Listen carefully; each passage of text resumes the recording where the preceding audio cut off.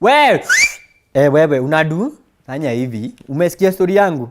Kimbia pale CTA cleaning the airways. Nataka kuosha. Watu wameniongea vibaya kina Amber Mutua. Cleaning the airways ndio naosha. Kimbia pale CTA, subscribe pale YouTube. Subscribe. Ucheki story zangu na wengine wengi. Alafu I hope itakubamba. Sasa unadu nini hapa? Si uende, honest. Okay, basi enda. Okay, thank you. Go. Si uende. CTA, si ndio?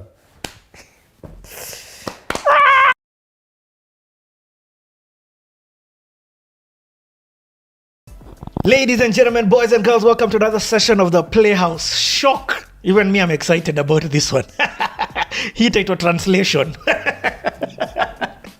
Super excited to have, without a doubt, the number one comedian, the number one entertainer, in my view, from the plus 254. This guy has revolutionized entertainment. I mean, he's been on TV, acting in different things. He's been an MC.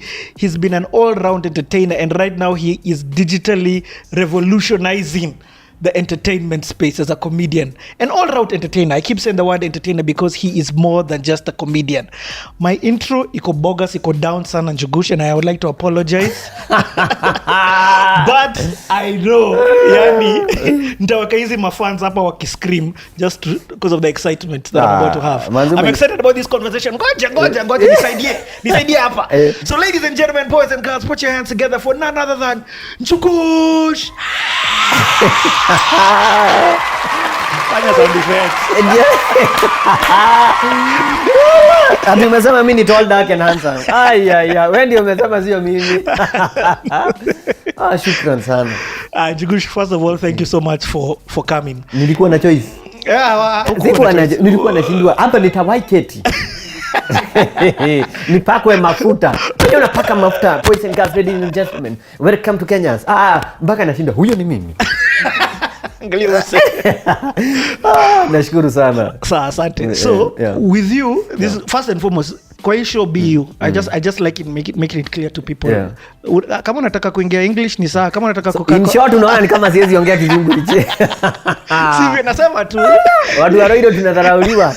Lakini ni sawa. I'm saying be you 100% relax and enjoy. Tunabonga tu. Actually, I keep saying this is not an interview. This is just a conversation because I'm very intrigued by vile umefika pale umefika. So question number 1, tuanze hii story. In fact, maji imekaa. Ngoja tuchukue hii maji kwanza. Okay, Njugush, I had to put some water there because I know this conversation is going to be crazy. Okay, so wacha aingia this thing straight. Let's go. Hope haita water down the conversation. Umeanza. So, when did you realize... Okay, no, tell me a little bit about your upbringing. Ulizaliwa wapi uko? Nilizaliwa Huruma. Anyway, I'm kidding. I was born in Meru.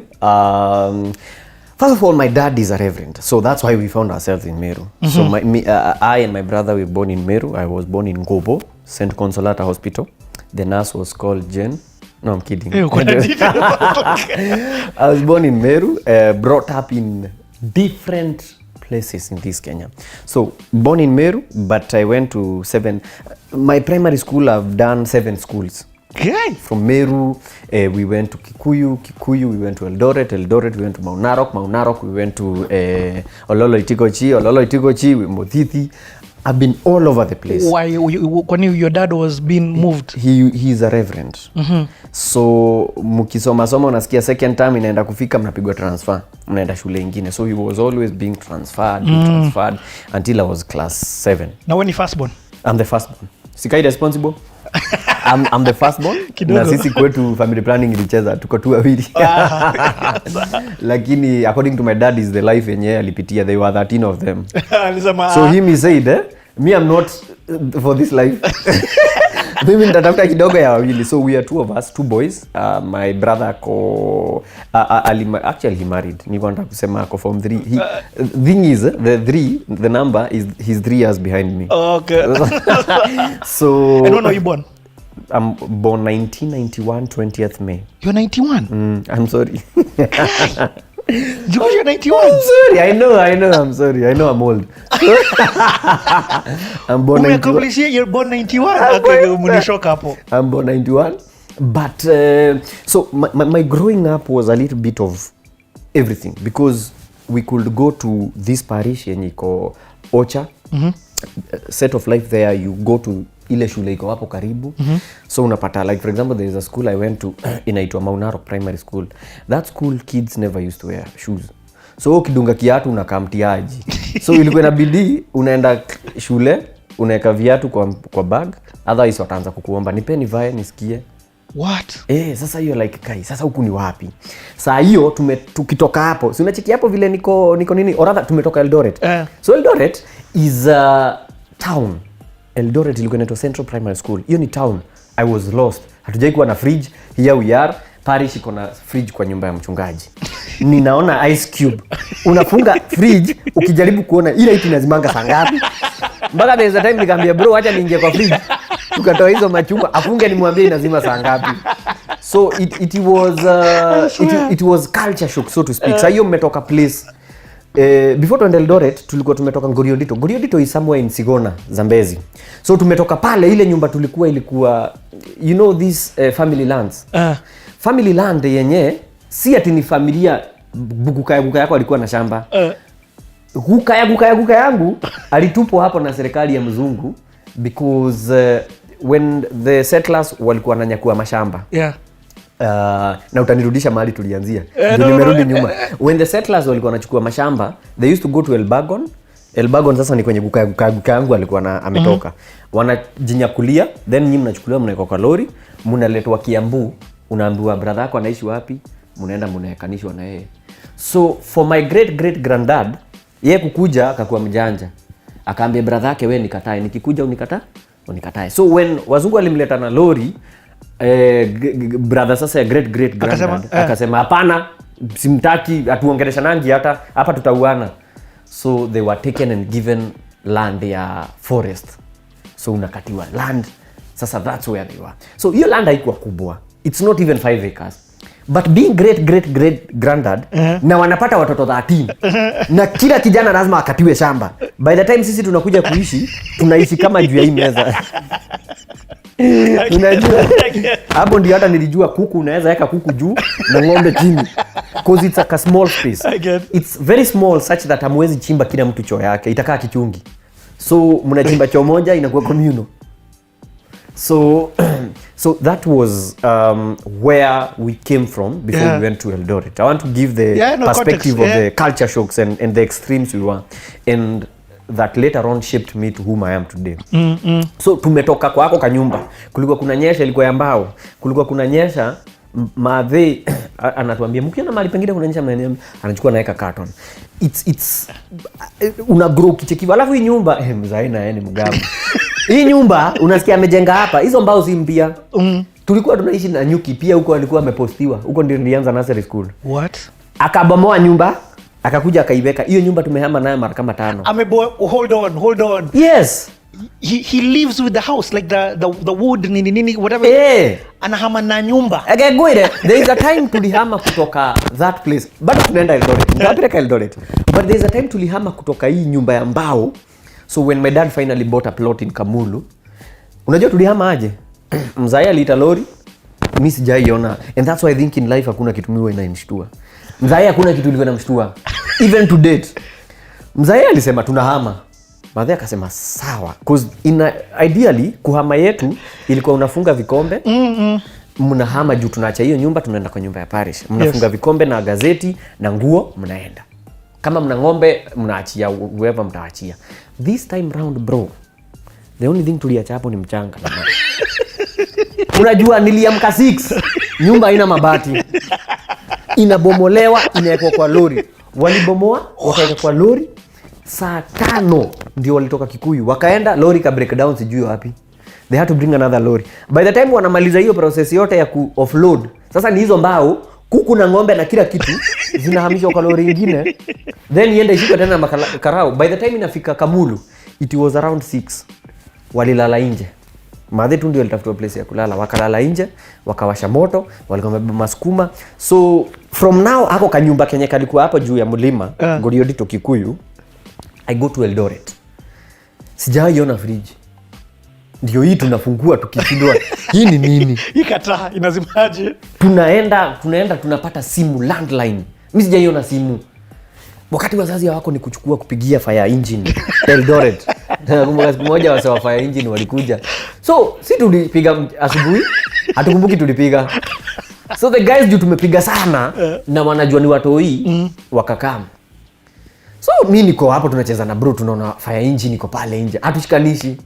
Then nikaona mzai wakaongea wakapanda. Saa zile ilinihit, tulipiga kwa fire station. Sasa hiyo tuko hapo, Kimani akaniuliza unajua kwa nini hawa wako hapa? Nikamwambia hapana. By the way umesema Kimani, wewe jina zako ni Timothy Kimani Degwa. Okay. Degwa being the bull that is my dad. Hakuna kitu. Anapitanga na kila kitu. So now from such whatever village like life yenye tumelelewa nayo, tumeenda Eldoret. Watoi unapatana nao manzi wako na mawatch. Yani you are lost. Hapo ndio nilijua watoto wanatoka wapi. Juu shago hizi vitu wamuambii. Kufika hapo nikaambiwa watu huyu utoka hapo. Hapana! Anasema nini huyu? Nikaenda nikilia nikaambia madhe vile watoto wanasema tunatokanga wapi. Wachana na hao, watakupata. You know, so tukatoka hapo, then I went to Mount Narok. So like how long were you in Eldoret? We were there for 8 months. And in this time, when you're in school, or are guys telling you you're funny? Are you thinking? No, I'm awkward. I'm misplaced. Oh. Kwa sasa wanasema vitu, mimi kama wakisema ati mtoto utoka wapi, ati lazima sijui nini ifanyike, mimi niko hapo na kataa nalia. Sasa how funny is that?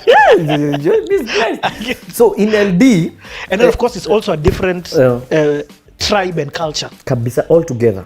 And also you get to meet a lot of people from different backgrounds, from different tribes, from different status. Kuna mtoi anadropiwa na gari, kuna mtoi analetwa na red plates, kuna mtoi anashindaga akifukuzwa school fees.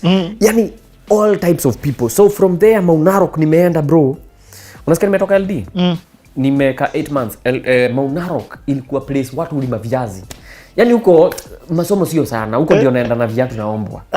Huko ni ile ushago ya mnaenda na maji every Friday, unaenda na maji na si ya kuosha class, ya kumwaga mpunguze lice juu zilikuwa mob sana. Kwa hiyo mchanga. Desk zinafanya hii kama zinacheza juu kuna chimbika. Kuna chimbika. Yani kulikuwa nyuma mpaka nakumbuka mwalimu wetu alikuwa anaingia class na fegi. What? Headmaster ati nimesema mnyamana na msome na nguvu. Imagine class.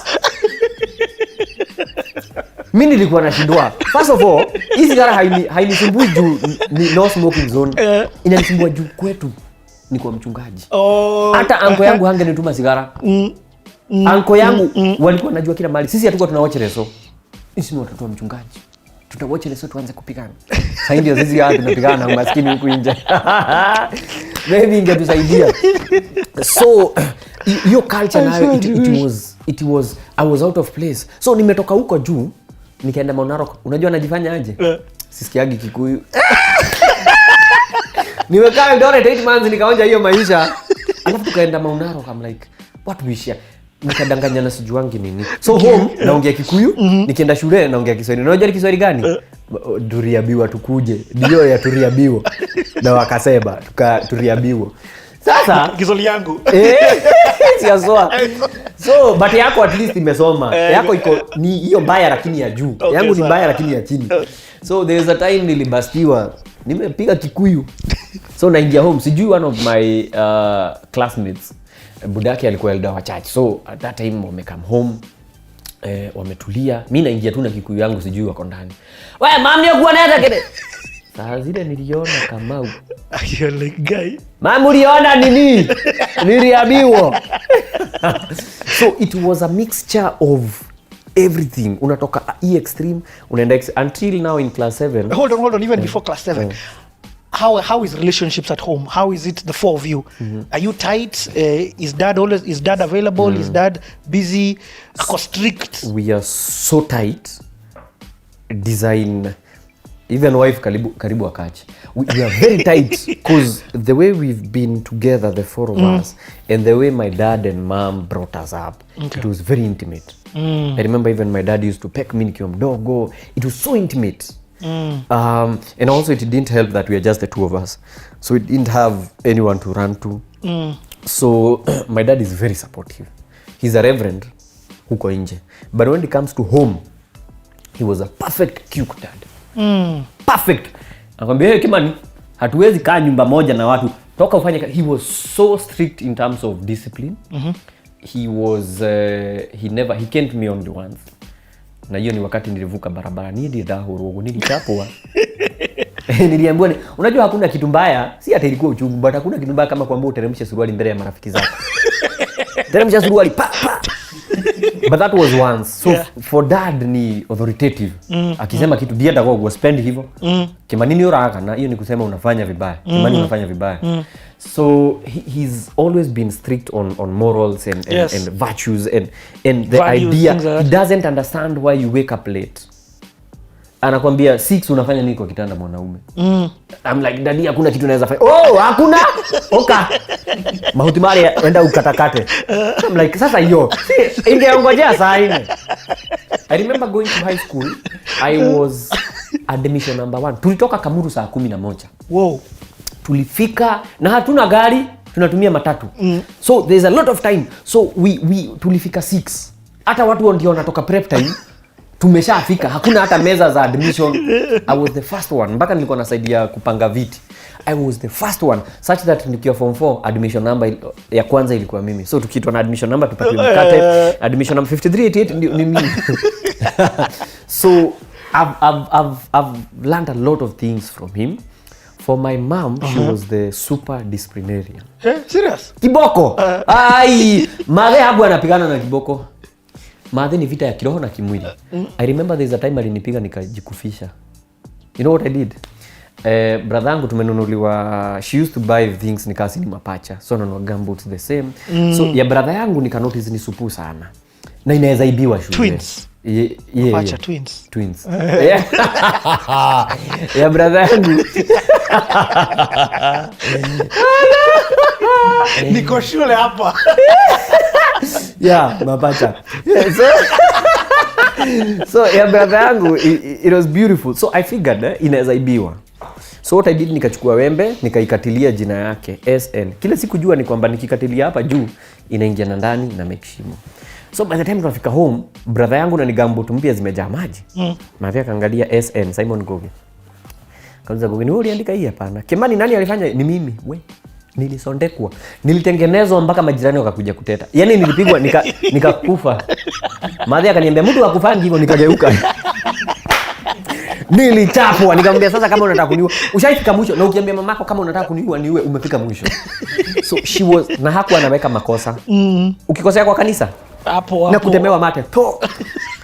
Cause na sisi we were nasty. I once went but nilikuwa innovative. Nikaona wazee wanakata miti na ile kangeli, tunaita kangeli. There is that whatever power so. So we found guys cutting trees and nikasema kama wao ni wanaume wanakata miti na hizi ni hacksaw wametupa brand. Inaniambia kitu. Hata mimi naweza kata. Tuanze na hizi miti kidogo. So I tried the miti kidogo zikakata.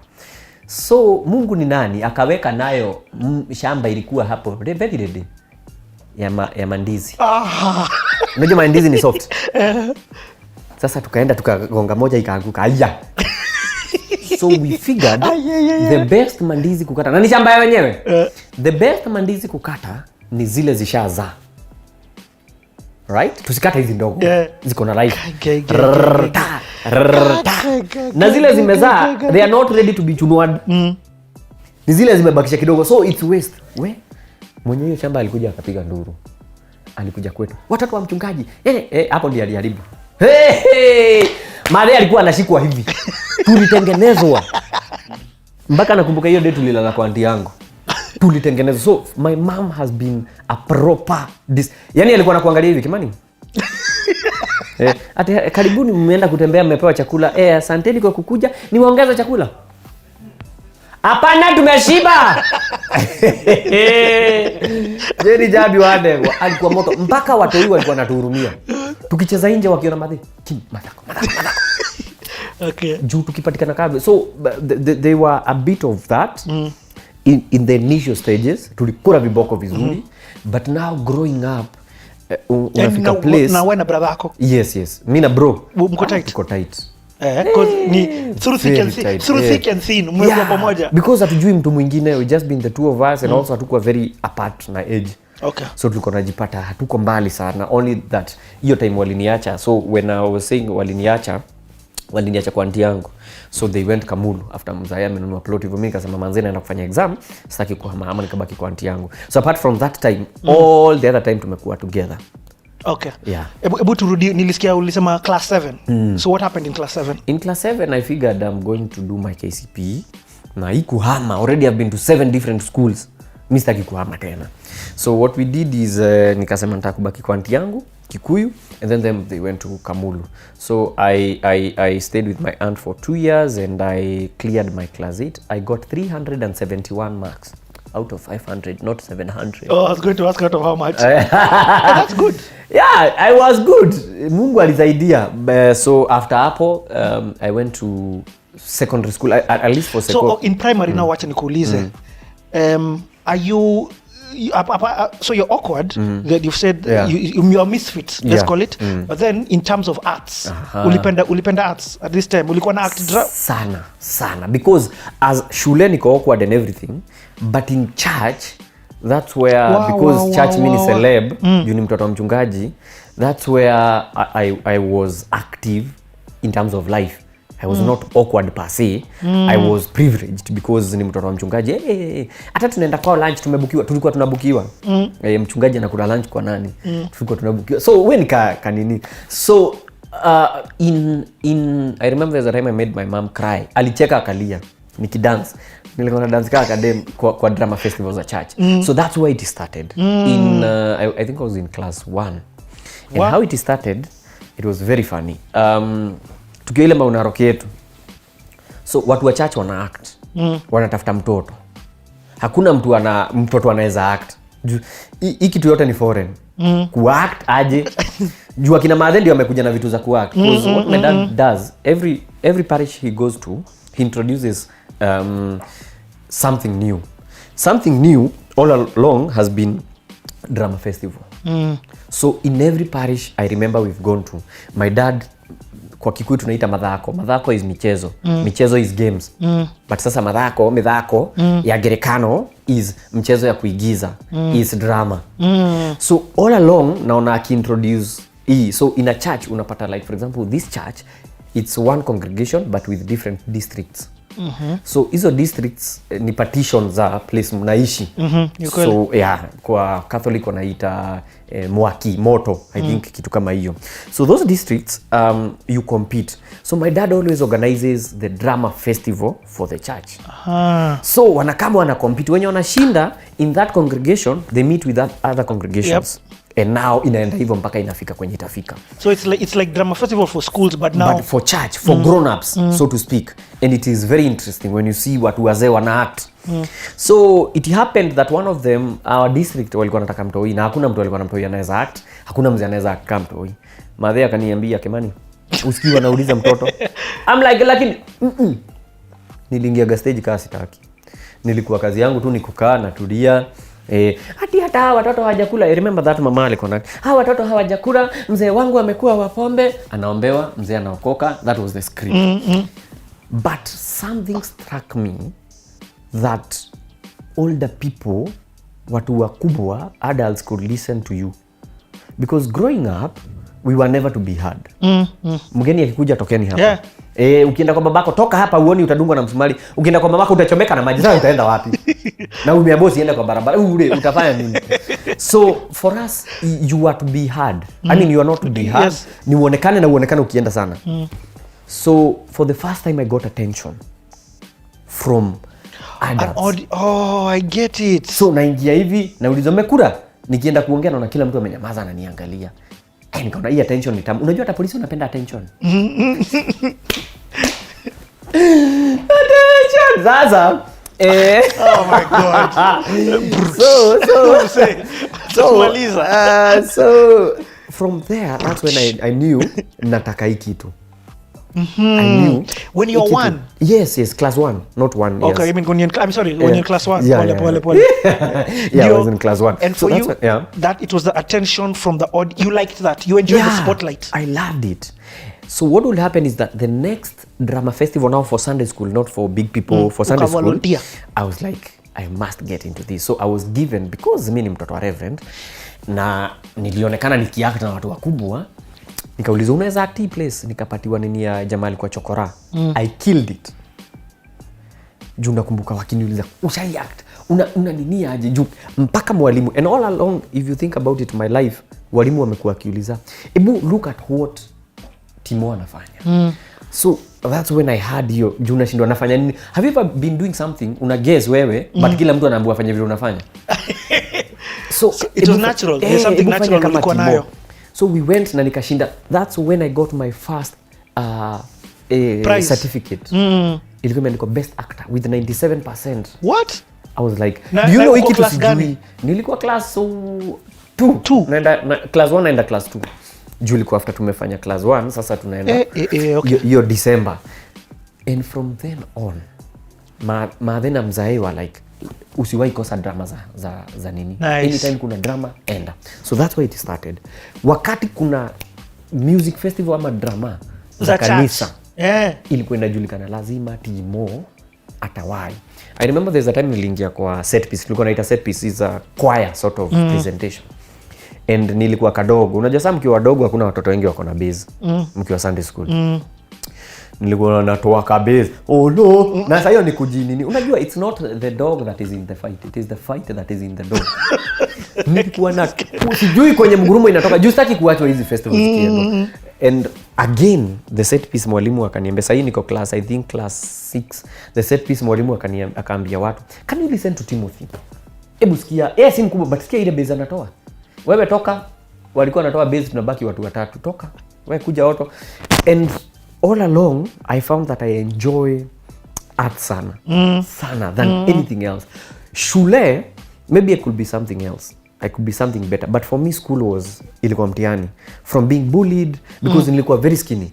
Watu walikuwa wanashika mkono wanainua hivi. Angalia anashika mkono yake na nini yangu. I remember there's a time my mom bought me some stockings. Ate juu ya baridi. Stockings za wasichana.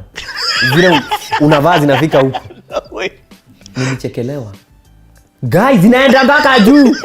Alafu unajua sasa zinafanya mguu inakaa tripod. Inakamiwa.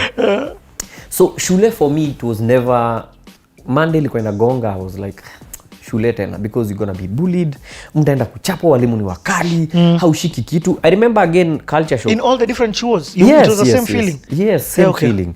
I remember there's a time manze nilienda shule, I think ni kutoka Murang'a we used to fanya exam na Kikuyu. Tuliaba kana maina tafuni. We wash our hands with water and soap. So we used to be, that was the kind of teaching we had. Mwalimu ana explain na Kizungu kama ni GXC na Kikuyu. Maunarok, Murang'a, those two schools, mwalimu anasema hede ya bura ya ura, that is he is trying to explain cyclone means.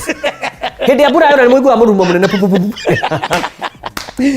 So he translates ile iko kwa kitabu ya GXC into Q so that you guys understand. Adeka cyclone winds.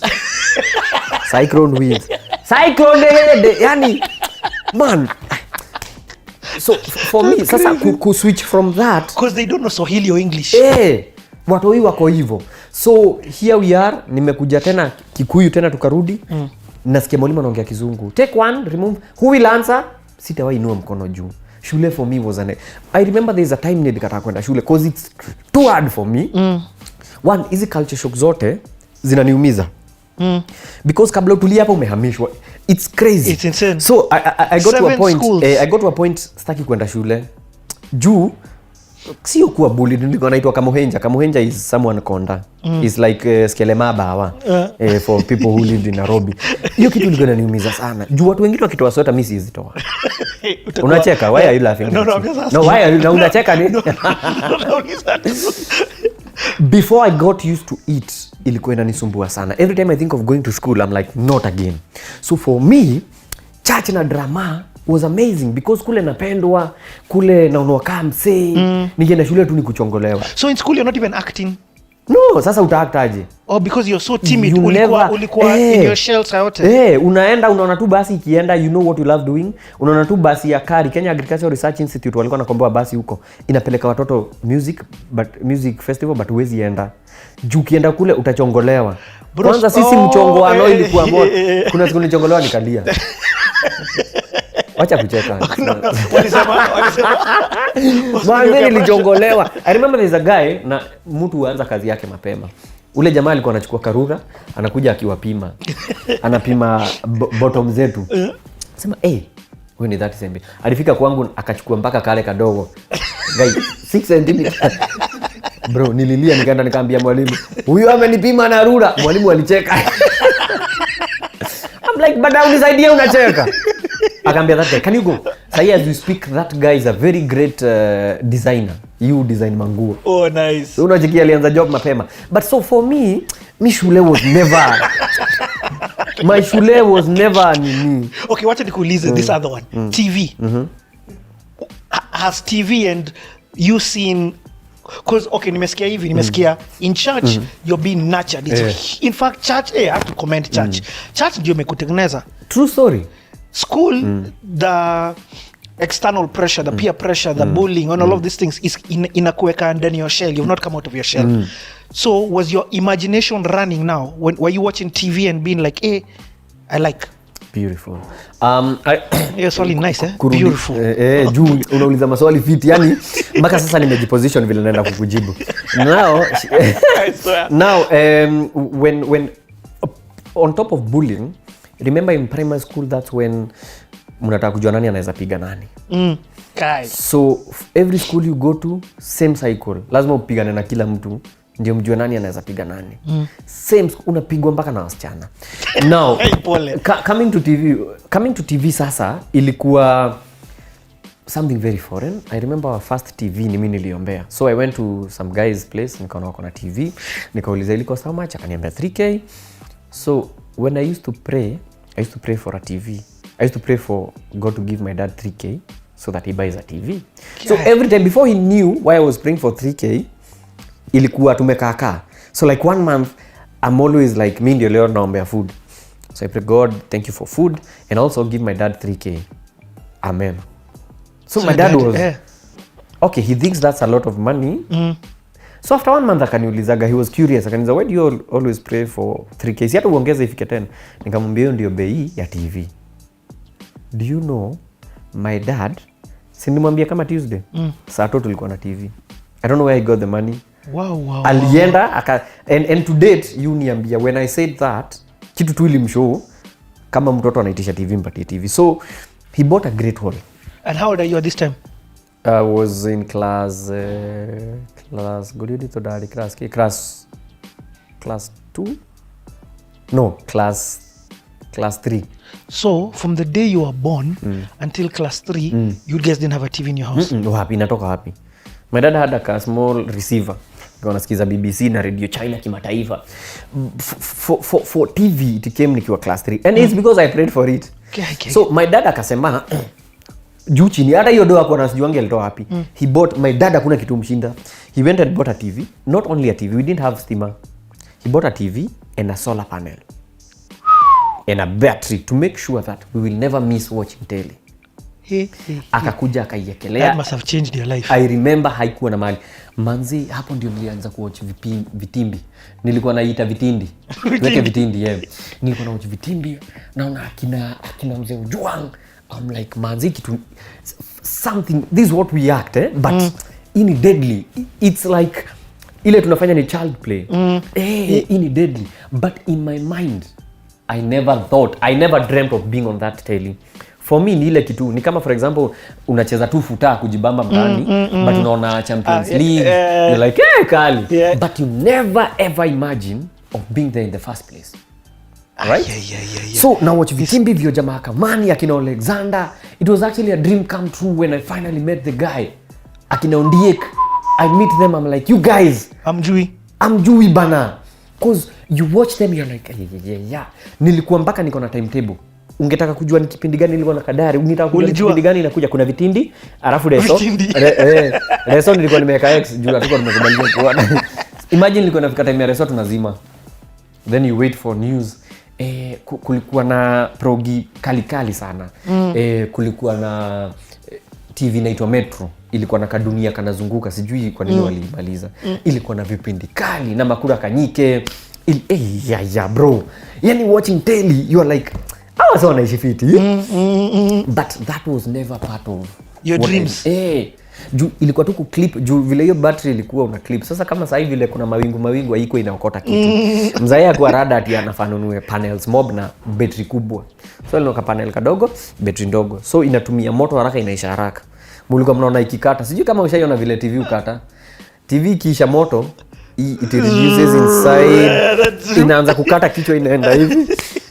But we were happy, at least we have something. Yeah. So wase hata walikuwa na come watch TV kwetu. Sasa shida wanakuja watch news baada waacha tu watch vitindi. But through and through, I think ilikuwa tu inanijenga. Yep. So after hapo, fast forward to when now TV, local TV became a thing. Era when Citizen TV now started. Tena hapo ikakuwa something else. Now this is beyond. Juu saa hiyo unajielewa. Exactly. Saa hiyo unajua what is acting. Ilianza at this time of vitindi. Yes, vitindi. Tukiwachi vitindi. Okay. Yeah. Next stage, nimesikia KCP umemaliza. Form 1. Form 1 unaenda?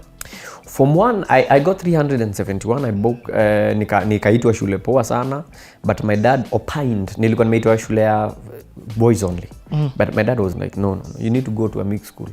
So that you know how to live with people. Mi nakwambia, yes! Niko like, kweli Mr. Aki. Like, it's mixed. Si kuna wasichana. Akaniuliza, kwani huku nyumbani hakuna wasichana? So my dad had a school in mind all along. My dad is the guy for planning. So he always has his life. Kama hangekuwa reverend angekuwa jeshi. He always have everything planned. Mnaweza kula githeri. There is a time alisema Christmas tulikula githeri. Akasema juu amelipa school fees. My mom was like, no. You know how mom are. Akaenda akanunua kajuice kanatoshana hivi. My mom. Kajuice kadogo, akakuja akaweka maji, akakopa sijui wapi. Akapika chapo na githeri. At least kuna chapo, githeri na juice. Yeah. So my dad always planned. So tukiwa Murang'a, ile time tulikuwa nasoma na Kikuyu, he already saw a school inaitwa Naro High School. That the church was sponsoring. The PC church was sponsoring. And he was sure he wants me to go to that school. Yep. And that's what happened. After shule hata hakuko na mambo mob. Mpaka 371 I have a school. Tukaenda request, ikakubalika na nikaingia juu. Nilikuwa hata nimepita kuliko kile walikuwa wanachukua. And then on top of that, sahi unaingia boarding. So for the first time. Exactly. I was going to ask, class 1 paka 8 ujaingia boarding. Day bro. Unatoka unaenda kufanya kazi home, which I think for me, given a chance, I'll choose again. Even for my kid, I'll choose again. Even if it's possible hata secondary. But now the beauty of secondary is because it exposes you to other people's way of living. Unaona kuna watu wananukisha viatu, haujuangi. Unaona kuna watu hawaogangi. The first time niliona mtu anasugua ulimi nilihekiwa high school. Mimi sikuwa nasugua ulimi. Na mtu ametoa ulimi na shindo sitatoka. I remember the first 1 week in high school sikukula. Why? Mnatoka na chakula unapita kwa choo. Unasikia kutapika. Juu kuliko hao unapita kwa choo. Mimi naona form 4 anakula akiongojea mtu atoke choo. Na hana nguo, ako na kaboxer, juu anaongojea maji yake ijae akaoge. I was like, watu kwa nini wanaishi kama wanyama? Kidogo unageuka mwingine anaogea nje. Niki huyo. Hata sijajifiche, kila ako nje. Yaani high school umeenda kuoga. Nimeweka kisabuni kikubwa. Madhali alikuwa amenunua sabuni 3 kubwa. Sabuni zile ukigonga mtoto anaweza anguka. Hiyo sabuni unajua zilikuwa nikaa cubicles ziko hivi bafu. Unaekelea sabuni hapa. Nikajipaka vizuri, nikajimwagilia, nikienda kuguza tena hakuna sabuni.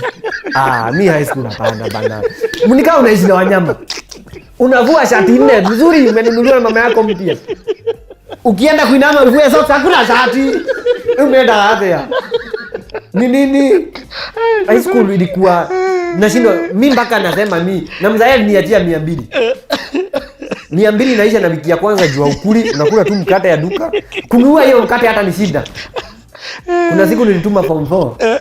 Nikampatia shika hii 100, mkate ilikuwa 19 bob. Shika hii 100 uniletee mkate. Sikuwa hii muone. Gone. Nikaenda nikaambia teacher on duty, nimeibiwa 100 aje, nilipatia form 4. Unaweza mjua? Wote wanafanana. I think for me, I had a hard time. Kabla na mimi nianze kuiba, todo ndaki hard, nilifika. Nimeibiwa shati. Tunaenda Tala, madhe ananinunulia shati. Tunaweka mpaka admission kubwa. Unakuja unaanika zigadi. Sasa inabidi uanike hapa. Unajua nilikuwa na raki kitanda. Unaanika hapa. Ndio urare hivi. Na bado utaibiwa. No, mpaka sasa ikabidi sasa and I think that's life. Life kuinja ikusamehei. You learn how to live. So I think it's important to have a little bit of both. So from utoto wangu mpaka form 1 sijai kuwa boarding, sijai kuwa mbali na home. Nimekuwa tu ushago nini. But it's a good foundation. Yes. Here I am sasa. Niko na all that. Sasa nimeingia. The life. First day, bro, mattress yangu ilienda the first day. Nimepatiwa maform 2 fulani wanipeleke kwa dom. Wawili wameshikania box, mmoja amebeba mattress na bucket. Tukaingia tu vizuri. Wakaniuliza, una nini hapa? Mattress yangu haijamakiwa. Si nilikwambia nilienda nikiwa wa kwanza. Watu wa kumark walikuwa wanaingia later. Sasa juu mimi nimeingia wa kwanza, zangu hazijamaki. Si form 2 wameona na mattress zao zimeisha. Nikaenda nikatandika vizuri kitanda. Alafu nikaenda kuambia baba yangu kwa he. Nikatoka tukamalizana, mzae akanipatia 500 to see me through 3 months. Nikirudi kwa dom juu hamjuani. It was awkward. Sasa hiyo baki getting into new life. Haujui mtu, unaona mtu ameletwa na mandai bigi manzi. Wewe mzae amefinya kwato. Mlikuja mapema zaidi anarudi home. It was all new. Manzi naenda sasa kwa dom, at least nikule kachapati madhe alinipikia. Na nikafungua vizuri box iko sawa. Kukaa chini. Nashindwa. Yes, nimetandika kitanda, lakini nasikia mesh wire. Mesh wire ya blanket. Niki. Aki kuangalia kuna mattress. Ushaitafuta mattress ndani ya blanket, katikati ya blanket mbili. Haiko. Nilienda kusema, nikaenda nikasema. Sasa nikaambiwa sasa vitu zangu zote ziletwe juzi makiwe. I was given another mattress. But bro, this is difficult. But the first few months, mpaka sasa mzae akaniambia sasa nikueumia, itabidi ujikaushe. Hawezi ibi wangu hapa kila siku, hata wewe iba. My dad outside he was a reverend. But when it came to life, he was a proper dad. And he's still a proper dad. Nice. So ananiambia enda sasa hapo ndio hata mimi nikajua ngoja kwanza mnabeba shati kabisa. Na nitesa kile mtu anafua. Hai bro. Unadhani utapata? Alafu nika realize kuna kitu kanaitwa breaching agent. Umeweka admission hapa? Kwani kuna kitu ngumu mbele ya mkate na chai? Mbele ya chai unamwagilia inatoka. Shati nauza 30 bob. Shati nimefua. Mkate ni 19 bro. Kwa hiyo 30 bob nanunua mkate 19 bob na ikata mara 4. Kuota moja ni 10 bob. Hiyo ni 40 bob bro. 100% profit. Umeingia. Bro, ulichanuka. Biashara, watu wanauza biscuit. Biscuit ni ilikuwa hasara. Juu unanunua sijui box moja 300, unapata profit ya 50 bob. Sasa bara upate profit ya 50 bob. Sieri uze mkate, upate profit ya 10%. Ebu imagine, nimenunua na si idea juu hata sasa mkate si 20 bob, but si idea napeana. But mkate, hata wewe nikajiuliza mkate, nimeachiwa hapa 500 na ndio mpaka fair. Hata wewe, hata kama ni wewe. Hata kama ni wewe. Mimi nilikuwa nasema nikishikwa, nitauliza mzae tufanye hii hesabu. Mzae hata kama ni wewe 500, fair toa 250. 250 mkate kweli ya nini? Miezi 2 na nusu. Kweli haiwezi make. So, and that's how I started. And I make good money. Okay. Juu na kuuzia shati, alafu lichinda ikujia. Ukianika, na ikujia. Kwa sasa hivyo ndio life iko. Hapa chesi imerudi. Mimi sweta yangu iliibiwa. Na sindako ilienda wapi? Sinanga sweta. Baridi inanitwanga, uwezi vaa jumper. Until siku moja nikiosha class naosha na sweta yangu. Imagine, sweta unaona admission number 5388. Manze sweta iliosha ilifanywa dasta. So So for me manze, I think the first 1 year ndio nizoe vizuri. Ilikuwa depression. Then the second year nikachaguliwa entertainment prefect. But you see, for you to be chaguliwa in the second year, it means in the first year uliingia drama fest, uliingia something. Tulikuwa na a very beautiful. Now nashinda nikisema beautiful because it's beautiful. Vile niliingia shule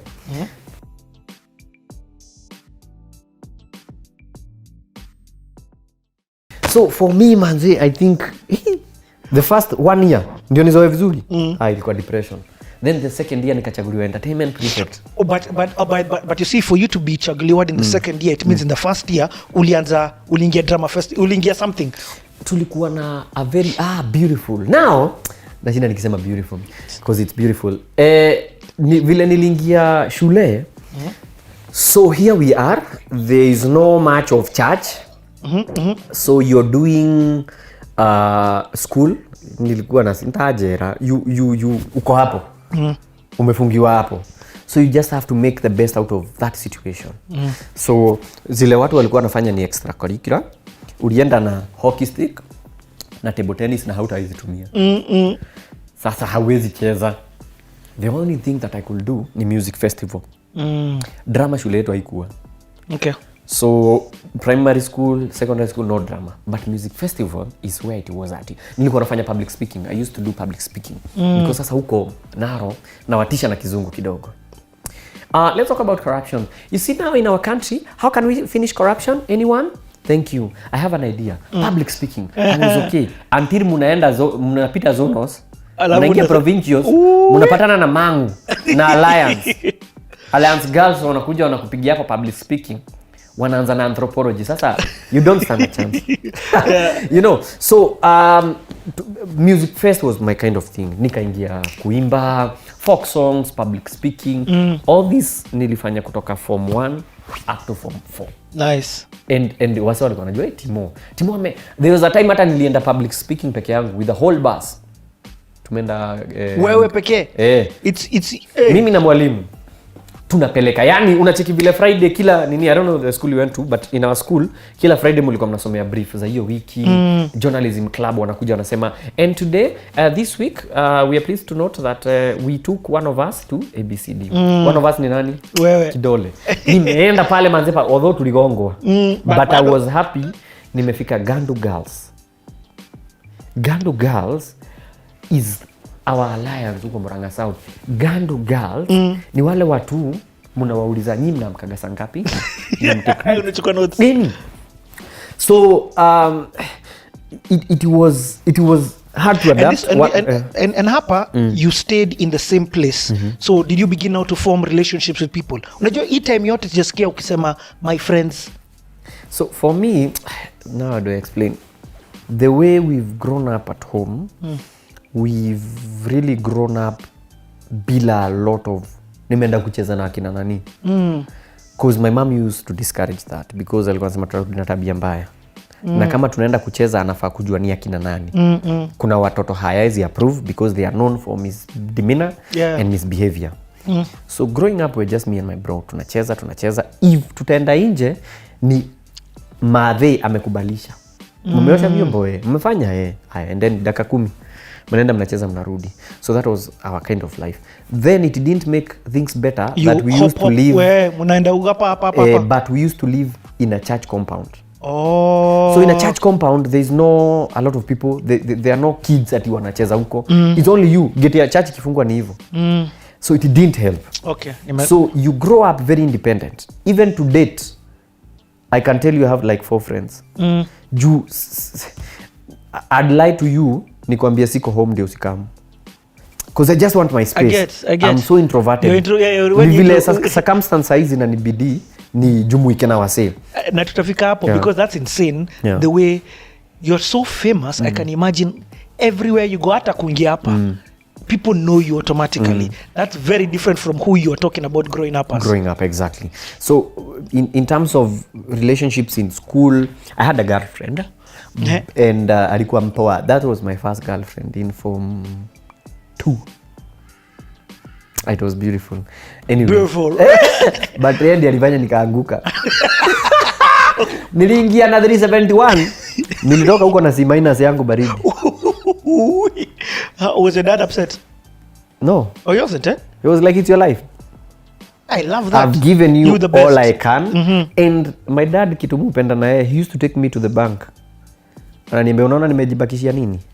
There's a time alijibakishia 108 shillings. Anakuonesha tu. Ananiambia you see nimejibakishia bila kitu. Nimelipa school fees so that you go and learn.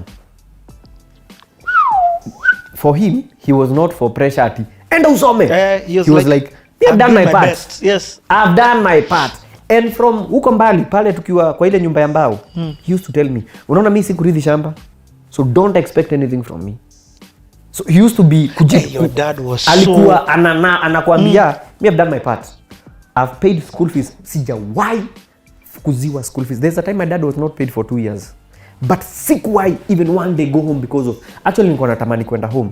Wachiki vile sekosa kufukuzwa school fees, nilikuwa natamani kufukuzwa school fees. Sikuwahi. My dad used to pay in advance. Even to date, kila kitu yake imepangwa. He used to pay in advance. Sijawahi fukuzwa school fees. Na hata mimi leo I think naweza sikia uchungu sana mtoto wangu akifukuzwa school fees. Because even my dad in the lowest of lowest, we've never been fukuzwa home for school fees. Ati tunasoma Timothy Kimani, no. If anything tulikuwa nasoma wale wamelipa. There's a school Maunaro, okay? A lot of them hawakuwa well up. So what used to happen is tulikuwa to the school wanaenda home. So tulikuwa nasoma wenye wamelipa. Timothy Kimani, Simon Ndegwa, wengine and then you. So and I love the fact that your dad that shows me your relationship with your dad. Paka na kuonesha bank account. Ananiambia sijabaki na kitu. Tumebaki tukisafa, enda usome. So for me when I got my C- yangu yenye ninaipenda, todore ule tafanya nini? When I got it, he was like, hiyo ndio umepata what do you want? Nikamwambia I don't want to repeat. Fine. Tusonge mbele. What else can you do? Nikamwambia nafikiria nilikuwa nataka kuwa pilot. But sasa kulingana na vile sasa hapa tumefika, haiwezi. So nikamwambia I think I can do journalism. Beautiful. And growing up my dad used to tell me, wewe hakuna kitu huwezi do. Wewe unaweza fanya vitu mob sana. Jumara anacheza drum kwa church. Kitu sikwambia, kwa church in class 2, ni mimi nilikuwa nacheza the bongo drums. Church kubwa. Do you know what it means for a kid to do something kwa church kubwa? Confidence. Mtoto anachezanga drum. But also our PCA church, we had a traditional drum. It's called a rhythm drum. Na na na do.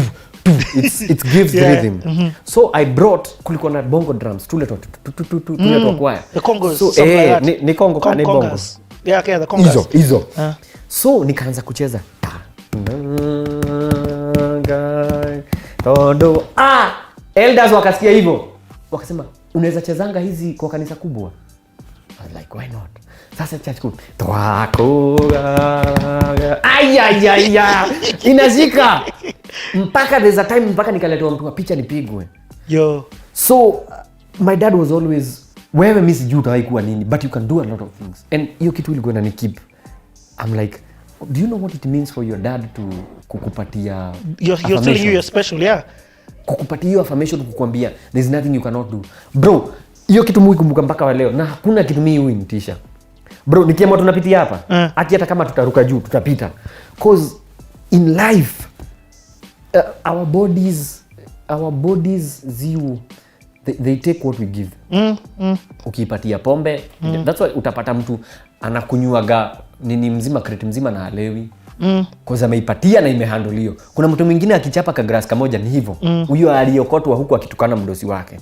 Because our bodies take what ila tunaipea. Look at the guys in the army, they push it. Mpaka mwili inazoea. Msichana kama huma lali ako macho 5. Hivyo ndio amezoea. So and that's about hapa. So my dad used to keep ananiambia hakuna kitu nyinyi hamwezi kuwa.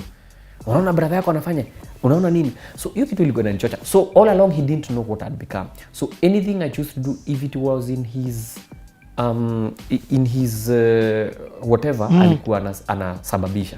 Kama inaweza allow, unataka nini? There's a time nilimwambia nataka kusoma habari nikiwa mdogo. Kuna jamaa anaitwa Bernard Otieno. So alikuwa ananiambia mnafanana. So nikamwambia naweza taka. By the way. Kwanza nikivaa miwani, ananiambia mnafanana. So siku moja nikamwambia naweza soma news. Akaniambia uko serious? Kama haina shida. Kesho utasoma first reading kwa church. Bro, again, do you know what it means mtoto kusoma first reading? Mpaka nikatoa joke, nikaambia watu Bwana asifiwe. Unajua kwa church zingine nikoza kwani mko na baridi? Allah. Watu walijua aka nikanani. And you're young. Niko class juu 4. Nikasoma Biblia.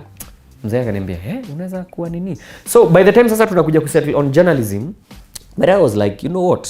Mimi sijui utaikuwa nini. Kama that's what you want, and go ahead. And akaniambia go look for a school. Bro, nilizunguka. Nikaenda university fulani private iko na huku sitaitaja. Bro, nikapatiwa tuition fee structure 110,000 na hujakula, hujarara, haujatravel, haujaoga. Hiyo ni tuition fee. Na unaniambia ndio maana tunawaambia tusome. Hii si minor. Ndio maana tunawaambia msome. I wanted to do Bachelor of Communication. Ikakataa, bro. So I remember nikizunguka. I went to few different schools, unis, because I was like my friends manzi wameitwa. Unajua there is something that happens when all your friends wanafanyikiwa. Unasikia aliitwa UON. Huyu ameitwa JKUAT, bro. Yani na unasikia school fees wanalipa 24k. Bro, aje. Mimi sikuchukuliwa, so that's why najitafutia. So one evening niko so depressed because now everything seems like it's not working. Remember, hii time nimeenda kutafuta kole is after nimeingia acting ya set books. After form 4, I did act set books I think for 1 year. And where do you act this? Where is this acting in I went after nimemaliza KCPE, nilimaliza on a Friday saa 2 nikaenda Kenya National Theatre. I was looking for auditions because you remember the whole of high school siku act. Okay, let me ask you. The reason it sounds like your mind and your body and your will was going towards this acting thing. Yes, but for me it was for when I'm not doing something serious. Oh, I get. Juu saa hii nimemaliza seko, kabla nifanye kitu, my friends wanafanya driving and everything, na computer studies, like a computer. Before we do all that, why don't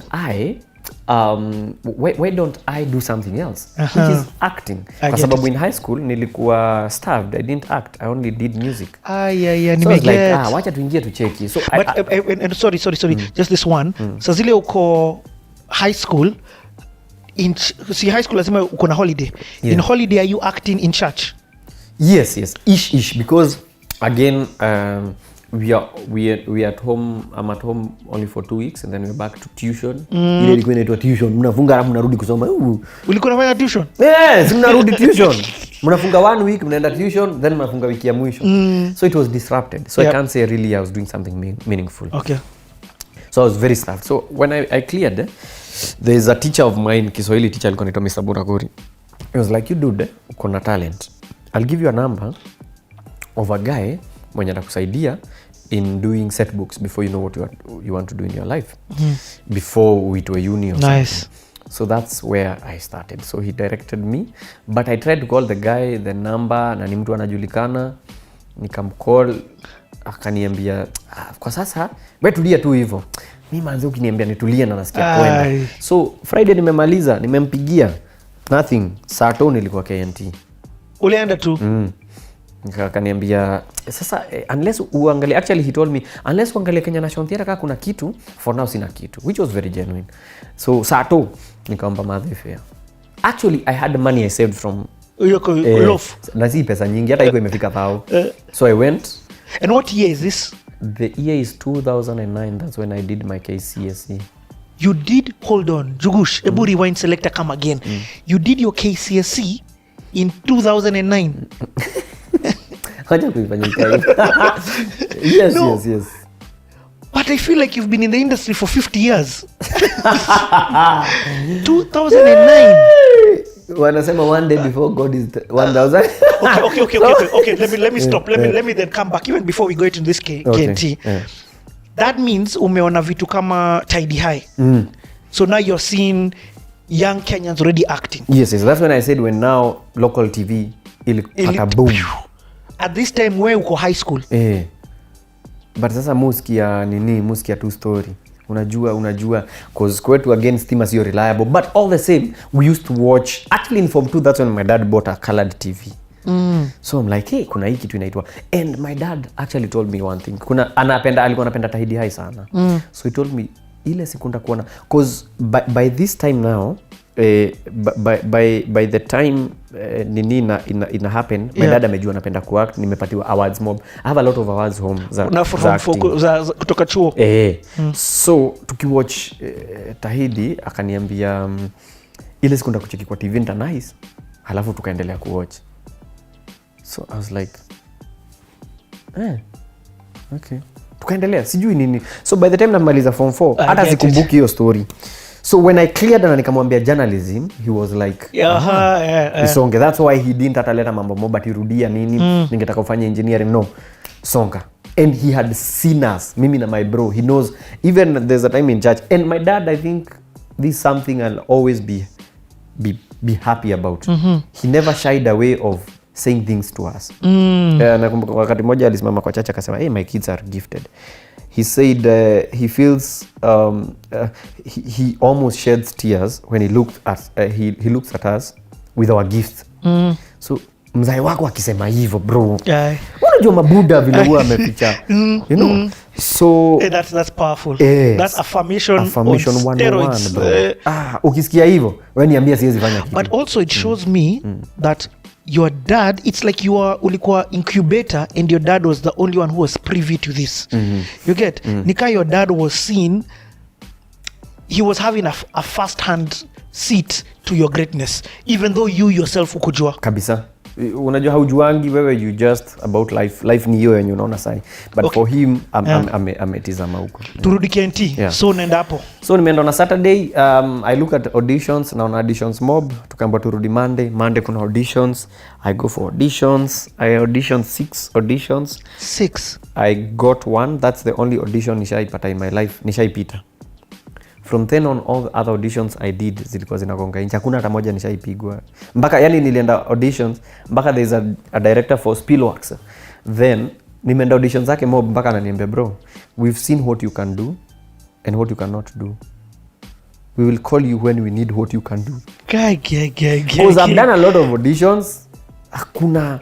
Naenda kwa role ya mtu wa 25 na nothing. You look 16. Sasa I'm 21. You know, your exterior body was not playing favor to your gifting. Nilikuwa tu mpienga. So which one did you get? Ulisema ulipata 1? Nilipata role. Ilikuwa ya set books. Ule jamaa aliangalia akaona tunaweza tu kuweka mahali. So later on I'd act. Nilikuwa star bro. I used to get standing ovation. Nachapa role, nachapatiwa role ya mzae, role ya nini, and I think that's later where, on. No, hapo tu kwa hiyo after your audition, because now what you do is you get into set books, mnapatiwa roles. Nilikuwa Zigu Kifo Kisimani. There's an old mzee in the river between, anaitwa Wajaki, Buda ya Shege. I was acting as an old man. So in all this you get to interact with a lot of roles to be able to know what you're best at, what you can be able to perform. Like Njugush is a character from all that. Unapatiwa hii character unaua. So there's always that one character that you know. For every artist there's always that character unajua hii ni yako. Hii nikipiga no matter the situation inaenda home. So I did for 8 months. Tunachapa show, mnachapa mashule, mnaenda. And are you being paid? Ideally we were supposed to be paid, but practically haikuwa inakama. I remember we rehearsed for a whole December. After I finished in November, nimemaliza my KCPE, we rehearsed for a whole December, and then we were told now come January, because school will resume, what's going to happen is we're going to go to Meru, uko, tuchape mashow, and you're going to be utarudisha do yako. From Nairobi to Kamulu, ilikuwa 100 bob. To and fro, it's 200. So every day, 200. A week, that's 1,000. Sina job. Ni madhe tu naambia madhe, na yeye madhe anaambia mzae, juu madhe ana job. So and nikaenda nikakopa, nikiwaambia hii ni kukopa nitarudisha. For a whole month. January came, no calls, nothing. We were still going for rehearsal to Sirast. That's another month. Madhe, thou zingine zimeanguka, nothing. Tunaomba sasa February.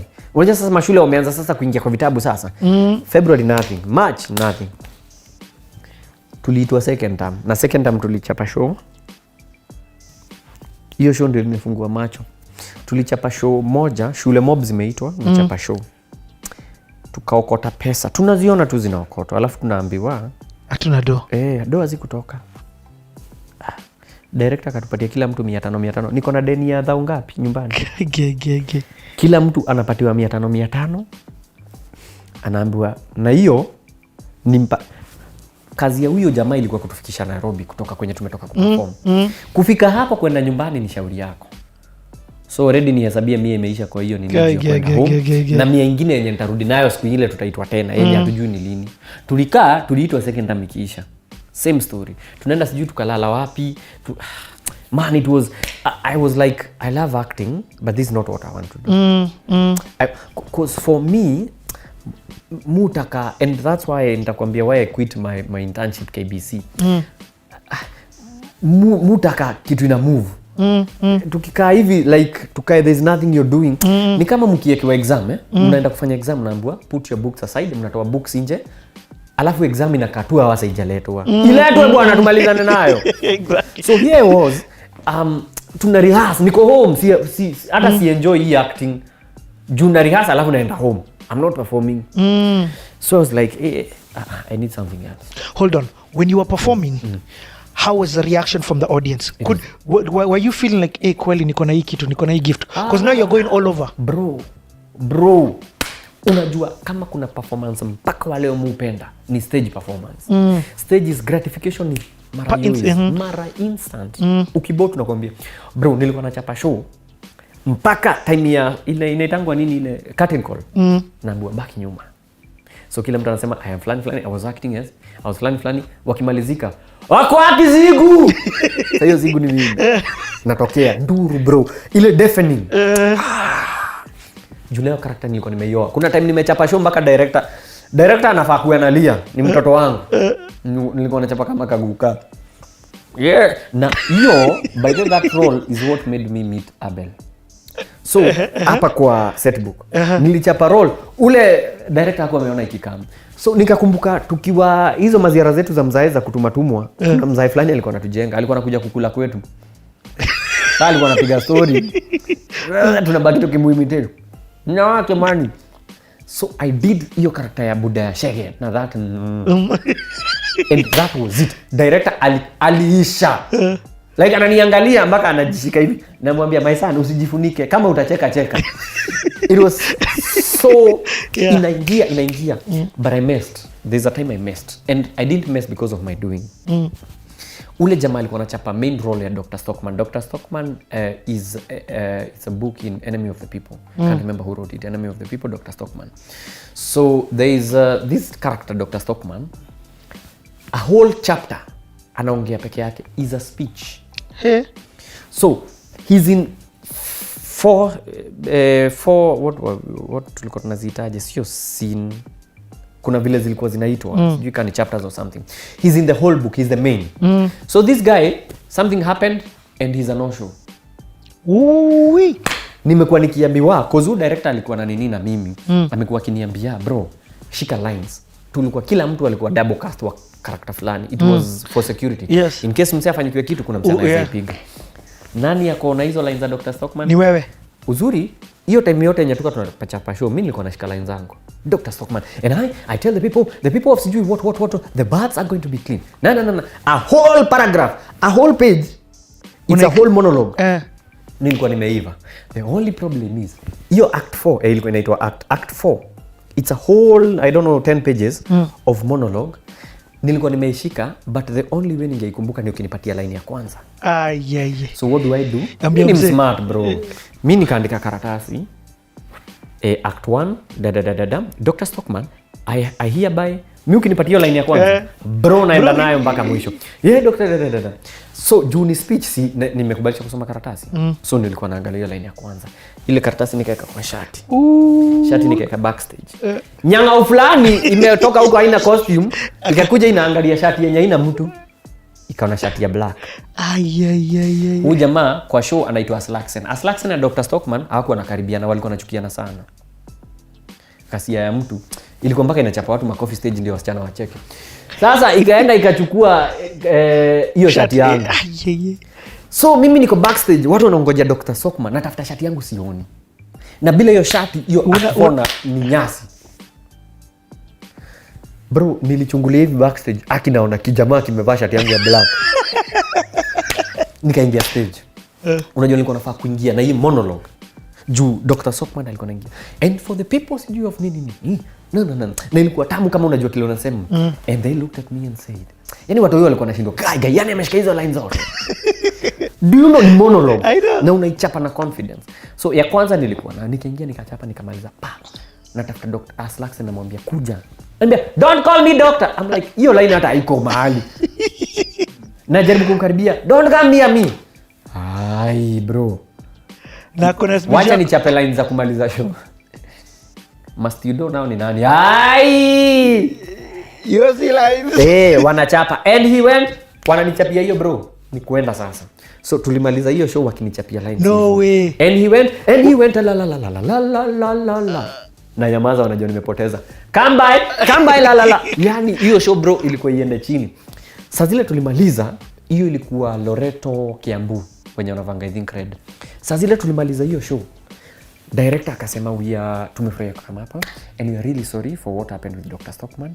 Our Dr. Stockman aligonjeka. So what we had in double cast, alishika hizo lines dakika ya mwisho. Masio alikuwa what? Standing ovation. Direct. I was like nimeunguza lakini show ilienda na ikaenda. So for me it was very interesting in terms of doing it professionally, so to speak. So this you called it what, set piece? No. Set books, sorry. Yeah. Set books. Yeah.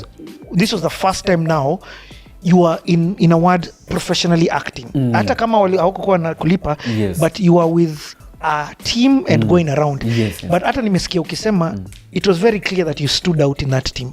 Very. And also kitu siku kuambia ni shule when tunasoma hizi, because these are books I did in school. Dr. Stockman. I was the only Dr. Stockman in school. Mwalimu, si unajua shule vile tulikuwa tunasoma nini? Soma fikisha hapo next. Dr. Stockman haikuwa inaguzwa.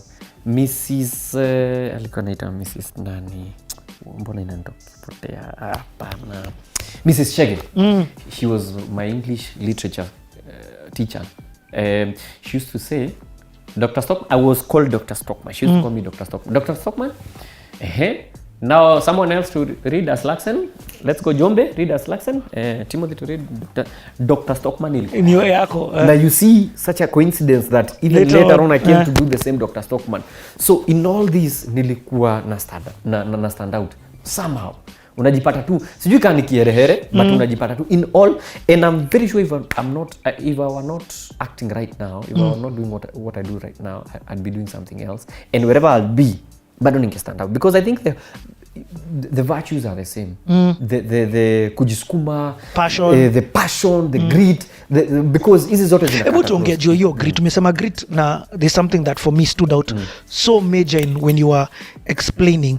You said what was that thing that made you keep coming back even for auditions na ukuzipata?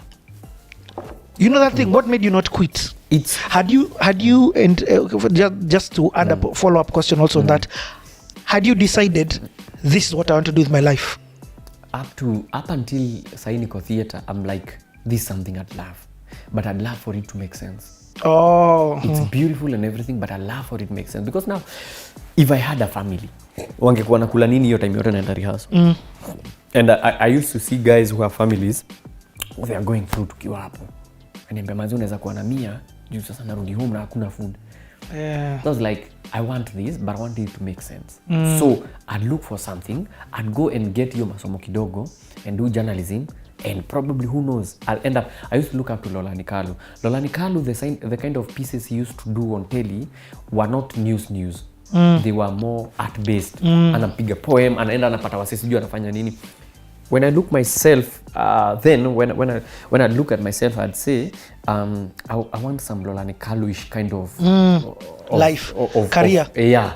Kind of journalism, so to speak. Because he's not really deep into, the government today has stolen and he's not into all that, but he's into art. So he's on telly anyway. So that's something I really nilikuwa nataka, but I needed to make it make sense. And the only way was being exposed and going to school and trying and seeing how this is gonna be. Right? So I went to Shule, I told you I went around nikaenda mashule. How I went to school is how I went to different how I went to college. College, it's also yeah. a different story because now after nimeenda 8 months acting, I'm like hii ni kali but hapana. So nikazunguka, my dad told me, see you need now to get to school because hata mimi mwenyewe sikuachia hapo. Sikuachia form 4. So why would you? Nikamwambia no, ndaenda.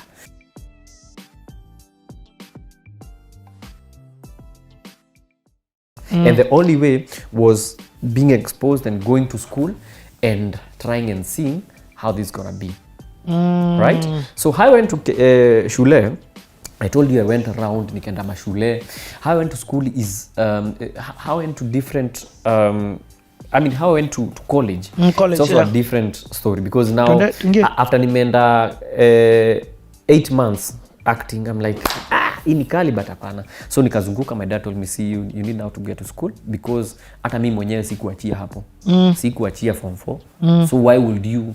Nikamwambia no, ndaenda. So nikazunguka nikatafuta journalism, manzi shule zote ni 190 Zaya na yodo. Na sikuwa namshow juu, but I'm sure if I told him angepata. But sasa me being the first born, I've always been sitaki kusumbua mzai. So I went one day, nimetoka shule nimeambiwa ni 10,000. I'm so depressed, I don't know what to do with my life. So niko kwa mat tu nikakaanisha na mlevi. So tumetulia na yeye ananilalia. Unajua vile mlevi, sasa wewe ni mlevi toka. Kwani umekunywa mchana? So tukienda hivyo akaniambia sasa, poa. Wewe unajua ni jirani? Nakujua. Ananisumbua na vile niko na stress. Niko na makaratasi hapa. Akaniambia ulipata nini shule? Sasa inamsumbulia, si minus. So unaenda kufanya. Nini huyu mlevi wewe? Akaniambia sasa unataka kufanya journalism. Umetoka kutafuta shule. Unanisumbulia nini wewe mlevi? Nice. Umepata? Hapana. Nini huyu mlevi, mimi ndahama hapa. Nikienda kuhama akaniambia umejaribu KMC? I'm like, you know what? Kenya Media Commission? Hapana. Kenya Institute of Mass Communication. Nikamwambia ni hiyo ndio shule journalism. Do this nipatie namba yako. Mlevi akaanza ku make sense. Alisema pombe ni mbaya. Mingi ndio mbaya. Sasa mlevi akaniambia and he was hakuwa mlevi but nijua nanuka pombe again kwenye nimelelewa bro. Kama sigara ni shida, pombe ndio itakuwa poa. So ndio akanishow I know the principle and go and Google enda uangalie KMC. Kwenda kuangalia KMC bro. Nikacheki wale wote wase washai kwa KMC. Nikacheki. Unajua KMC haikuwa imemekiwa kama shule ya wase. It was made so that wale wase wako KBC then the journalists, the producers, the technical team, they get proper training instead of going Germany because it was expensive to take them abroad. But they brought Germany here. So the kind of studios you find in KMC, state of the art. The kind of cameras, bro. In a class of 20 mko na 5 cameras. Mnashinda mpaka mfanyie nini? The kind of equipment. So and they used to only take 20 and I think they still do. In our class journalism, they took 20 of us 1 year. Only 20 students. Okay. Because hawataki kujaza. Juu mkienda atelia kila mtu aweze kushika equipment. It was very hands on. So bro kwenda kucheki nilikuwa namtafuta. Hello? Nimeona. And that guy, unfortunately, the principal then mwenye alikuwa anajua alikuwa amedai. But akaniambia enda ulizie and there is an intern actually yako kwetu. I'll connect her to you akusaidie kuapply. Na ulijua mzee? Alikuwa jirani? Okay. But ni wale jirani ya muongeaji. Alafu nasikiaga ni mlevi. So that's how we met with mrembo anaitwa Monica Kimani. Akanishow how to apply, nika-apply and Monica sasa alikuwa intern. Alikuwa intern sasa kwa kina huyu mzai place anafanya job. Okay. Yeah. So what do you call it? Akaniambia apply. But now kulikuwa na shida. Ukiapply when you are Nairobi hata kama ni Kamulu hautapata because the chances ni 18 to 20 people. So nika-apply na ID yangu inasoma Meru. Nika-apply and that's how sikupata. ID yako ilisema Meru? Inasema Meru. Juu huko ndio nimezaliwa. So but kuapply bro sikupata. So ule dem akaniambia usijali, kuna kitu inaitwa evening program. Hiyo sasa wewe uko better place juu niko sure watu kidogo sana wa Meru wata apply for evening program. So nika apply tena. Na hivyo ndio nilipata evening program. So nikaingia evening program nikasukuma but wait so kuingia sahi na at least umepata chuo na it's a good school. You get, so this journalist you applied to do what? I applied to do nimeingia kwa thank you for those questions. Nimeingia kwa ofisi ya mahali reception. Who secretary akanipoteza. Remember by now si niko journalism. Nimeona what KMC can be able to do. Na nasikia na washawashwa. I wanted to be mbele ya kamera kama leo. So nikaenda pale na kumwambia nataka kufanya journalism. Akaniambia fanya DJ. DJ is diploma in journalism which is basically print journalism. But mimi nataka mbele ya kamera but I didn't know. Nika apply na nikajaza diploma in journalism. Papa. Na nikapita, nikatumiwa barua. Manzi nikaitwa. Mimi najua sasa naenda kuwa mtangazaji. The first day in class after orientation and everything, manzi tunaingia hivi class. Mwalimu anatupata na kamera. Anaulizeni class gani? Diploma in journalism. Why are you having cameras? We're like, we are doing it. No, you are print journalist. I'm like, bro, me sikutoka huko kote nikuja niandike. Yes, naweza andika, but I want more. D kwanza alisema D for dog. Yes, juu kuna BJ. BJ ilikuwa broadcasting journalism. That's what ideally I could have taken. Na walikuwa wanajiona sana wamefika mpaka wanavaa. Ilitwa BJ. Broadcasting journalism. So ulikuwa unapata watu wamenyonga tai. Ni watu wa BJ. Sisi watu wa DJ. Ndio ni kuandika. Hiyo kitu ni bo, but again manzi mimi nikasema uongo ni mbaya. Siwezi toka Kamulu nikuje nifanye kitu staki. Nikasema I'll take advantage. Kuna kuna a production class ilikuwa inaitwa TV production. So they used to have all round as a producer, as an editor, as a writer. It's still under this DJ? No, this is a different. Whole different course. Okay. That is happening mchana. Remember, I'm an evening student. Our classes start at 6, zinaisha saa 3. I'm doing print journalism, which is okay. Media ethics, how to write news English for journalists, advertising. That was one of my favorite. Everything has a reason. That was one of my favorite. I'll tell you how it impacted me later. That was one of my favorite courses units. Oh, okay. The advertising, it was like a unit in now the course journalism. It was, I'll tell you why. Now so mimi niko class nafanya print usiku. But mchana I'm doing nothing. Na uko body? Okay, Sasa hii nimepata hata naishi shule. Okay. Cause sifai kuishi shule. But what happened is in South B, South B life is very expensive, right? So my dad gives me like 5K to take me through the month, kukula, kunini. But I get some guys, they're like, why are you, mbona unakaa nje ya shule? Sikuje. Kuna space. Nilienda nikanunua mattress nikaeka shule. Sasa I can be able to say it. Nilifanyia. So nilikuwa naishi shule, but nakula nje. So at least life hapo ilikuwa bearable. So during the day, I'm doing nothing. Hakuna kitu mbaya kama kukua idol. Again, I told you, sitakangi kukaa tu. So nika approach mwalimu wa the lecturer then for TV, alikuwa anaitwa sikumbuki anaitwa nani manzi. Jina ilikuwa very nikaenda TV production class course. Nikaenda nikamwambia mwalimu wa TV production yaje, I like to kuingia kwa your broadcast. So under now TV production there is a unit called broadcast. So this is not broadcast journalism. So nikaenda nikamwambia mwalimu, mimi sitakudanganya, mimi no evening classes na nafanya diploma in journalism, that is print, but I thought I was applying for broadcast journalism. So I just want to be in one of your classes ya broadcast. Akaniangalia, kaza unaitwa nani Timothy? Do you know guys are skiving class na wewe unauliza uingie class? Gege. Hakuelewa hiyo story. Nikamwambia tu nataka tu kulearn tu hata kama ni basics if it's not too much. Akaniambia no problem. Wewe ingia bora dinner sijue, because sasa now that's another story. Itaanza basi ulipe school fees mara mbili and what not. But to his justification, ni sawa kama wengine wana skive class, fill in their spaces. And that's how nikaingia sasa broadcast. Bro. No way. Na I think sijui kama nikitafuta hiyo file kama naweza pata. Kuna nini mpaka na present news. my name is Timothy Kimani. So walikuwa wanafanya guinea pig na mimi. So because for them the broadcast side of TV production was basically technical. Yes. They will So become the producers, the directors. So wanataka mtu hapa mbele. Huyo mtu ni nani? Wewe. Timothy Kimani. Now we tunachapa, tunaenda, niko hapo wakiedit na edit. So na learn vitu. So by the time class yangu ya jioni inafika ya kuandika news, mimi nishaiva TV. So and it went on. Huko ukifanya exams. Siko nafanya exams. You are just inside the whole so class. So nafanya exam na ana mark but yangu anaeka kando. Mpaka where were we last time? Timothy utashinda ukijibu. Wacha wenye walipia class wajibu. Because I'm so interested. Ni kama nyinyi mkulagi nyama kwenye alafu ende upate wasona. Wewe uko na grit. Nasikia hii story inanishock.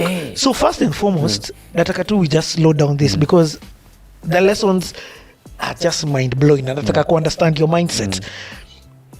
You get the school. Hata you get a mattress kulala huko ndani. School ni usiku and it's not even what you want. You don't quit. You decide let me stay. Wase wana skive class, you go and ask a teacher. Naeza ingia. You see, it's like you're being given hope, but everything is against you. But bro, bado tunazidi. And what is that? That's why I'm trying to find out what is it that was still keeping you there. I think for me, because wase wange quit. When I remember, Mzai has given all. Because I remember there's a time alipachekia 90k and he told me, son, sina do ingine. I pray that I get some more money because hata sijui brother yako nampeleka shule na nini. That's why in my whole life nilikuwa naogopa kusumbua Mzai because every time I see like mimi ndio umsotesha. Manze nilipa 90k. Sasa hata brother yangu sijui atasoma aje, but he used to make sure brother yangu pia afukuzwe shule. So every time I remember place nimetoka, we didn't have much to go back to. Ati sasa Mzai nimekaa nipea shamba nilime. We don't have a shamba ya kulima. Every time I remember that, this thing has to work. Whatever I do, make it. Lazima. So tumeenda hapo, class inaisha saa 3, mchana nimeshinda class ya TV. Class inaisha saa 3. Kuna drama club ilikuwa inaitwa The Powerhouse.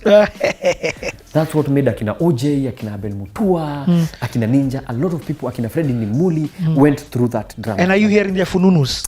Bro, the first thing nimeingia shule hivi, nikisoma Google niliona akina OJ, akina nani walikuwa huko. Bro, the first thing niliuliza, drama club you meet wapi? Kabla hata nilipe school fees, nilikuwa na money order. Kabla hata nipeleke drama club, siku kwa foyer. I was like, sawa. Drama club ya huko bro is like a cult. Juu sasa pale mmepatana watu wako na passion. There's nothing else you're doing in life bro apart from kusoma mchana. Sasa usiku kuanzia saa 2 ndio zilikuwa zinaanza. Mnapiga psych, mnachapa mangoma za Kiluya, mnachapa play. For me that was home. And for the first time you feel so belonging. Hakuna expectations za kulipwa. So you don't feel like I'm doing to work for nothing because you're there to learn. So I'm learning at the same time I'm playing. So it was with an escape. It passionate was, like you. Sorry? With people who are passionate kama wewe. Exactly. Wengine hata ni double. Wengine they used to take personally. Drama club. Do you know how serious the drama club was? There are some people who are picked. Unasikia vile mimi nilikuwa na ngori kuingia hiyo chuo. There are some people who are picked wakiwa form 4. Juu ya acting. Wakaambiwa wewe unakuja KMC. Space yao iko. Si hivi evening classes, regular classes. Anachukuliwa juu ya acting. Bro, mpaka shule inajua. It gives like 6-8 spaces for drama guys. So mwalimu wa drama anaambia uko na 6 spaces. Sasa kazi yake akienda festival ni kuhunt. Anaangalia tu. New signing. Anaona hata there some guys walianza kudansia hiyo kole. Mtu amemaliza form 4 but juni festival na hajaingia kole anaingia. Ameanza kudance kabla ingie shule admitted. That's how serious the drama was. That's insane. That's how serious it was. It was so serious such that we didn't have ate wale walimu ama directors from outside. Sisi wenyewe. Script unadhani ilikuwa inatoka wapi? Hapo ndani. Kwa students. Because you're doing TV production, you're a producer, you're a scriptwriter. Si unini. And the guys now who used to oversee after all is said and done is now the alumni. Alumni, old boys, old girls. Abel, and that's where we met with Abel. So he came na mimi niko na Karon again. Say bro, first year. Yeah? Niko first year lakini bro, story hata bado haijashika moto sababu watu wanashindwa kamse ulikuwa wapi? Naro High School. Uko mlikuwa na drama hapana. Ai. Bro, watu wametoka Kakamega High School. Lubini, Chavakali. Yaani wanapiga story za wewe tukiwa fest ya 209 tuliwachapa. Mimi hata hakuna fest kama hiyo. Hakuna kitu. Bro. Tena awkward again. There's a time niliingia room wana discuss script nikaambia toka kidogo tumalizie script. I'm like kwani hakuna kitu ningechangia. Umeona ile mimi ya Kizinja Droppers kimekaa na wase wanaongelea global warming na wanaanza kwani kiwa warm ni mbaya. Nilikuwa hako kamsing. So I've not been into this thing proper like for Drama Fest mpaka hiyo lingo ya. You've been in the system. Exactly. Ile ni nini nilifanya ni setbooks na ilikuwa mchezo. No, here I am with guys who really done this thing from class G what. Best actor Drama Fest. Watoi bro ana choreograph dance ya Kiluya.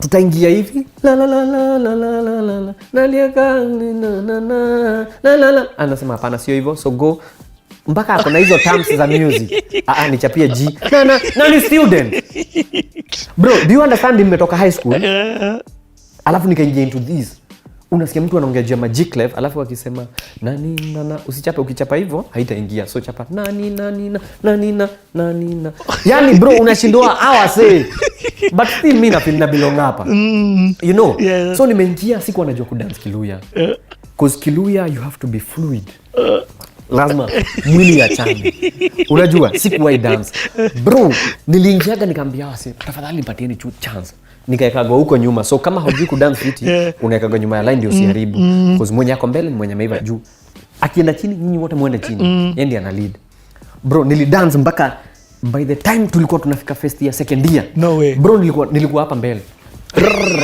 kaenda nilikuwa na hiyo kota sijai dance aya play no way nimeingia sijui anything unasikia naingia wakidiscuss script wakanifukuza toka kwanza to discuss script I'm like guy bro nipate chance do you know nilipatiwa role gani nilikuwa napatiwa double cast ama sasa huyu main in case agonjeke kuna huyu alafu sasa wewe so hiyo haitaifika of course unless hawa wawili wapekee chakula sumu waumwe na tumbo hiyo siku it will never happen it has never happened so what I did double cast what I did so that we meet with Abel Mutua is I was given a role this role Chaiko what year second no first year bro tuko first year bro ko first year na first year yetu ndio ili change drama because for a long time walikuwa hana trophies tuliingia kwa trophy cabinet ilikuwa moja na ni ya journalism so hata iko ya drama bro mwaka yetu unaweza uliza akina Itumbi Dennis Itumbi mwaka yetu mpaka they had to do for us a party tulileta 45 trophies what ilijaa hiyo nini mpaka ikabidi zingine ziko kwa ofisi and it's a big trophy whatever cabinet yeah kama ya Arsenal but sasa hiyo imejaa so that year tukaingia tumechapa mimi sijaichapa so manze the only thing nilikuwa na hope manze juu hii play ni moto bro ushaangalia kitu tamu unawish ungekuwa katikati ungekuwa wewe ndio huyo main bro mpaka tumeleta moto kwa stage moto ilikuwa inawashwa karatasi zinapigwa nini like ya red bro tumeleta stairs it was mind blowing it was so crazy that it was almost a TV production again kumbuka sisi tunafanya production so hizo vitu tumeiva I wish ningekuwa hapo nilipatiwa role ilikuwa kazi yangu ni wale wasewao simama kama ni kama it's like an aid so to speak wale wa ancient so nimedunga nguo zinakaa wale my Egyptians kale kitu kalikuwa kanakuja hivi nilikuwa naitwa Habakkuk and for the longest time even watu wakolewa wananiitaga Habakkuk that's one role that shaped my life what hiyo role do you know nilikuwa na lines ngapi 3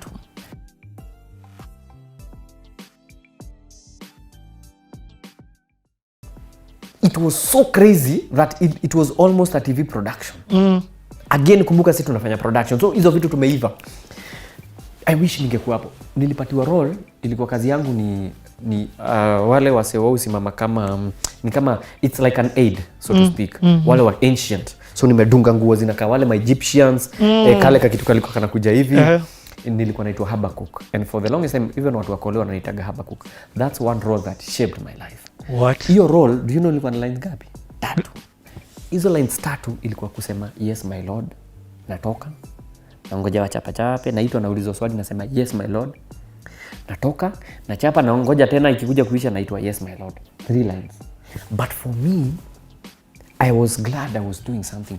Bro, nilikuwa naingia scene 8 but show ikianza nilikuwa ngara. Show iko hapa napelekana nao. Manze mpaka nimejua line zao nasema nangojea kwenda na naenda tu kusema yes my lord nirudi. But tukiwa hapo tukapatana na jamaa sasa Alumni walikuwa na kam kuzipiga msasa. So by then I was so happy to I'm so glad to have a guy called Jeff Ayoma. Jeff Ayoma ni ninja mother-in-law. Jeff Ayoma akakama kaniuliza, unajua hiki kitu unafanya anyone anaweza do. So ni nini unaweza ongeza so that you own it. Juu kama sasa nikutoe ni hata ule mother kuja akasema yes my lord na atoke. Hiyo kitu nikafikiria sikuenda lunch. Juu sasa hiyo time tunakula lunch ya shule. Unajua watu wa drama was so serious such that mpaka lunch inawekwa kando ya watu wa drama. Sasa nafurahia hapo juu leo sitanunua lunch. So akaniuliza that lunch nikafikiria. And I thought, you remember ile character ya yes my lord? Yo, that's what I brought. So tukirudi after lunch akaniuliza umefikiria? Nikamchapia. Yes my lord. Bas. Ndio hiyo. Akaniambia ngoja usiambie mse, wacha utaniambia. So tukichapa tu hivi play vile nilifikiwa. Nikaulizwa kitu. Yes my lord. Kwisha. Guys were blown at what? Do you know what happened? That evening, the reason why Jeff Ayoma is here is to kuichapa msasa because that evening tunakuja kufanya dress rehearsal, we call it dress rehearsal ya mwisho so that because kesho yake is the main show. So leo akina Fred Ndimuli wamekuja, leo Abel Mutua wamekuja, Dennis Mugo, yani the who is who wamekuja bro, unaona pale ni kitu first of all hata sijioni kwa TV bro, acha nisikudanganye but ni wase bro, sijui kama unanielewa. Sasa ni kuua show. Nikafikiwa Jeff Ayoma uko sawa nikafikiwa yes my lord. Yani watu wanacheka. Ile swali hata anaenda kuniambia kunituma tena. Inabidi kwanza ngoja wase waanze kumaliza. Akinini na mimi niko kama kale kaguka. Everything that's why it connects. Everything in life, and that's why was you assume vitu cause kitu moja kwa history yote kama haingefanyika. Maybe singekuwa hapa to speak to start with. And even Abel said that day the way he came there alifaa kukama I don't know another day but he ended up coming that day. Na ulikuwa umepata hiyo character that day. Sorry. On Wednesday Jeff alirealize kuna hiyo on Thursday ndio alimpatia hiyo role. Yes. So on Thursday akapatiwa script Jeff akamwambia I'll be coming back again on Friday. So make sure by the time I come back make me happy. So the guy goes with his 3 lines halali anairehearse usiku mzima. 3 lines. On Friday I meet up with Ras gives me my key. I go back to Kahawaskari. I pick the car and I go home and wait for 8 p.m. Coach. I niende sasa Powerhouse KMC nika watch play. Na meet up na Jeff tunaenda Powerhouse and I sit to watch the play. Now I'm seeing it for the first time. The play starts. Very intense, nimeconcentrate kabisa. On the 42nd minute, play imebakisha 4 minutes iishe. It was a play inafaa kwa 45 ili na 46. This guy comes in, amejipaka jivu huku, is old. And he does 3 lines. But the way he did those lines, any hata siwezi muimitate. You guy, I was under my seat. Nilikuwa nimeisha. Man, the guy is funny as hell. 3 lines. The guy was so good. Those 3 lines gave him Adjudicators award. What? Kwa play. Those 3 lines. He was on stage for less than 5 seconds. Yes, that's how good. I don't know how he did it. I don't know. From the facials, just walking to the stage. Because alitembea kwa stage. Before the lines, alitake time. Alijua, mumeninyima lines, mutanijua.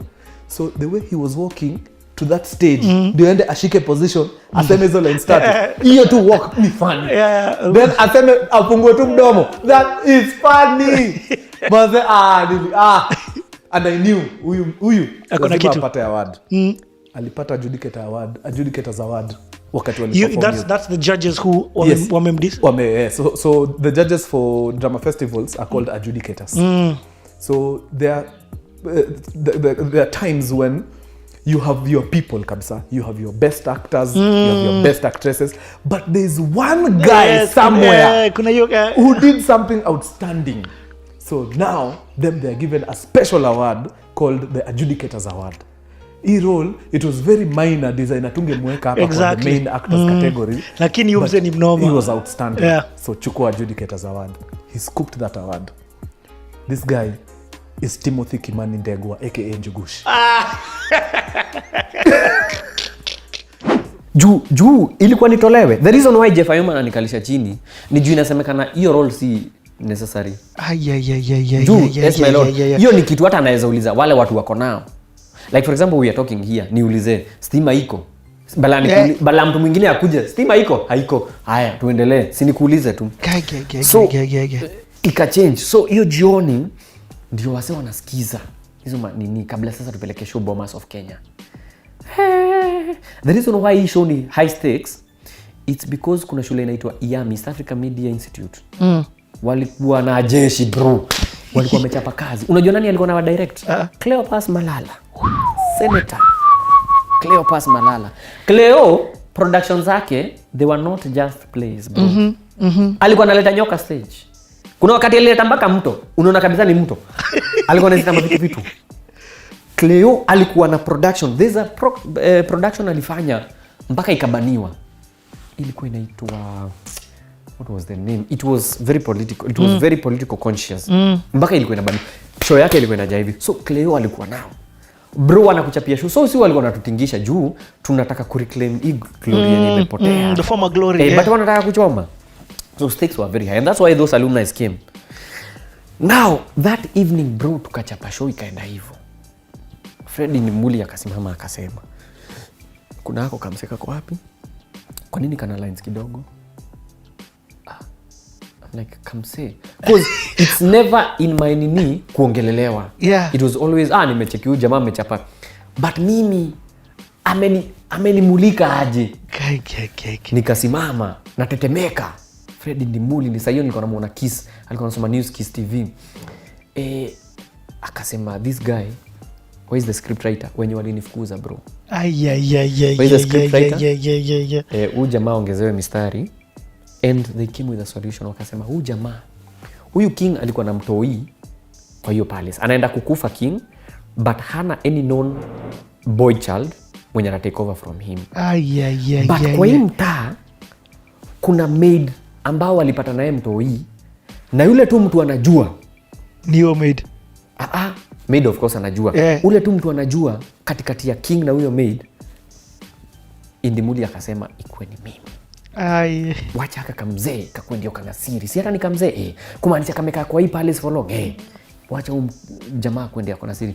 Writer make a point jamaa anze show mjue vile mtamweka bro. Hiyo show ilikuwa inaanza na mimi. No way. Hizo malines duru inapigwa natokea. King ananishika hivi ananiambia usiambie msee. Cause nimesikia kile amedu na hapo ndio mtu alipatikana. Usiambie msee. So show inaanza hivyo bro. By the time tunakanyaga stage. Yes my lord. And the reason why they have come is they saw me already tushaenda the first zonals na nini hizo tumeshapita. So wanaipiga msasa for nationals. That's why so they're changing the script like a day before. Wanai change so that tukienda pale tuchape IAMI 10-0. Bro. IAMI wanaongoja yes my lord. Hata kwa hiyo zonals tulienda kila mtu alikuwa like kwani mmempatia place kidogo hivyo na vile hiyo character yenyewe tu inaua. So tukaenda long story short tukaenda na show. Bro nikachapa hiyo show. Abela alikuwa kwa audience. Hapo ndio Abela aleni note. Sasa mimi alikuongelesha? Hakuniongelesha. Hata hatukuwa iongea na Abela hapo. No way. True story. Hold on Njugush. This is a lesson and a half. Wewe unafanya tu your best with your 3 lines. My 3 lines. 3 lines ili change your whole life. Piga uwe. That is it for me. Hapa penye nimekaa ni hizo lines. But also it's not those 3 lines really. Those 3 lines were the culmination. True. See ati same see anatafuta 3 lines zake. Ukweli kuongea your whole journey just now came to this. It's been a preparation. Exactly. Because sasa hata hizi 3 lines kama singekuwa na hiyo story ya set books na tena ya ule mzee alikuwa anakuja home hainge adapt. So it's always even work ethic. Exactly, everything in life you to shape to baadaye. Sometimes we never appreciate, we never actually see it, but somehow it all makes sense at the end of the day. So bro, hii story imenishock. So Abel hatujaongea naye bro, so tumemaliza hiyo na show unashinda. So you guys win. Bro, si hata nilipatiwa Adjudicators award. What? Hiyo na show. Because you couldn't Jeff Ayoma kanema nilikushow. Nilipatiwa Adjudicators for the first time. Explain why it's an Adjudicators award and not a best actor, because best actor bado kuna mabest actor wale mother father unajua. So kulikuwa na best actor na hiyo Adjudicators award was a special award that caught the attention of the judges. It didn't enter the category of hiyo and whatever, but it stood out. I stood out in whatever I was. Hata kwa hiyo sheet walisema this guy stood out. He didn't have a lot to do, but he stood out. So that alone I was like damn. Na vile ulienda na shows ulifanya were guys waiting for that line. Hey! Kuna nini inaitwa gala ni all the best. Fanya hiyo line tuone. Nataka nione. Sijui kama naweza fanya. Wacha sasa nimenona. Fanya tu.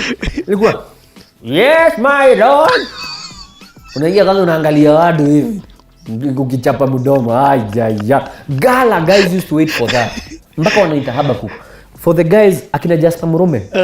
Jasper Murume alikuwa Zitek and alikuwa ananijua kama Habakkuk. Wananijua kama Habakkuk because that was my role, my character. So it was so crazy. Ati yako wapi Habakkuk? It was so crazy hata mimi sikuwa naelewa. But that was it. For me, again, this is not what I do for a living. I'm just doing co-curricular activity. Tuletewe mchere tukule, siku hiyo sitalipa lunch. Then we go back to school. I go back to my TV production because mimi nataka kuwa Kilali Mado fulani.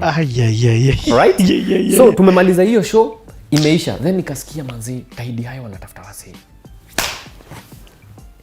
Na guess nani wanapatiwa chance? Wale watu walipatiwa awards. Si nilikuwa hapo. Bro, tulingoja. Tulingoja. Mpaka nishaambia madhi. Sasa mimi, manzi unachekita hivi. Usiambie msee. Tulingoja.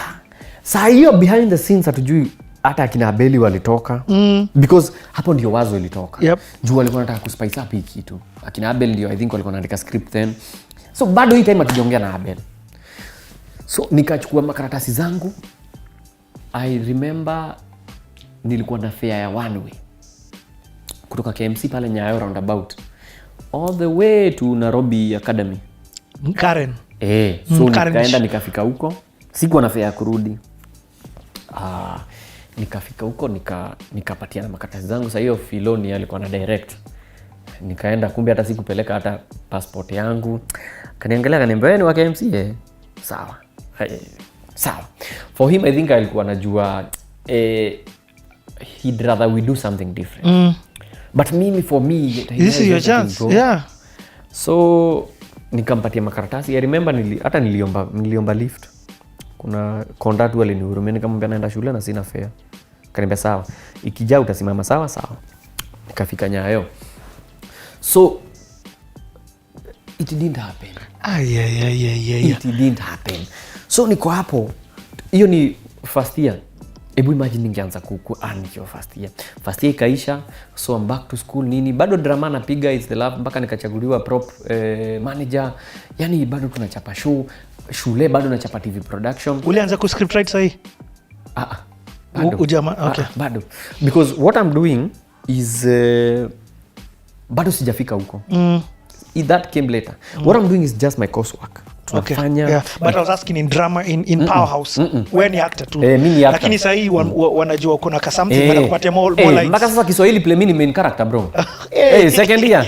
Ala main character mbaya. Mpaka kuna nyingine nilikuwa naeka mkono hivi. Bro, bado hiyo watu wana nice. So second year ikaisha. So that year I'm going to finish school. And are you still najua unakimbia na hii story but then I'm trying to still find some lessons here. Now because now say in a sound ni the routine too. Unaenda class but are you still going to that class here broadcast? Yes. as we continue they upgrade. Mulianza na introduction ya broadcast, so kwa that unit sasa they upscaling, they are now doing documentaries. Wanapata hizi learning ni tu you don't have actually by degree. By the time tukuja sisi tukave sijui lesson fulani nishakava huko aspect ratio ya kushoot in America they use nazijua zote bro. Yani nimeiva mpaka kurekodi ile tulikuwa inaita barcode ama ilikuwa inaita zile za marangi nyingine inaitwa barcode, kwanza record hiyo alafu anza sort the color bro, nilikuwa nimeiva because all I used to do is to take advantage of like for example tumeka hapa, we're supposed to go out later, then tumeka hapa, simu yangu ina moto. The best thing to do saiji hakuna kitu na do na situmii phone ni kuiweka kwa charger charge because if I don't charge saa zile tutaenda out kuita cab ndio ta realize sina moto. So utakuwa umekaa chini for nothing. So hii time umekaa chini si ufanye tu kitu inakusaidia kwa maisha. Analogy na feel. Hapo umetoa analogy 10 points bro. Unasema simu yangu ilizima aje na umeshinda kwa nyumba. So that was what I was doing. I was trying to fill in mpaka I went into radio. Shule ilikuwa na a radio station inaitwa ECN. I got a reggae show bro. Nilipiga reggae show. Yani mimi sidhani hata ni kidogo hapo anapika, ningefanya pia course ya kupika. So that day imefika, now everyone is like niko na Uncle KTN Citizen. So hata hiyo ikikataa manze nitaenda NTV kajiski KBC yani bro. Ujue ile internship nimepiga kabla. So after hiyo drama ya first year ilikuwa Bomas Nationals. Drama ya second year ilikuwa Mombasa. Na hiyo time ndio niko internship KBC.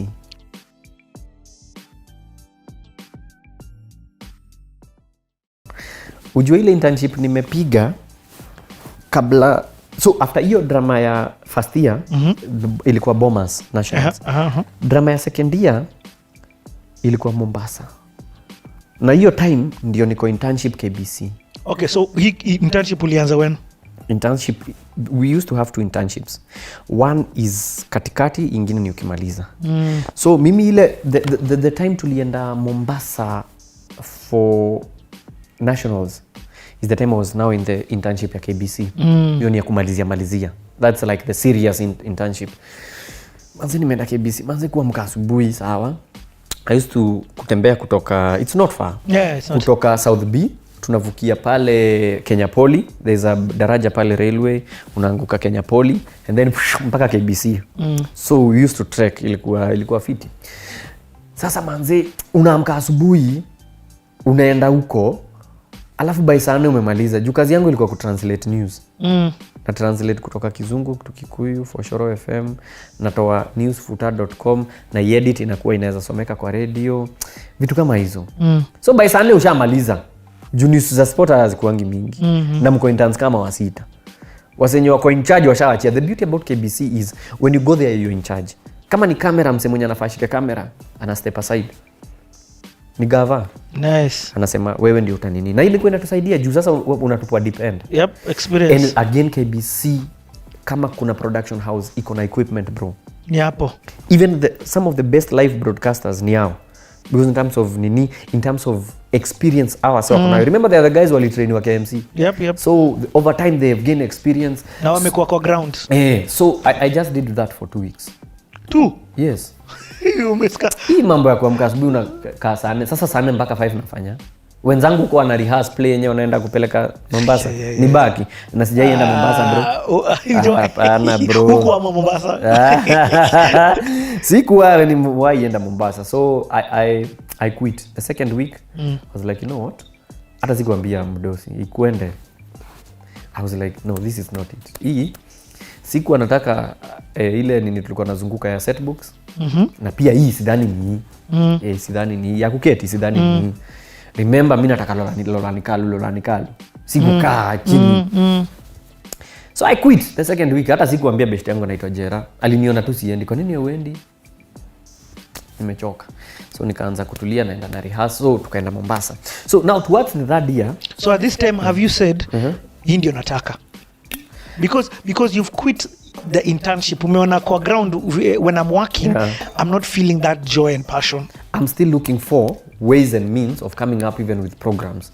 I'm like, naweza fanya show kama gani, nika journalist but sika journalist. And there was nothing that, there was maybe that one show, but there's really nothing on TV. Hakukuwa nayo. So nafikiria radio, sawa, radio ni kali. Actually nilipenda radio ya kwanza. Na ICN radio ilikuwa inakamfiti sana. But sasa apart from that ni nini ingine? Kwa hiyo show yangu naweza fanya nini different? Like nilete DJ, acheze, tunaongea kidogo. Mine was very different. Wasa wana call nini. So I always thought of doing something yenye sikujua ni nini. That's the problem. Nakuelewa.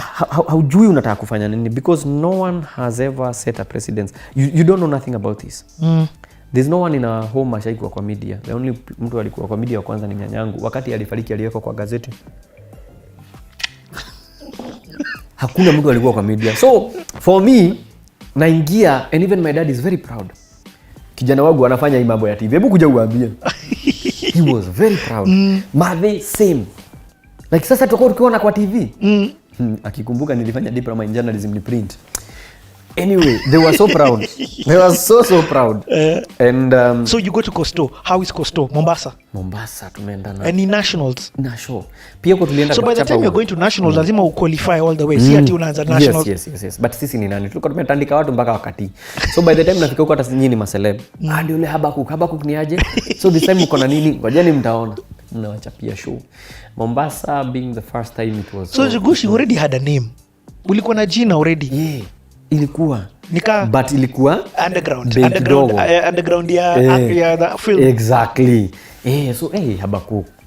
So tukachapa. So by the time tunamaliza hiyo we are doing the nationals in Mombasa. That's it for me because now after hapo shule namaliza. After the second year, the third year kuwa na mambo mob. Juu third year largely huwa ni internship. So third year like one. So mulishinda? Of course bro. Zile trophies tuliacha huko. Again we took it. Tulikuwa lazima tungeshinda. Juu ilikuwa I told you it's like a cult.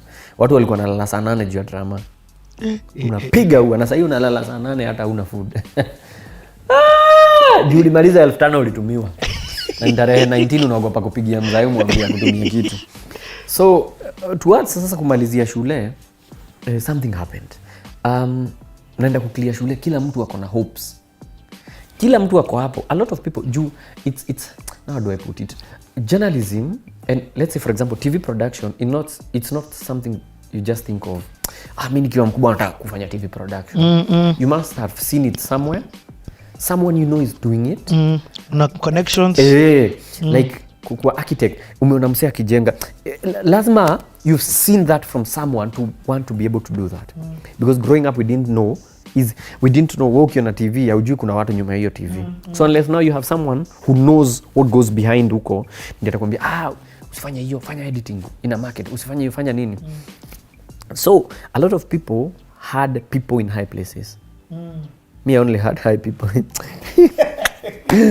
So unasikia mkimaliza hapa mimi napelekwa wapi? So mimi nikimaliza hapa hakuna mahali napelekwa. My dad hata hajui how these things work. You see? Sasa auntie sijui yangu atanipeleka wapi.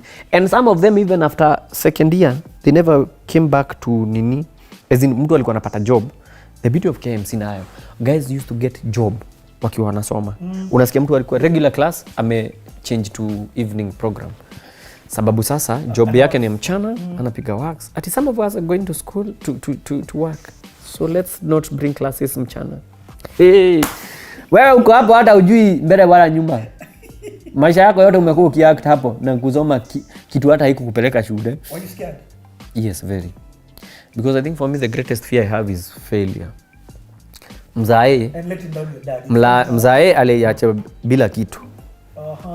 Alafu ukuja hapa umeact umefanya alafu uende tu nyumbani hivyo bro. Hapana. Na utoke na mrembo hapana.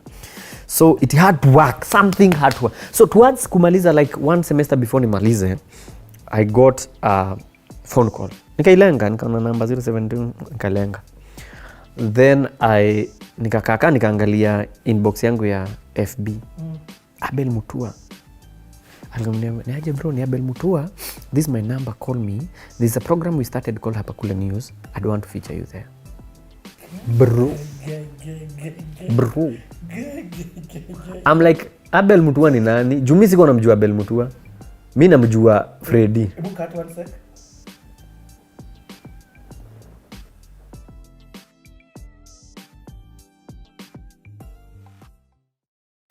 Welcome back. Yani pole, lazima tuchukue ka break kidogo. Tumekunywa maji hapa sijui kaa nini.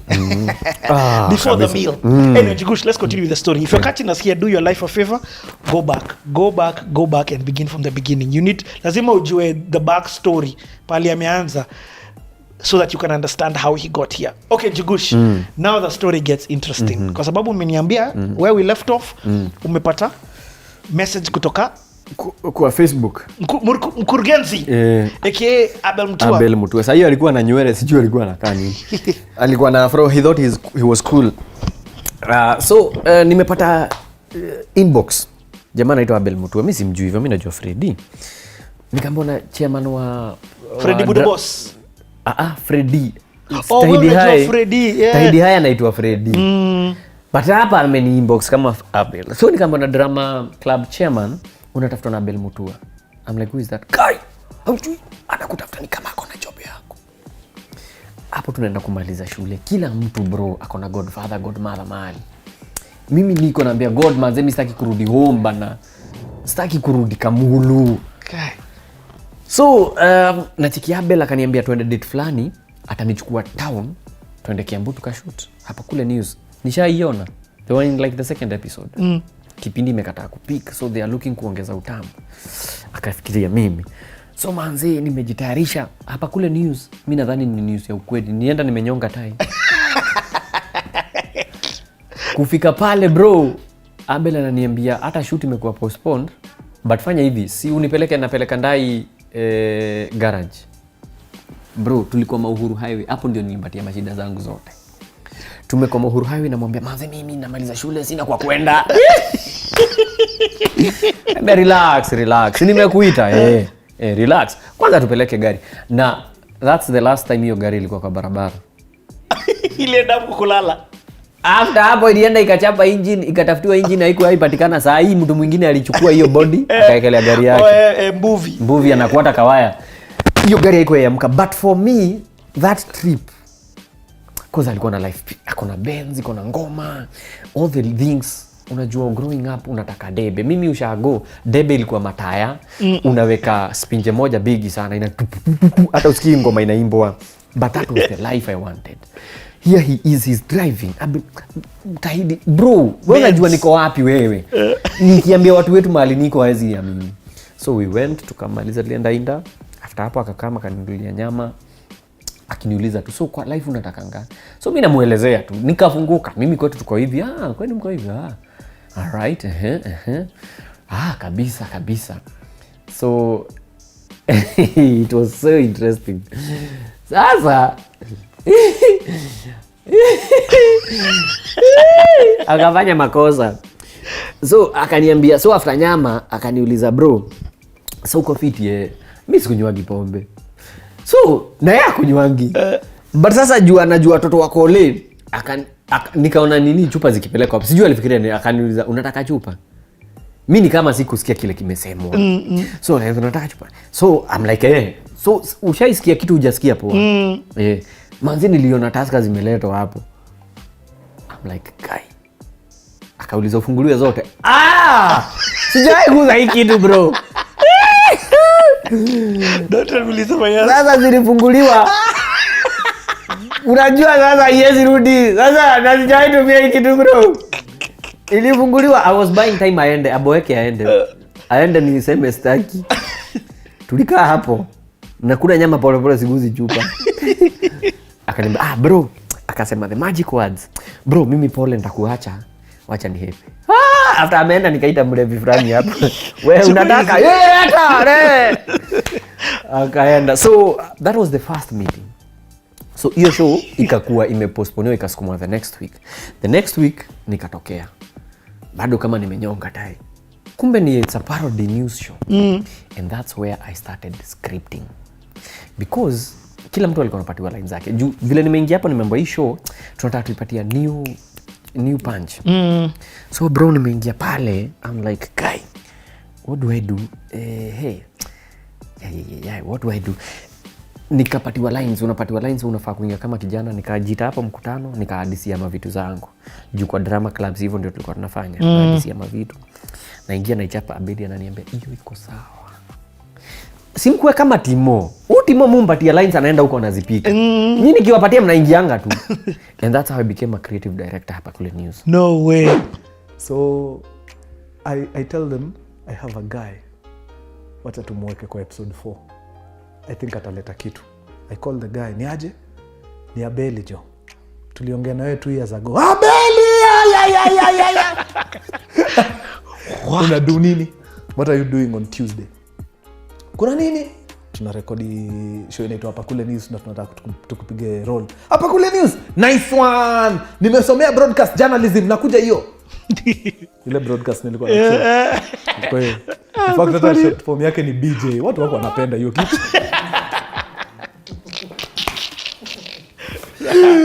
So was the boy wa BJ ndio na broadcast.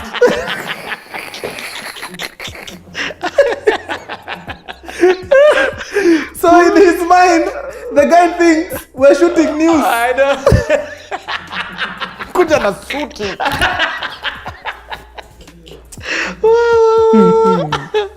So I tell him, relax bro. Toa hiyo nonsense umevaa.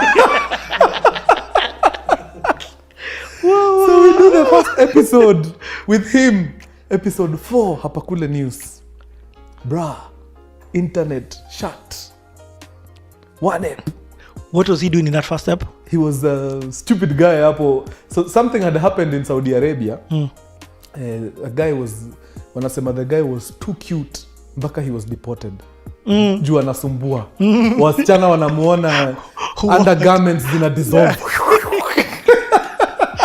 That's for real? Yeah. It made headlines in 2013. That's funny. Imaze. So, and then team at the time, unajua pesa iko imemwosha. Alikuwa anakaa vile anataka. So hata yeye anakaa anatuambia, hata mimi bana, I'm too hot bana, I've been deported.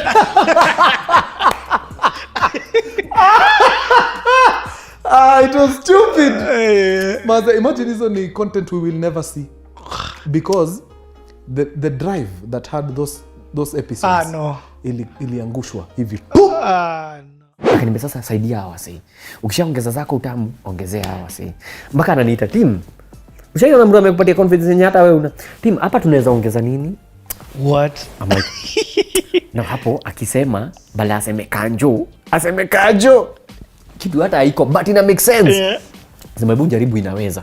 So nikakuwa hivyo nikaacha. Nilianza kulipwa 800 per episode. Wow. Nilikuwa naenda na 200 ndio nipatiwe dhao. Nice. Si tunalipwa 800. Na sasa umewacha chuo. Hakuna change. Umemaliza chuo? Hapana. Bado kwa chuo niko KMC. So nalipwa 800 naenda na 200 napatiwa dhao. Napitia pale Taskies Hakati. Taskies walikuwa na nini ya mwananchi wa kawaida. Pizza inaweza kuwa expensive. Lakini pizza kuota nani alisema ni expensive. So Taskies Hakati walikuwa nakukatia. Na unasikia ni Hakati but wanakata. Iko pale town bus station. Ilikuwa hapo. Sijui kama bado ilikuwa inaitwa Hakati. So Hakati but wanakata pizza. Hiyo actually that's a good one. You're good. Wanakata hiyo nini the pizzas. So zinakatwa vizuri. So unaenda na msupa yangu na msupa. Nilikuwa na msupa. Hold on. Msupa ni huyu mwenye anapiga zinga anaitwa Sele. So nimemwacha kwa nini? So why did you meet kwanza ngoja? Umlimit nikiwa dhadia, si niko dhadia. Ngoja wewe maliza hii story, tunakuja story yake sasa. Sasa nikipata nini na ya hii wiki pizza tunaweka kidogo, hizo zingine nitakula sasa kanyama kanaingia kwa diet. You know, maisha yameanza kubadilika. Juu kila wiki student ukinipatia 800 niko poa. Bro, ilifika place by the time naenda kumaliza shule nimekuwa creative director. Nimeadisiwa do kwa ile 800 bro. Imefika? Kesi nalipwa how much? 10,000. Wow. 10,000 plus 800. Si hata hiyo 800 nunua pizza yote. Bro, my life changed. The last semester yangu na mrembo. Because before that tulikuwa tumekapitia. Nilikuwa hata nakula na Milka de mrembo. So you hadn't seen money like this? No. Bro, 10k. Wewe unasikia mzazi alikuwa anatumia 5k. per month. Sasa umeambiwa hata ido yako itabidi bank bro. Yaani pesa yako inakuja na check bro. I swear to God. Serious, it's big money because imagine 10,000 Per episode. 4 episodes. 40,000. 40,000 bro. I'm helping in creating content. Niko mpaka kwa group ya content creation. All because nilikuwa napatiwa kitu na hadisia. Na zangu zilikuwa tamu, si kujifanya. Sasa niko hapo bro, kwa mwezi bro. 40 nilipata hiyo cheki ya kwanza bro. Sasa hivi nimeshamaliza shule. Nilipata cheki ya kwanza. Ilikuwa 30k. Sijaiweka cheki, hata bank walipiga makofi hiyo siku. Ilikuwa 30,000. Nikamwambia mzai na hama. Niko leo hata haijamachua. Niko leo. Madhe akaenda akaniambia sawa. If you want to go, Jumadhe anajua na mzai wanajua I'm very independent, being the first born. Nimekuwa tu nikiwa independent. Juu hata kwa andi yangu niliachwa solo. I'm independent. So wakasema ni sawa, if that's what you want, okay. Hatuna kataa, lakini haujafukuzwa. Ningejua ningebaki nyumbani. Bro, ilieleweka. Sababu ile nyumba nilienda ilikuwa ya 85. Nikaambiwa lazima nilipe na deposit. 16 zimeenda hivyo. Kuna maji na stima. 20,000 zimeenda. Gone. Nimebaki na 10,000. Sijakula, sija travel. Brother. But at least uko nayo. Kilikata. Mimi hiyo mwezi ya kwanza niliheshimu baba yangu. Nilijua kwa nini tulikuwa tunakula githeri. That's the Friday Saturday. Wewe, ilifika mahali unakula biscuit na tomato sauce. Yaani juu is ngori. Juu hii 10k ni tarehe 3. Una travel to and fro Transami. Yep. Kwenda shoot. Unafanya unakula. By the time nafika tarehe 19 una kitu. Hauwezi pigia mzai. Yep. Na ungekuwa home na 30k yako ni traveling na kufanya vitu 2-3 uko home. But it's fine. Mimi I always look forward to having a home, to having a family. Mpaka nilikuwa naambia manze mimi ile siku nitapata kwangu nitakupenda. Ile siku manze nitapata mimi naweza penda kuwa mkosta ama Mkamba. Yaani nilikuwa tu na hizo dreams za naweza taka. So ile time nilicheki ya 30k bro. Is over. Niko leo. Ndazubua hapa baba yangu na brother yake brother yangu anasoma. So I went nikashika ka bed sitter. Wapi? Maridadi Transami. Pale ukishapita City Cabanas. Okay. Ilikuwa tunawasha stima 24/7 na iko na mwangaza. Todo nika proti sky but kamejengwa bed sitters tupu. So it's a you. Hakuna mwangaza. But for me that was an achievement. Major. Being able, yani sisumbui mzae. Because you know for my dad he didn't have parents. My dad amegrown na nyanya yake. Pia wakamwacha. He's grown up as proper independent. Amekuwa hivyo. So hata vitu mob mpaka wale tutumia kwa house ilikuwa zake. Unasikia hii kisu ilikuwa mzae bado inatumika. Hii taa mpaka iko home ni ya mzae. Hii blanketi ni ya mzae. Hii mattress yenye tumelalia tukiwa wadogo ilikuwa mzae akiwa kole. So yeye kutoka hizo story hata mimi nilikuwa nataka kuwa hivyo. Mimi nilikuwa nataka kuwa kwangu. Mzae alikuwa anauza sungura ndio ajenge hao yake. Ile hao yake ya kwanza Cuba alijenga akiwa kijana, aliuza sungura ndio ajenge. Hata mimi nataka hivyo. Nataka the little amount I make, nataka kuwa na place yangu. And where to start? Sina shamba. So siwezi jenga. Where to start? Nihame nianze kulipa rent. For the first time nikalipa rent. Koto tujailipa rent. 20? What? That was 20. Nimegraduate 2013. 2012. Yeah, 2012 tukiingia 2013. So mimi sijailipa rent. Sijaiona mzee yake lipa rent. Juu kama ni parish atulipangi, hiyo ni nyumba ya church. Kama ni place yote tushaishi na mzee, hata kama ni wapi anagonga kwa nyumba mnaishi, hatujaile rent. Mzee amekuwa ule mzee wa kujisukuma. Sina do but tutagonga kwa nyumba vile kana tutaweka makato. So that's how I've grown. So kukuja Nairobi unaniambia nipatie mtu 60,000. Kwanza kuna mtu nilikaribishwa Nairobi. Nilikuwa naamini kila mtu. Sasa kiateka nikamwambia juu niko busy naenda shoot. Na cheki naingiza do. 10k per week bro.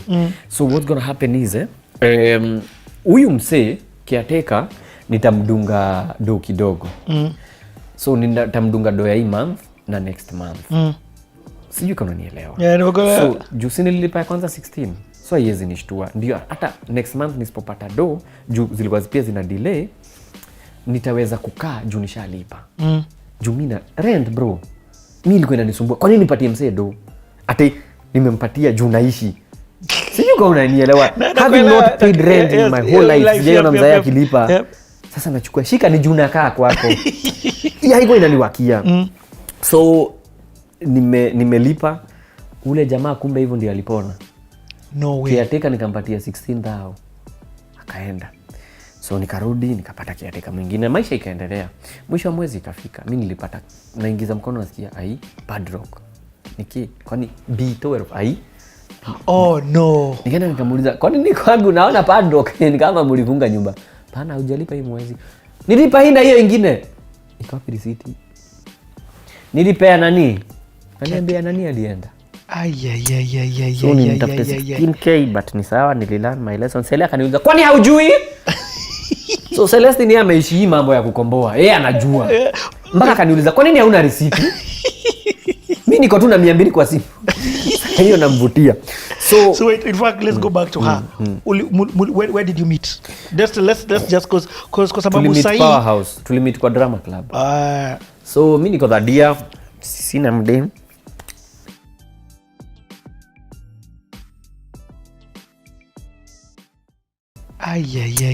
So nilitafuta 16K but ni sawa, nililearn my lesson. Sele akaniuliza, kwani haujui? So Celestine yeye ameishi hii mambo ya kukomboa. Yeye anajua. Mpaka akaniuliza, kwa nini hauna receipt? Mimi niko tu na 200 kwa simu. Hiyo namvutia. So wait, in fact let's go back to her. Where did you meet? Let's just cause sababu sahi Powerhouse. Tulimit kwa drama club. So mimi niko dhadia, sina mdem. Nimemit kidem kia Githurai. Kinabambika vile muka kimamluki na lala chini juu sifai kulala shule in the first place. So na niko na mastori tamu. So ako tu interested. Unaitwa mimi nikamwambia, tukaanza tu kubonga. Haya. So tukaenda workshop ya drama. Bado niko. Tunabonga tu. Anakatiwa na wasee wengine mpaka wasee wananiza, so ule dema anakuwa na msee. Namwambia hapana, anaga msee. Sele anashinda na mimi. Sasa unaniambia unajua tunakuuliza tu kiheshima, usikue uko pale, alafu niambia huyo ana mdu huyo. Sele, manze tunachapia na story. Tuko nje ati tunaangalia stars. So tunapiga story. Unajua mkie first love inakuwa ya ujinga. Ati tunaulizana sasa hizi stars ziko how far? Na mwambie ziko 500 km. Nikaa kutoka hapa mpaka Mombasa. Akaniambia uongo, tuna bet. Nimo. Boys ananiuliza, bro, uko sure? Huyu ana mtu huyu. Mpaka kwa harusi yetu walituuliza, hana mtu. So hatukuwa iona. Actually mimi nilikuwa nakatia beshte yake, yeye alikuwa anataka beshte yangu. What? Tulikuwa hivi. But a lot of time tuko pamoja. So tuko pamoja but tunaulizana na ule chalia na kuangaje. Namwambia, huyo ni fiti. Nimwambie, hebu enda msalimie. Na mimi namuuliza, ule dema anakuwa mpaka nilikuwa naomba Sele Bible. Tuende na huyo beshte yake church. Tunaacha Sele amelala zitu tunaenda kanisa. That's crazy. Little did we know. So tukakam kujiuliza, na tunashinda hapa. Ala. Na by the way, hebu funga mlango. Pole tu maisha ikaendelea. So that is in college. Yeye ako first year, mimi niko third year. Sasa tunaambia na mimi siwezi taka chali wa college. Mimi hata mimi siwezi taka chali. Demu wa college mimi sijaipata demu. Na hivyo ndio tulikuwa. Hatutaki relationship. Because previously but your friends, good friends. Tulikuwa kwa relationships zilikuwa abusive, hazikuwa tu poa. So it's actually nonsense to us kukuwa na relationship, but what we have here is a relationship only that we didn't know. So that's how we started. So my last year in shule tulikuwa na in life kwangu ikakuwa iko poa. Juu when you don't have umemaliza pesa yako haraka, there's someone who is sorting your supper. Ananiambia food ni more buko mess. So juu mimi niko na meal card, alikuwa regular. Juu mimi niko na meal card, wacha ujinga ya kwenda kukula huko unalipa 70 bob kukula na unakula chakula hata haiko balanced diet. Daika food mob. So anaenda anawekewa food mingi. Ongeza.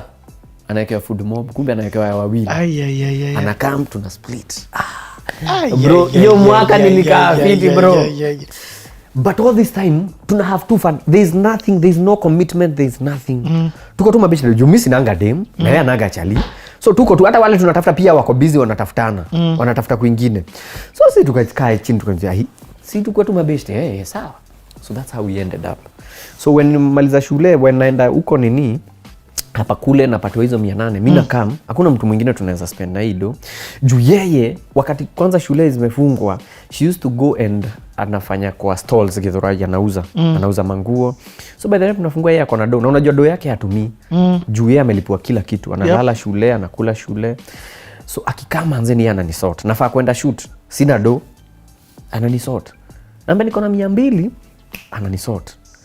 I remember even later on in life when I came to leave TV na nikaacha Real Housewives after hapa kule news it gave birth to Real Housewives of Kawangware. It was so good na tunakama huko even after everything ili nini yeye alikuwa nani, kuna time alinitumia 70 bob kwa MPESA fair juu sasa sina do, nimeenda Standard Media huko Mombasa Road, nimeenda kuinterview kwa nini niliacha show na sina fare kurudi bro.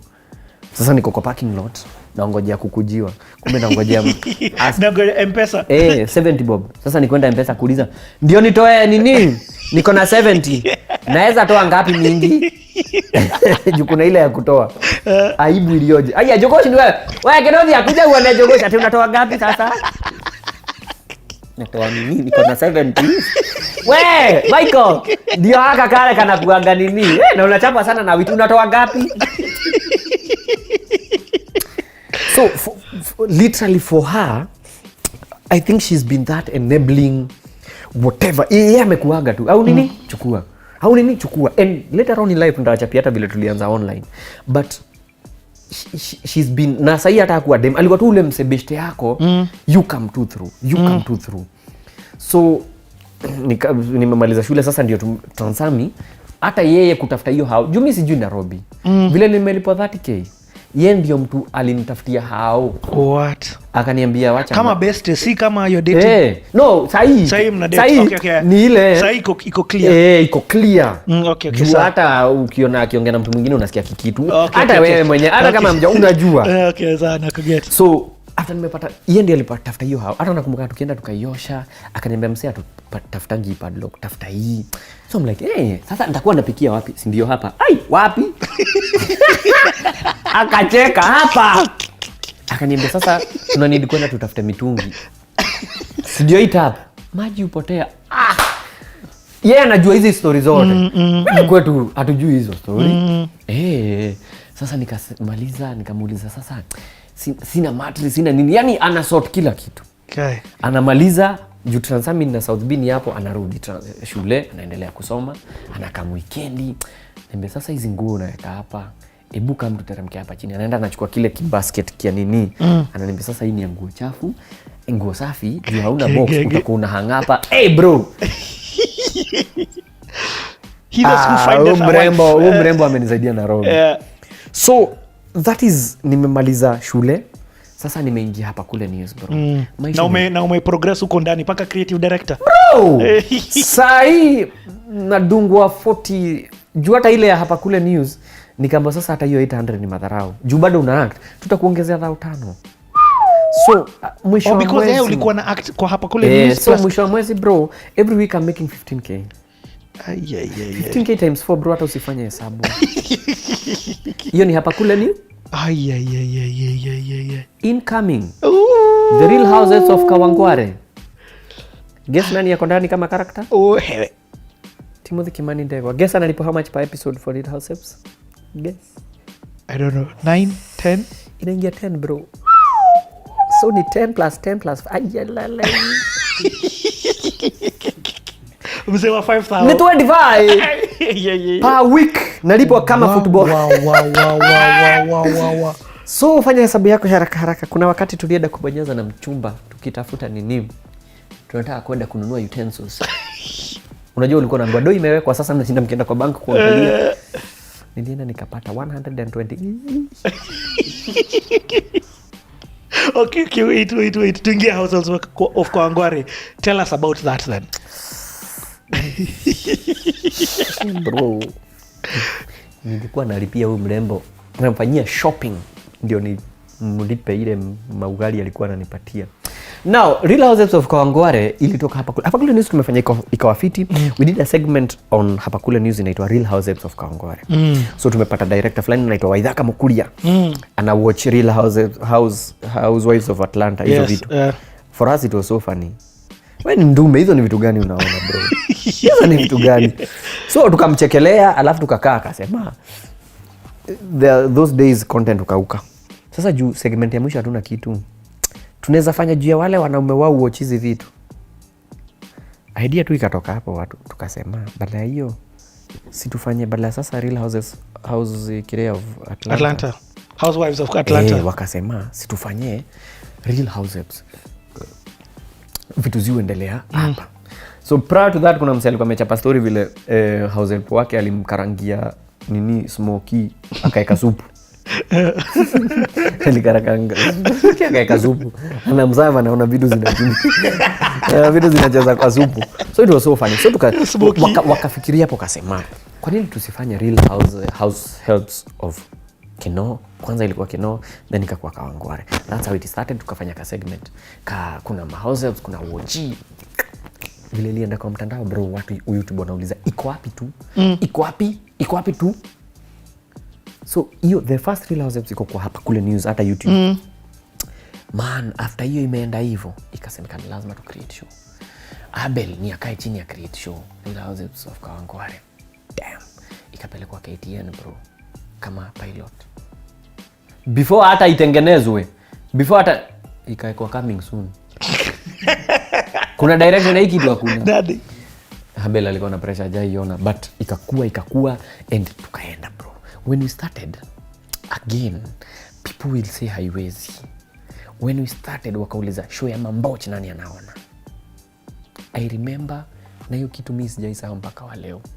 One big wig on Twitter alisema that's why mimi vitu za online generally huwa mimi azinishtui kile mtu anasema. Akasema look at this one. Sasa hiyo Lupita alikuwa tu ameshinda Oscar. Look at this one. Wanafanya show ya Mamboch. Wanadhani wanataka kuwa kama Lupita. If sijui kama wataifika level ya Lupita if this is the thing Kenyan production tunafanya. Na ndio tumefanya show ya kwanza ya Housewives. Mungu ni nani? That show exploded. Biggest show. Few months later. Show imekuwa kubwa but hiyo sio issue. Mimi kitu inaniumanga ni yule big wig alisema tunataka kukua kama Lupita because for now for me acting is everything. And huko ndio tunaenda. Guess nani? One day nimeamka hivi asubuhi naamka na congratulations. Ni nini? Huyo big wig. Lupita hapana. Oh, it's Lupita. God anahambo mtu vizuri sana. Lupita ametweet amesema watching Real Housewives of Kawangware, God bless Njuguna. Mpaka wa leo nimemframing hiyo screenshot. Unadhani nilikuwa naitwa Blessed Njugush kitambo? Ilikuja after hapo nilikuwa naitwa Funny Njugush. Lupita kamesema God bless Njuguna. Hapo ndio nikajiita Blessed Njugush. No way. Lupita aliweka stamp. Pa! Ule big wig alisema nini? Ati tunataka kufika level. Kama Lupita anatii, wewe ni nani? Few months later, I think a year later tunapatana na huyu jamaa kwa event. Ananime bro manze napenda kazi yenu. Kwenda huko, unaipenda saa ngapi? I remember kile alikuwa anasema because when you start something, watu wana sasa huyu. That is so powerful. And we lose, imagine the opportunity we lose because people are talking. Because umeanza kitu sasa anakaja ametoka ushaka. Unaachana. Maybe that was the right thing. So tukasukumana hiyo team juu the team yenye ilikuwa Real Housewives ni ile bado tulikuwa hapa kule news na wengine tukaongezewa. Hiyo show ilisukumwa bro. It was one of the biggest, the most watched show, especially wase wa majuu, wase wa hapa. Real Housewives became a thing. And that became the official birth of Njugush. So hapo nilisementika bro. So now let me ask you. Endelea. So sahi nimefika Njugush bro, nalipwa poa. Yani mpaka naitiwa magig. Ati kwa MC. Niko busy. Sijui sasa bro, nalipwa hizo pesa. So let me ask you, wait. Sasa bro, wewe ni nini unanisumbua na makazi zingine wewe? Uliza. Wait. Uliza kabla nikasirike niache hii show. Uliza kabla nitoke Real Housewives. Fame. Now you got famous. Mpaka Juliani. tulipatana mimi hivyo ndio najua niko famous. Tumeenda I think ilikuwa hii ni awards hizi za nini zinaitwa waje? Groove. Hizo kwanza ilikuwa fane juu, kumbe ilikuwa nomination night. Groove ilikuwa gana nomination night and then na ilikuwa na the show. Sisi vile tuliitwa nomination night, bro, tulienda tukakopa suti. Kumbe watu wangarangi hiyo nomination, wanangaranga Groove. So nimengara suti tunapata na Juliani bro. And bro, manzo unafanya, I'm like, uni Juliani mpaka natetemeka. Na bro, manzo unafanya kazi fiti. Hapo ndio nilijua bro, mimi mtu hawezi niambia kitu. Kwa ya Juliani. Nalipwa poa alafu huyo ni Juliani na wewe huwezi niambia. Nalipwa 10,000 alafu unaniambia hapa Juliani ametii. Kama Juliani ametii, wewe ni nani? Niko na potential. Wewe ni nani? So sahi niko na jina bro. But how was that fame now? Kwa sababu we're talking Kenya knew you got famous. Like unatembea hapa uko ndani ya mat. How was it now? One, I always wanted to kujulikana. In terms of napenda attention, as in kutambulikana so to speak, right? So nilikuwa nasema siku moja maybe nitakuwa famous. Tunaingia hivi wasee na wagotea. But it never occurred. Yani like everyone thinks, I don't want to be a movie star. You know haiwezi happen in your weirdest of dreams. But unasema tu, hey, nikawa movie star, hey, naweza kaa fiti, nikawa nini nijulikane, hey, napitia hapa nagote, hey. But see that you are working towards it. Because it's never karibu. So it happens, manze nimekuwa famous. I don't know how this thing works. Expectations. Crazy. Hey, manze, hey, Njugush, si utalipia. Sasa 10,000 sasa. Expectations. Nakumbuka kuna wakati pale Transami Selea yuko, yeye ndiye alikuwa anafanya hizo vitu. Juu sasa najulikana, siwezi nunua mafuta taa. So siku moja Selea kuwa nafaa kupika. Sina mafuta taa, nikaenda kupiga line pale Transami. Njugush. Ni we. Ni hata unatumianga mafuta taa. I'm like hapana, hii ni ya kufua nguo. Sasa hiyo ni swali gani anakuuliza? Nikamwambia ni ya kufua nguo. Big Jiki kwama kwa trouser inatokanga vizuri na mafuta. Waache maswali za ufala. So ni rare msijawahi kwa, because I never worked towards, I never expected. Hata tukifanya hapa kule news, me I'm just happy I'm hotel. But unasikia tulikucheki manze, tulikucheki. But me I never signed up for this thing. Mimi nilitoa hapa kule news nikareport news. I wanted to be a broadcaster, but sasa angalia kwenye niko. But I'm not complaining, but I'm complaining at the same time.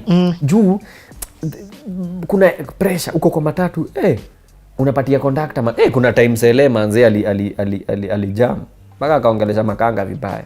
So nimepatia na dhao. Hiyo ndio niko nayo. Ile dhao inakuwaga ya mwisho kabla sasa ulipwe tena. Nimempatia akakataa na change. Akasema Njugush, huwezi kupatia change. Sasa nimwambia ati ufanye nini? Kwa nini? Acha ujinga. I'm like kabisa, huyu ni manzi yangu wewe. Yani it was interesting. So family come, but I think kitu mimi ilikuwa inani keep grounded nikichekia Belly. So Belly alikuwa very famous. So mimi nafurahia hapa Juliani ananijua. Yeye Belly wanapiga ma story. Usikemaze Belly. Mpaka ulienda na chaja yangu. Yani mpaka so hiyo ndio level wako. So inafika place you're like, kwa hivyo bado sijafika. But yeye alikuwa tu ako poa. And at home? Mom na dad? Mom na dad wako very proud bro. Yani dad mpaka wa leo you ni introduce unnecessarily. Tumeungana hapa sababu mmoja wetu aligongwa na gari na anapona. Kimani simama. Huyu ni kijana wangu. They're so proud. That's so cool. So proud. They're so proud and from back then. Mpaka ile time niliamua kutoka TV. Because ilifika mahali sasa Rehearsals. Tumechapa sana. Tumejenga jina bro. And Abel Mutua ameleta hata bishti yake anaitwa Philip Karanja. The production ni kama ni yao. Yani they've give it their all. Walikuwa wanataka kitu in terms of credits pale kwa kipindi. Ikakuwa kulingana na hiyo uongozi ilikuwa pale kwa hiyo production house tulikuwa haiwezekani. Wakasema basi wacha tutoke tuende tukafanya vitu zetu. Mimi vile niliona Abeli ametoka bro. nilijua hapa sibaki, because in terms of scripting, for me I've come to realize kama hakuna script, wachana na hiyo kitu. If there's no proper creative way of taking this, ni kama hii interview, kama hakuna zile vitu unaniuliza, there is no point ya kuifanya, because unless it's done that way, that's the only way utapata product. So Abel is the one who created Njugush and other characters. He's the one who knows his story inaenda wapi. So if he's not there, I'm done. I'll just be funny for 2 months, alafu guys are like, na nini nilihapenia Njugush hizi? Because script is what ilikuwa inanijenga. Mimi ni kuongeza tu flavor. So when Abel left, I knew as much as nilikuwa juu, I knew that's it. So mi anatoka, kumbe hata yeye hana form. Anatoka, hata mimi nimetoka. Natoka wanze hana form. So were you thinking that in your mind? Were you thinking natoka lakini sijui? My mind was made. I was sure. Again, ukikumbuka pale mwanzo, nilikuwa nataka kitu ina make sense na kitu iko na future. So if Abel leaves, I have no future. Both in terms of life and in terms of art. So ametoka. So because you and Abel, hii kitu ilikuwa it has changed from just work. You and even life-wise. The first time Abel alinipeleka kwake, I was like, this is the life I want, bro. Alikuwa na mai ya kweli. Alichapa mai 12 ya kweli. Sasa hiyo ndio kweli zilikuwa juu. Alichapa mai 12. Ushaiona kukula ugali na madharau. Sababu alikuwa na ugali. Kwetu ugali inakuliwa na mboga moja. Kama ni sukuma ni sukuma. Lakini huwezi kula ugali na sukuma na maziwa. Bro, Abel alikuwa na ugali. Alafu akona microwave inalia. Hatuna microwave, bro. Akona microwave, sukuma inatoka juu, tulifika usiku, tumetoka shoot. Tuna shoot na tunaedit usiku. Yaani ugali inatoka inaekwa kando, bro. Sukuma inaingia. Sasa yote tunaongea about life. Ananiuliza, so sasa wewe ni nini huko hivyo? Unaona sukuma imetoka. Anaeka maziwa. Maziwa ikitoka na kuuliza, utakunywa mala ama nichape maziwa? Mpaka unaogopa kusema, tondu ule thukuma kweru ndio imechapa mayai teketeke. Manzi nilikula ugali, mala, sukuma, all in one. Bro, alafu ananiuliza, utashawa? Shawa ni moto, bro. Hakuna kupasha moto. Kamuru tunapasha moto. Juu hakuna shawa. Your life. Na ukumbuki alikuwa na benzi yenye ilienda ikakwama. Your life, I didn't want anything more. Akona familia. Nasikia ni my daughter ametoka shule. Ai. Na huyu ni wife. Yaani yako sawa. But bado ametulia. So I'm like, hata mimi nataka microwave. Unaona? Hebu imani sukuma. Ugali. Mani, na hiyo ni sapa, hamjaamka asubuhi. Asubuhi unaamka. Ametandaza mkate, imetandazwa blue inakaa hivi. Unaweza ni blue ama ni jam. Inakaa hivi. Yaani bado hujamaliza nini, mpaka mwili inashtuka. Mimi najua hizo yote ni zetu. Akona 2 beans pale baked. Nilikuwa nafikiria baked beans vile zinaweza kuwa zimebekiwa, ni kama viazi imebekiwa. Zikaekelewa pale kuna supu. Bro, yani kama sio hiyo. So I knew from the time I met Abel, I knew, bro, because there's how I've been brought up. Destiny helper. I was, other than that, I never knew hata atanipeleka mahali. But I knew there's a way I've been brought up in terms of do's and don'ts of life. And according to vile anaishi, ako sawa. Yeah. Hana hiyo kampani mbaya. So I was like, I'm in good, because in my whole life, the question I used to ask myself, ndio nisichapwe na madhe, am I in good company? Nafanya kitu, nikipatikana hapa nitachapwa. Hiyo ni deep sana. Nikipatikana hapa juu kuna place ungepata ole kazi yako. Watoto nilikukataza. So always lazima ungecheck surrounding yako, is it the right one? That foundation of yours was crazy. Because sio madhe tu atakupata. Kuna mama mwingine atakupata. Ataenda ambie mama yako. So hapa niko na huyu jamaa, is it the right nini? And you are like tick. Zinaenda zimetik. Kitu tu anafanya different ni microwave. You see? So I knew I was in good company. But that's life. Now about work. He proved tukiwork. By the time tunamaliza hapa kule tuingia Rehearsals, I was a better artist than I was when I joined. I grew in bounds. Mpaka kuedit ananiambia najua kwenye ni mbali but usiende home, tunaweza kaa na wewe editing suit ucheki vile tu ichapa. Cause what he used to do ni after tumeshoot the whole day, he goes to the editing suit, anasema kata hiyo, weka hiyo. So even to date zile video mukata basics ni huko. Ukikaa sana hiyo joke, ukiweka sana tutaboeka, kuacha. So katia hapo, toa hiyo, weka hiyo, wacha aseme hiyo. So hiyo yote anaicheki, ananiambia cheki, fanya hivi, usiboeke. Anajua mimi ni mtu wa ocha, so naenda ananunua chipo. Kuna place ilikuwa inaitwa Maxland pale opposite Safaricom. Sijui kama bado iko, walikuwa na chipo tamu sana. But let's take a walk, tunaenda kula chipo. Sasa hiyo ako guaranteed ndaka mpaka usiku. Niambia usijali kwenda Kamulu. Kwangu ni hapa Kiambu. Microwave. Like fridge alikuwa anashika. Unajua kuna difference ya fridge. Unafungua hivi na hivi. Yeye alikuwa anavuruta hivi. Si ya huku iko na oven. Ai gora kuaje. Unafungua vitu zina. Unasema nini wewe? So kwa hiyo editing suit na cheki zile vitu tunafanya. Juu anataka nione what it is, sio tu usanii. So tunaichapa. Najua story yangu ya nilikuwa nataka kufanya TV. So it's like basi tuendelee. So this is what TV is about. Kuna kushoot, kuna kuedit. So in all that now I believe. Unataka kuniambia hata utakaa? So I was like, najua kuna place tunaenda but tuende tu. At least kuna microwave.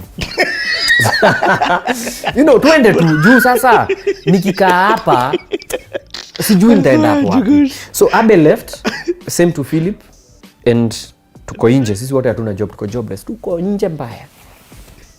So tunaulizana to do. Hakuna ideas ziko, but sasa from where do we move?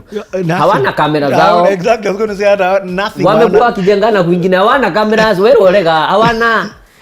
So God name, so when you work hard people see. So I don't know kama Abel shaisema hivi, but shauri yake mimi don't care, mimi say because hivyo ndio story iko. So after akina Beli wametoka, they got a call. A certain media house ilikuwa na product na hakuwa na wasee wa deadly wanaweza shoot. Get what they were deadly sasa ni nani? Ni akina Abel. Juu wako na product but wanataka watu wa deadly kushoot. Najua akina Abel hamna kazi. Ama mtadanganya mkana job.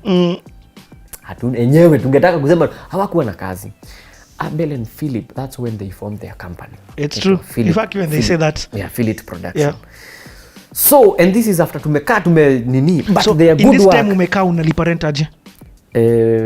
Kuna do tulikuwa zimechelewa. Kwenye tulikuwa, so for few months zimekuja mpaka zikakatika. So wakati zilikatika ndio msupa ananisaidia kidogo. Unatulia tu, haujui do itatoka wapi. Tumepatana. Are you scared? Very. Again, I hate failing. I hate not being sure about tomorrow, because in all my life, my dad has always been there to make sure that future is guaranteed. He's always made sure uko na kitabu ya next year. Ukienda class 5 kuna vitabu. So I didn't have to worry about it. But the moment I stepped out of his house, that was it. I didn't know what tomorrow I'm going to eat. Sijui nitafanya nini. Sijui rent itatoka wapi. It's on me. But now don't you have a respect for your dad? Because you realize your dad right now is just like you. Bro, 1,000 times bro. Mpaka wale don't. Lakini wewe uko na confidence even to date bro. Na kwa project. Namwambia buda manzeni nimefika mwisho. I'm gonna need how much? I'm like, hizo ndo unatoa wapi wewe? See, savings. He's always planned his life, and that's what I think I endeavor and dream to be, that I am sure Tugi kesho anaenda shule aje. I am sure even next. Do you know my dad kama hangekuwa reverend angekuwa jeshi. And I come to respect. You know, we come to respect them when you're in the shoes. Yep. That's why even I asked that question. When you're in it, you're like, guy, how did he used to do it? Yep. And for him, he wasn't sure of to get A. Juu sasa kwa church utaenda kuambia wewe nilipeni ama nitoke job. It's a calling first of all, but that's where you get your nini, because there's not a job you're doing. So I have a lot of respect for that man. So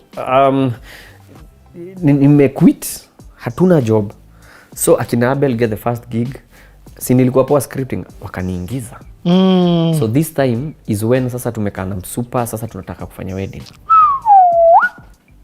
And what was that first gig that you did scripting for? It was Hulabalu Estate. There's a beautiful show, it's still running on Maisha Magic. That's the first production akina Abel did as a company. As Philip production. Yeah. So by extension nikakua. And you came in the same thing, your creative direction. Exactly. Tunaandika script na Abeli nini. Sasa hiyo YouTube channel yako hujaanza? Bado bro. Kitu ninafanya at this time, no, bado sijaanza bro. Ile nilikuwa nayo ni Instagram. Actually, YouTube iko, we recorded only one clip. Nikaipost in 2012. So this is fast forward, no, 2013.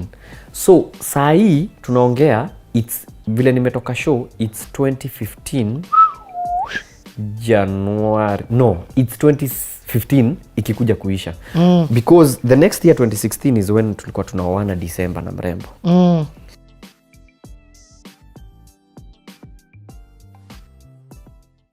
Nini. Sasa hiyo YouTube channel yako hujaanza? Bado bro. Kitu ninafanya at this time, no, bado sijaanza bro. Ile nilikuwa nayo ni Instagram. Actually, YouTube iko, we recorded only one clip. Nikaipost in 2012. So this is fast forward, no, 2013. So saa hii tunaongea, it's vile nimetoka show, it's 2015 January, no, it's 2015 ikikuja kuisha. Because the next year 2016 is when tulikuwa tunaoana December na mrembo. That 1 year was one of the longest years I've had, because plans ziko za kuoana. Mzae na yeye hakuwa ananiweka. Alionaga sele graduation yangu in 2012. Kusema huyu msichana unafikiria aje? Kama unacheza naye alafu muache. Nikamwambia, because she was the only one on my graduation, so there's no way my dad, na my dad has always been the proper Kikuyu. Acha mwide tu datika kwa mwalilie. Mpaka tukiwa church tunasalimiana, unajua church mkimaliza mnasalimiana. Aliona kadema hapo akaniambia huyu msichana haachangu hivyo muongeleshe. I'm like, Buddha, that's so inappropriate. Wewe nani Wajiro oka? Hebu ongea na huyu. Sasa hizi ni vitu gani baadhi? Imagine msichana anakuja kuambia nimeambiwa na mchungaji nikuje. So he's been always so akaniambia, so nimegraduate 2012 if I'm not wrong. Is it? Yeah, tumeingia shule 2010, 11, 12. Yeah, 2012. So mzae kumuona kwa graduation na tulikuwa tu mimi, yeye, mzae na Mara. Mzae akaniambia, huyu msichana unafikiria aje? Tuko tu. Anaweza kuja 31st nini sikukuu tarehe 1. I'm like, Buddha, kwani nuko kwa relationship? Na imagine ilibidi nimpeleke. So hiyo first nikamuinvite. Ananiuliza kwenyu manze Buddha ako home. Akaanza kumuuliza sasa wewe kwenyu kwenyu ni wapi? Akasema kitu nilimchekelea. Jua melelo watao ajui. Akauliza so by then walikuwa na ploti Mwiki. Akauliza so nyinyi mko wapi, mnaishi wapi Mwiki? So ni ploti ama ni shamba? Ni ploti but tuko na shamba kwa hiyo ploti. Ile shamba alikuwa anasema ni kitchen garden. Si tuliisha. Mimi nilicheka na inua miguu juu. Mzee akaniambia mtu achekeleagi msichana wake. Mueleze. So it was ilikuwa tu tumeingia. So by the time sasa 2016 inafika, 2016 ndio tulikuwa tuende kwao. Sasa mzee akaniambia let's do things official. Nikamwambia sina job. Kwani mimi nilikuwa na kazi nikiwa mamako? Ukiongoja upate pesa hautaipata pesa. So saa hiyo nimeacha show. Mzee ananiambia hivyo. Mimi sitaki kusumbua. Sitaki kusumbua. In my whole life naona gani you don't be a burden to the dad. I will always come through for you, but mimi kabla ujue niko na ngori utakaa. So my dad akasema twende. Piga ripoti kwao and then kwanza na beshte yako, then piga ripoti tunakuja. Nice. I'm like, hii kitu unaiharakisha bro. Wewe ni nini bro? Degwa niki. And that's what happened. Tukapiga ripoti. So in this year 2016 yenye harusi inafanyika huko mwisho. My dad is so planned such that tukienda the first visit tulienda, alienda na date ya harusi. Aniambia ile siku mtafanya harusi. The reason why he's doing all this is because for him life yake alichelewa sana. He went into class 1 akiwa 15 years. Because 15? Because pale nyuma nilikwambia hakuwa na wazazi. Oh yes, I get. Amelelewa na shida na show. and it's been through grit. And story ya mzae, I think it's what I juu mimi naweza sema nimekuwa privileged. For him man, alijisomesha. Do you know, now where do I start this story? For him it's ni God. Kwa tu tunaweza sema in his family yetu ndiye amesoma. Past secondary, past primary actually. Watu walikuwa wanafika primo. Akaenda seko. The reason why alianza kusoma seko is because kwa hiyo boma then mifugo ilikuwa kila kitu. So he used to help grandpa yake na kuangalia mifugo. Alikuwa anatokea shule anapatia guka yake mizigo, vitabu, anamwambia enda apumzike. Anabaki huko, ataenda jioni. Hivyo. So his grandfather alikuwa very special to him. And actually when tulipata Tugi is called Tugi Kiema. My dad insisted he wanted to honor ule guka. So we called Tugi Kiema. Yes.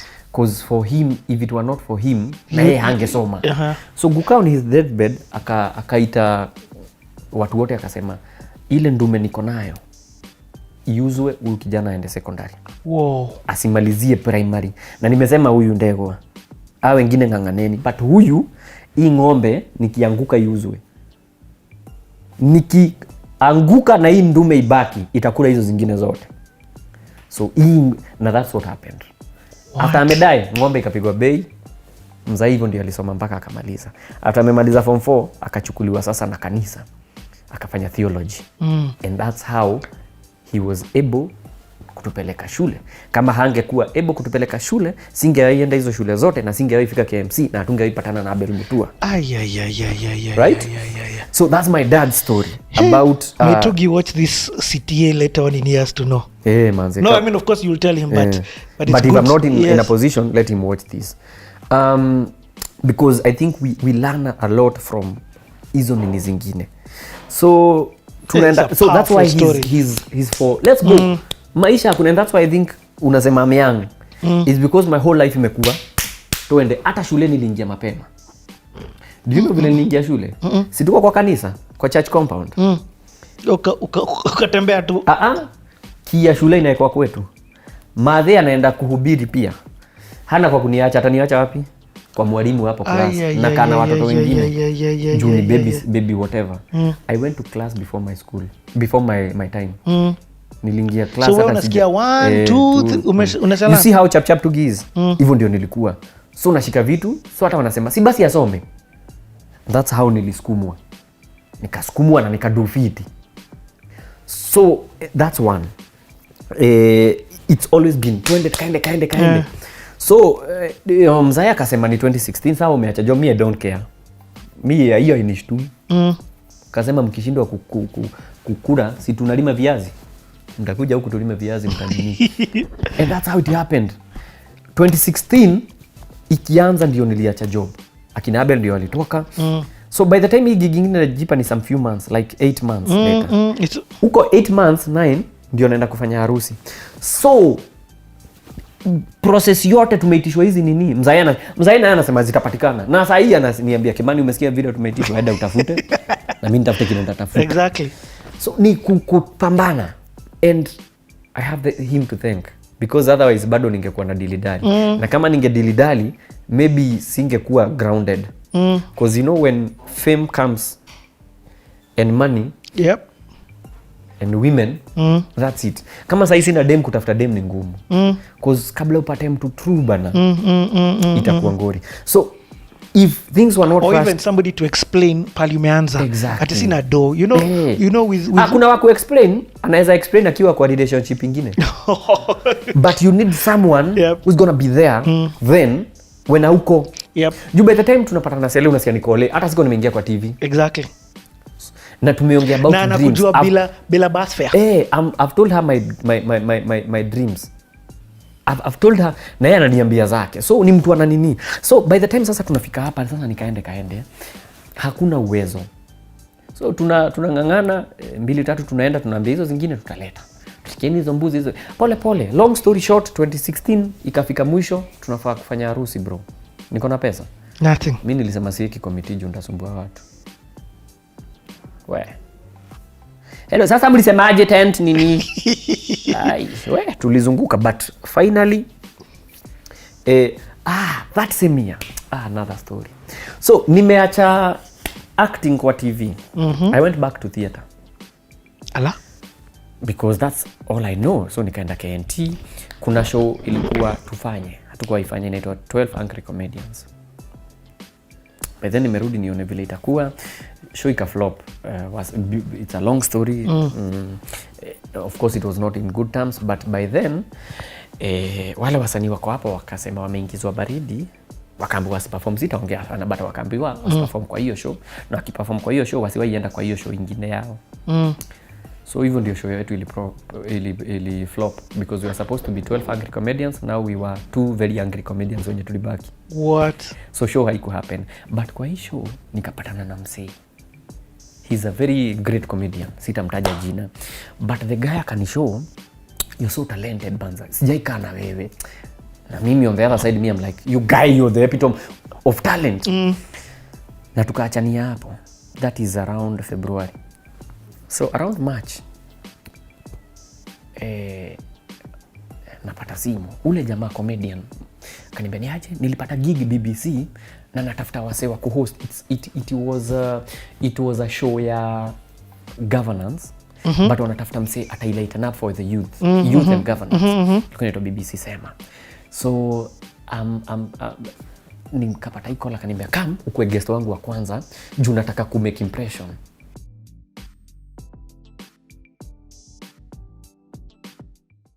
What? So show haiku happen, but kwa hii show nikapatana na msee. He's a very great comedian, sitamtaja jina, but the guy akanishow, you're so talented banza, sijaikaa na wewe. Na mimi on the other side, me I'm like, you guy, you're the epitome of talent. Na tukaachania hapo. That is around February. So around March, napata simu. Ule jamaa comedian kaniambia niaje, nilipata gig BBC na natafuta wasee wa kuhost. It was a show ya governance, but wanatafuta msee atailighten up for the youth and governance. Tukaenda BBC Sema. So nikapata hii call, akaniambia come ukue guest wangu wa kwanza juu nataka ku make impression. So that's what I did. I'm like, nimeitwa msupa na sasa umeenda na una fare, but enda tu. Akanitafutia fare. Nikaenda, nikapata the show ilikuwa happen Thursdays. And BBC Monday, radio. Okay. BBC radio. But Monday, Tuesday sijapata simu ya msee. Wednesday sijapata simu. Bado tuko on. But mimi nikaenda anyway, nampigia simu wengi. Juu najua BBC ilikuwa pale Kijabe Street. Yes, sinajua. Kuna mbali sijui, nimepeleka CV kila mahali. So nika again. Next to KBC anyway. Again, there is a reason for everything. Lazima ningezunguka hiyo mtaa yote ndio nijue BBC iko wapi. So nikaenda pale BBC. Kwenda pale BBC bro, nikapata wameita Rafton na Shix Kapienga. So already kuna guest wa kumeki kitu lively. So am I here? Nikasema nimeitwa na jamaa na msee fulani, nikam niwakilishe hii show kama guest. Kaningelia huu Njugush. Okay, can you sit there, see what they are doing? We already have another guest. Nikauliza nani yuko wapi? Kumbe huyo jamaa amekuwa achukui simu zao. He had a problem he was dealing with personally, so alikuwa unreliable. So wamejam. It was like his second show. Wamejam. I get. Huyu msee amekuleta karibu hata mimi wanaitukana. Juu karibu wa mess. So nikamwambia just watch the show. Manzi nika watch show. Tukamaliza, wakaniuliza next week uko available. Sasa fare kukuja hapa ni msupa alitafuta. Next week bro, hata sijui kanta make. So nikasema mimi sijai kataaga bro, jua ujui ni nini. Nikasema niko available. So nikamaliza, wakaniambia no problem. I end up come and also think of, we'll be having this topic. Think of how unaweza attack the comic, right? Nikaenda. So nimeenda home manzi. Sasa jua hatuna kitu bro. So naenda tena kuambia msupa. Yaani msupa alikuwa ni kama namwambia sina next week nimeitwa tena. Nani hata ako na bahati siku anakula fare yake. Next week wamesema niende. So hakuna kitu umedu leo So umechoma fare ni sawa, tutatafuta. Yaani naenda home kwao kasa. By that time I think alikuwa amemaliza shule. So alikuwa na job. Gig alikuwa analipa 15k per month. Ilikuwa tu sawa, but mob ilikuwa inaenda kwa viatu. Nikana nunua viatu kama za 10k. 5k ni fair kwenda job. Kwa tabu. Kwa tabu sana. Ilikuwa hapo alikuwa analipa na ameambiwa afungue mpaka bank account. Na hiyo 15k kuna pesa inakatwa. Sasa we thank the Lord. So next Thursday na come. Akanitafutia fare nikaenda bro. Next Thursday tena wameita msanii mwingine. Juu idea ilikuwa hii show inafaa kuwa na mtu mmoja wa gava ama wa leadership na artist. So hii time wameita mtu wa gava na artist. Sasa I'm like sasa nitakuwa guest nini sasa. Wakaniambia so she's British, she's a Briton. Mother fulani she's black but anaongea kizungu. Njugush. How'd you call Njugush? I'm like yeah, me Njugush. Akaniambia I heard you're very funny. Nikamwambia yes, very funny. Akaniambia I want you to sit on that seat.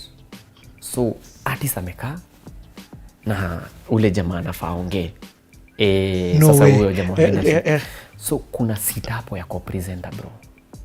Kumbuka nilifanya radio na nilikuwa naipenda sana but sijayopata opportunity. Na before hata before nitoke job, si tunatafuta job na kina Beli. Mimi nimeandika mpaka Nation FM wapi? FM zote unafikiria bro. Na nimeandika mpaka na proposal ya show. Show yangu nitafanya hivi vile tulifunzwa shule. Bro, madam akaniambia ile kiti kalia. Ndio host. Niambia ni job. Alibakalia ushikilie umse tunafaa kuwa na comedian but hayuko leo. Unaweza kaa ushikilia. I'm like juu niko hapa. Na mzae alisema hakuna kitu wewe inatushinda, si ndio? Hai, kwani what's wrong ita? Si nikose tu kufungua mdomo. Tuende nikaketi bro. Beauty nimefanya journalism. Hiyo weka kando. Tu napenda mambo ya current affairs. Hapa tunaongea leadership bro. 3 mimi ni comedian. What better combination? 4 umefanya radio huko chuo. Bro. So tumekaa pale. Topic ikaanza. Juu nimekuwa nikisikiza radio for long. Mimi najuanga kwa discussion kuna mseute key side na hii side na kuna voice of reason hivyo. So najua vile ukacheza. Na achilia joke nauliza huyu hii swali na muuliza but unasema gava inafaa ifanye. For the last 1 year, what has the government done as per the youth? Yaani mpaka swali iko kwa script. Inaleta discussion nyingine. By the time tulimalizia discussion ilikuwa tamu sana. I enjoyed it. But all this nafanya just out of niko hapa yani. Fia ilitafutwa na mrembo. Sasa tena nitarudi bila kufanya kitu. Nikachapa nikamaliza. After hiyo show tukamaliza. Si mimi nimemaliza yangu. Bado sioni ule best yangu. After hiyo show madam akaniita kando. Can I see you before you go? Yes. I'm like kai kwani niliongea vitu mbaya. Akaniita akaniuliza have you ever been on radio? Bro, kama kuna kitu sijaiacha hii nipotelee ni opportunity. Unakumbuka kwa traffic nikiambia Abel shida zangu zote? Madam ameuliza radio. Nikamwambia I am a trained journalist. Kenyan Mass Communication. They know is a good school. Hiyo kwanza tick.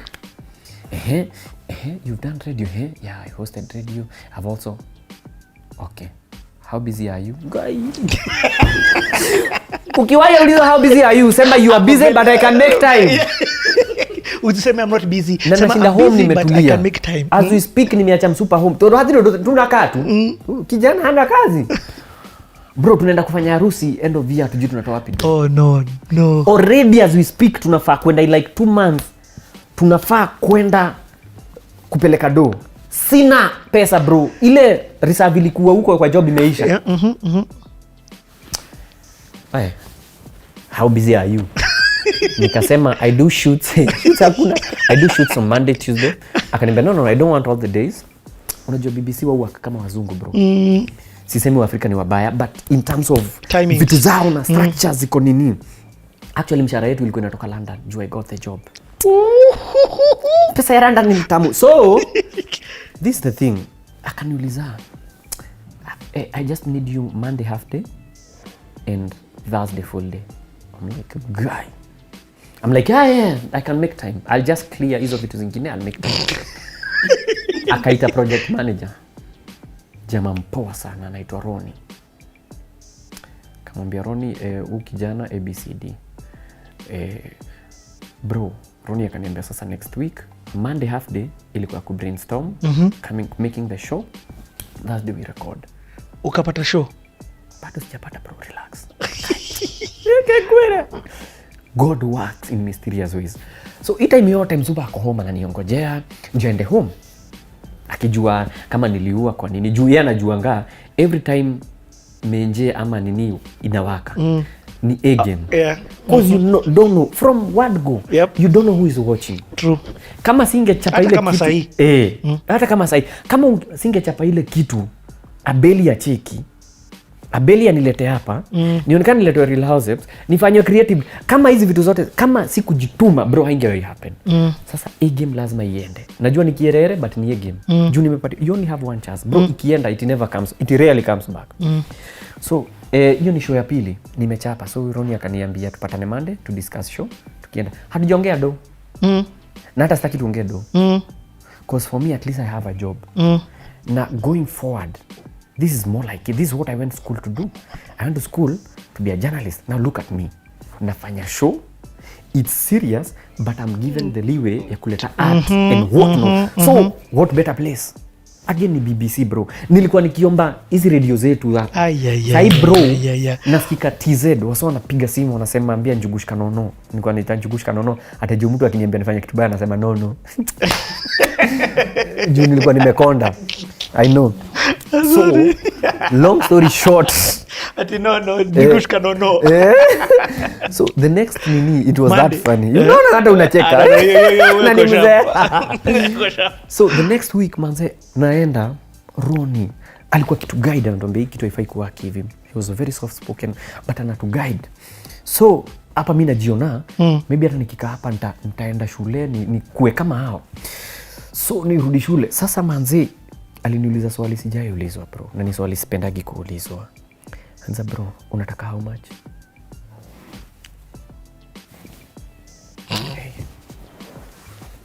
Nikamwambia sasa wewe utasema how much? Nikarudi kwa ile hesabu yangu ya 5000. Nikamwambia sasa utalipisha aje? Tunalipisha ngapa per day. So what you'll charge on Thursday tutakulipa that half that on Monday. Tuesday Monday ni half day. Bro. So nikimwambia 5k atanilipa 5k Thursday na 2500 Monday hiyo ni 7000. 5000. Kai Njugush. Ronnie akaniangalia. I think aliona mtu stupid. But it's because manze again mimi sijawahi taka do. Ukitaka do sana kazi unini. Ushai ona mtu amejipigia debe sana. No. Just give me one mic alafu I'll make the hakuna kitu atafanya. Mostly. So nikamwambia akaniangalia akaniambia sana no problem. I'll talk to the team alafu we'll get back. So naenda home nikijua hata wateremke waseme kila siku anidunge 25 bro. Bado 5k tuko sawa. Juu 5k nitakuwa nimelipa nyumba. That's all I want right now. Nimefika place all I want ni kulipa nyumba. Juu manzi nishaifungiwa nyumba once. Stack you story tena. So all I want is to be able to pay my rent. Manzi next week I go. Nika pray. So ikanini Jumi I gave it my all. Next week nikaenda. And all I'm praying for hata hiyo contract. Hata sikuwa na. All I'm praying for is next show niue. Juu hapa niko level sidhani nafaa kuwa. BBC bro. What? The next show nikaichapa. So after hiyo show nikaitwa kando na Ronnie manzi akaniambia kitu damn. Akaniambia sasa ni kama ile 5k haitaweza.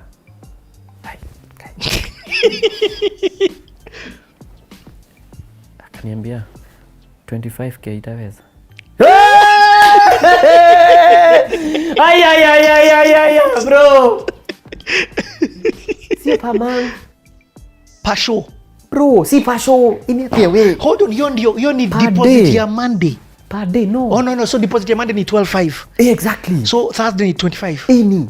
Do your math. Guy. The first check I got. Guy. Ilienda kwa mama wa chakula ya harusi. Do you know ilikuwa how much? Juu unakumbuka kuna zile wiki moja mbili nimechapa. So you already backdated. Hiyo ni bridge system. Na yes. So hiyo day 12k 25. 12k. Bro. nilianza kuona vile sasa naenda kujenga manyumba in Nairobi. And that's how we are able to do our wedding. How long did you do that show for? Contract ilikuwa ya 1 year bro. No way. 1 year. So every week we ulijua unatoka to, let's even just say 50 30 something 37 500 per week. Hata tuseme 40 times 4 120 160. Na ulikuwa na una hiyo 8k. Sina bro. Yani times 20. Na you're doing what you love. Yeah. Exactly. Na life iko hivi. Sababu after hiyo kiliumana. Maisha ni kupanda na kushuka. And that's the beauty of life anyway. It's true. So unasikia hiyo pesa nashika bro. No, hold on. But first of all, Njugush, ulikuwa on radio. Yes. You've been a radio presenter. You know, BBC radio. Si ati radio pekee, BBC. Bro, unasema nini? Unajua saa zingine manikoseanga heshima juu nimetoka Ruiru. Yani, and it's something I love. Remember, I didn't want to do just the normal utangazaji. I just wanted to do kitu spice up. This is what I'm doing. We did amazing. And ilinifungua macho in terms of, because I didn't get a chance to proper practice journalism as I did on BBC 7. It was the chance to funguka, doing things in a professional way. Systems. Exactly. Ethics, the media ethics will. Kuna vitu zingine siku hizi happen kwa media like, how do those guys get away with that?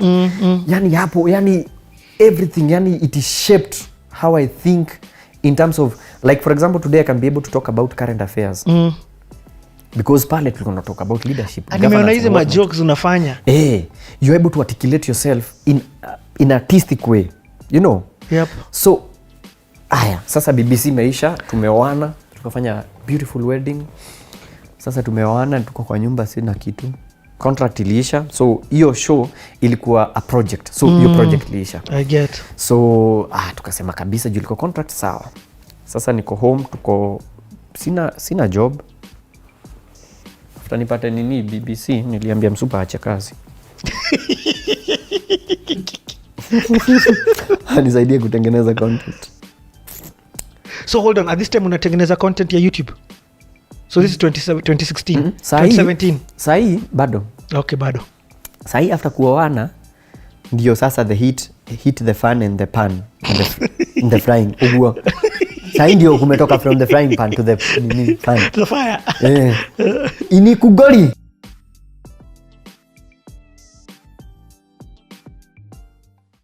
After nipate nini BBC, niliambia msupa aache kazi.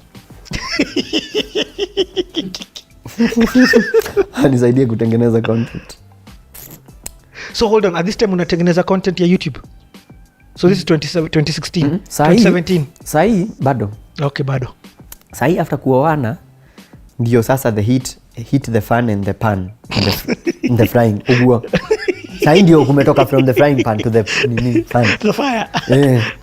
Ini kugoli. Sababu umeoa mtu, ulimwambia acha kazi because hiyo job ilikuwa na stress sana. It's a lot of hours, a lot of stress, nini. Anaambia wewe utaongezewa tu do, but bado haitoshi. So I'm like, instead of hiyo tulia tu, we'll find something else. So akasare. So tumeoana, tumepatiwa fridge kubwa kama ile ya Abel. Microwave iko, lakini hakuna kitu ya kuvuvu. Hakuna chakula. Hata baked beans. Zitoke wapi? Kitu ilikuwa kwa hiyo fridge ni nini ilikuwa inatusaidia sana ni ice cubes. Tulikuwa tunaweka kwa maji, tunaweka kwa glass. Soft life bro. Yeah, ice cubes na maji. We didn't have anything to do. So for 2016 December. By the time tulifanya harusi kilieleweka bro. Mtu wa picha alikuwa ananipigia tukiwa honeymoon. Nimemaliza kuedit tuma balance kai. Sina kitu bro. So tukamaliza. So 2017 bra 2017 tulifurahia hiyo 2017. 2017 ndio sasa tunaishi maisha ya ndoa na doa ya kukosa pesa. Hatuna kitu hapo, ndio everything online ilianza. Because now I've been writing kutoka niache hii show the start of 2016. I've been writing because I have material. Niko na kitabu ilikuwa ya orange, naandika.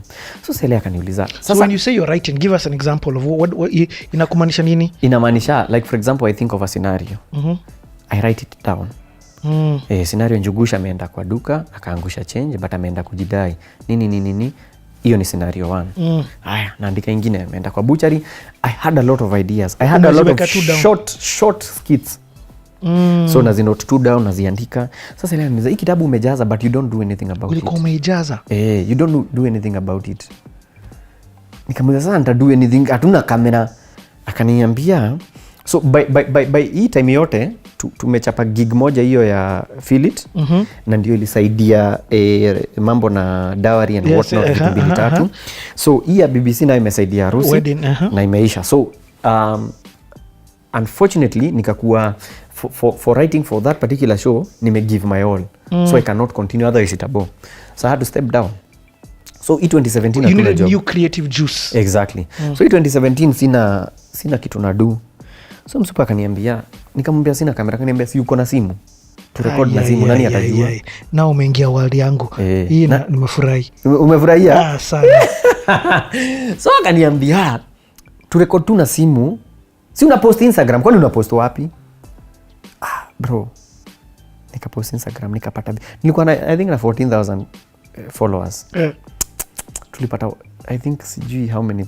Na by then tukianza video zikuwa 1 minute. They used to be 15 seconds. So tunafanya kitu ya haraka sijui nini. Tukaendelea hivyo, Instagram wakaongeza 1 minute. Na una edit wapi kwa simu? Sasa si kuedit kwa simu, una edit as you go. Jua kuna editing nini? Unaishoot real time. Real inaenda hivyo. Jua kuna tool ya kuedit. Exactly, na kuget. Oradha hatuko tumenini. So rudia tena. You rudia until it fits 15 seconds and you have everything in. When it became to 1 minute, you go back, you do a 1 minute. Ikifika, so ilikuwa inafika, kuna kitu tunafanyanga mpaka wa leo. Then tulikuwa tunafanya ikifika 45 seconds, anainua mkono. Najua sasa ni kuwind. Tukienda past 1 minute haiko ina pause. Haya, tuko sawa? Okay, wait. Endelea. Right. So, also unasema ukiedit? So una edit real time. Okay. If it's 1 minute, bro, you roll for 1 minute. 45 seconds anainua mkono juu. I'm like, my time is up. Conclude. Namaliza, we post it. So we posted and we got some views, proper views. Zilikuwa around 800. What 800 they viewed us. And we are so happy. Hey, what's wako interested? Because again, remember, niko out of the game. Exactly. So I want to be relevant. And you want that. Staki wase wanisahau because tena kujenga ingine itakuwa shida. So suggestion ya Sele ilikuwa tu record na simu. For me, I was like, it's not what I'm used to, cameras. Sasa nitoke BBC alafu nikuja hapa bro nianze kurecord na simu. Nini wewe? So that's what we did. The first video, I remember there's a song Sayo Nyashinsky amerudi. Baby uko sawa na wote maraika na mabaya. Una tabia za kupenda karufu, lakini huna wanana. Wote maraika na mabawa za, wote wanakuiga wewe ndio mama ya. Ni umenichagua sisami, sisami. Ni mimi todo huna wanana. Wote maraika na mabawa za, wote wanakuiga wewe ndio mama ya. Niwe umenichagua sisami, sisami todo, baby uko sawa na wote maraika na mabawa za, wote wanakuiga ndio mama ya. Sisami, sisami. So nikiimba tu kikorino hapo, Msupa akaniuliza, hiyo nini imetoka ya fiti, si tuirecord? Tukatafuta mpaka mahali kuna maji, nikaichapa kikorino, ilienda. Msupa akaniambia sasa hiyo imeenda. Tufanye ile nini ya team yako ni wewe na Msupa. That's it. Na ice cubes. Na microwave. So Msupa akaniambia, let's do this. Kuna clip nilifanya ya harambee za ushago. So hizi ni vitu zote nilikuwa naandika. Vile harambee za ushago. Mara ya kwanza, mara ya pili, nani ametupatia, nikafanya clip, nikataja wase. Hiyo video ilienda. Thank you very much. Huyu anaitwa Selina wa mother in law, siku hizi anaoshaga choo. Kate Mapupu, thank you very much. Ukimpigia simu happy. Thank you very much. Huyu anamuita nani? Bahati analia hana pesa, atafutiwe handkerchief, akilio mamira. Thank you. Wewe ni DJ Mo topa de topa, uwezi endesha gari kubwa alafu patie Yesu 100. Gari yako itakuja mafuta ya 100. Salia pesa ateka. Thank you very much. Huyu ni nani? Joe Mosiri ni mwalimu mzuri sana wa Sunday School 1824 Ministries. Thank you. Tueneze injili. Huyu ni nani? Huyu hana jina. Tafadhali ukikuja na jina. Thank you very much. Toto. Socks hata ukituma mtoto tunaona. Thank you very much. Umepatiana Kobole. Thank you very much. Wile Siraburu. Huyu ukimwona unaona pesa. Anafanya 10/10. Ameleta shilingi 10 juu ya 10. Huda Monro.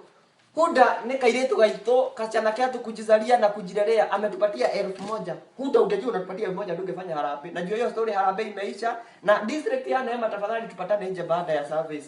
Asanteni sana.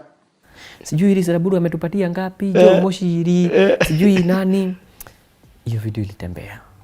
From then on tukajua hatutakuwa tukika idol because we were sleeping the whole day, the whole night, the whole day because there's nothing to do. There's no job. Tumemaliza hiyo. There's a call that we got us really into this business. And before I get there, tukianza juu nataka kuwa relevant. Na hii 2017. Yeah. Tukianza juu nataka kuwa relevant, I used to I called few guys wenye bado walikuwa in the game. Nikamwambia aje bro, sina cheki nitoka kwa kipindi, sasa niko kwa baridi. Tunaweza fanya ka clip na wewe ni post Facebook. Sikia weird. Ati post wapi? Guy, unapeleka comedy. Guy, wanacheka ile ya. Kina dia hebu kuja usikie kumwambia. So I'm like guy, kwani na yenyewe niko vibaya. Kama nafanya nini Facebook? By then Facebook ilikuwa mchezo. Wewe wachana na Facebook, simekwambia wachana na Facebook. Maziwa itamwagika. Facebook was a way of wasting time. And so the whole online idea. So I figured sasa what to do. Guys wanakataa. So the only way, and that's why I was video zangu za kitambo zote niko peke yangu. I'm not with people because I'm trying to tell guys to fanya collab boost ndio nikuwe relevant. Ni unless nikupatia idea kuonekana nini Facebook anataka kupeleka joke Facebook. Sisi tunachapa mashow kwa TV. Hiyo nikaifeel. So tukasema there's no harm. Sele shika video, wacha mimi nikuwe tu peke yangu. So how we do it tudini juu tunafaa kuwa na mse cause my comedy is more of reaction. Na kuambia unaniambia. So ikasemekana anasema nyuma ya menje ameshika simu anauliza wewe mzee kwa nini uko hapo? Niko hapa anafanya. It was so church comedy. Izile ma comedy tulikuwa tunafanya tukiwa nini. But hatukuwa na option. Na we have time is all we have. Na likes ndio tunapata. So tunachapa video ananiuliza mzee sasa hiyo ni nini? Hii ni jembe. Kwa nini umeshika jembe? Hebu fanya favorite yangu pasta kulika spaghetti. Ile tunaenda Canada. Mimi ni pasta kuliko spaghetti. Madam uko na muda. Nilikuwa natoka. Naitwa pasta kuliko spaghetti. Nimetoka dhehebu la sabuni sweetness. Uko na muda tugawane neno la sabuni. Sabuni ina maneno matatu. Whitewash extra. Hebu toka. Nilikuwa naenda. Niko na haraka, hebu toka. Hauna time? Lakini dada, hebu toka naenda. Walisema atakuja kama mwizi. Mimi nakuja kama OG Papa G. Hebu ondoka. Tupatane. Tuko kila siku ya Jumatatu pale Mweki, pale Roysambu. Wakisema haya ni hivyo tutakuja. Tunasema ni vingarishi. Yani alikuwa anashika anaongea huko nyuma. It became a thing. Yes. Wasao wakasema tunataka kuona huyu mwenye ako nyuma ya kamera. But who act? Sasa ikabidi atokee juu. Hata wale wengine ukiwaambia wenye hata wajulikani wanakuambia unatulipa how much? Sina do. And that's how it started. Tukichapa hiyo juu it's zero capital honestly. Ni moto tu. Juu simu either wewe uko nayo. Record, weka whatever you have, weka hapo iende. That's all we needed.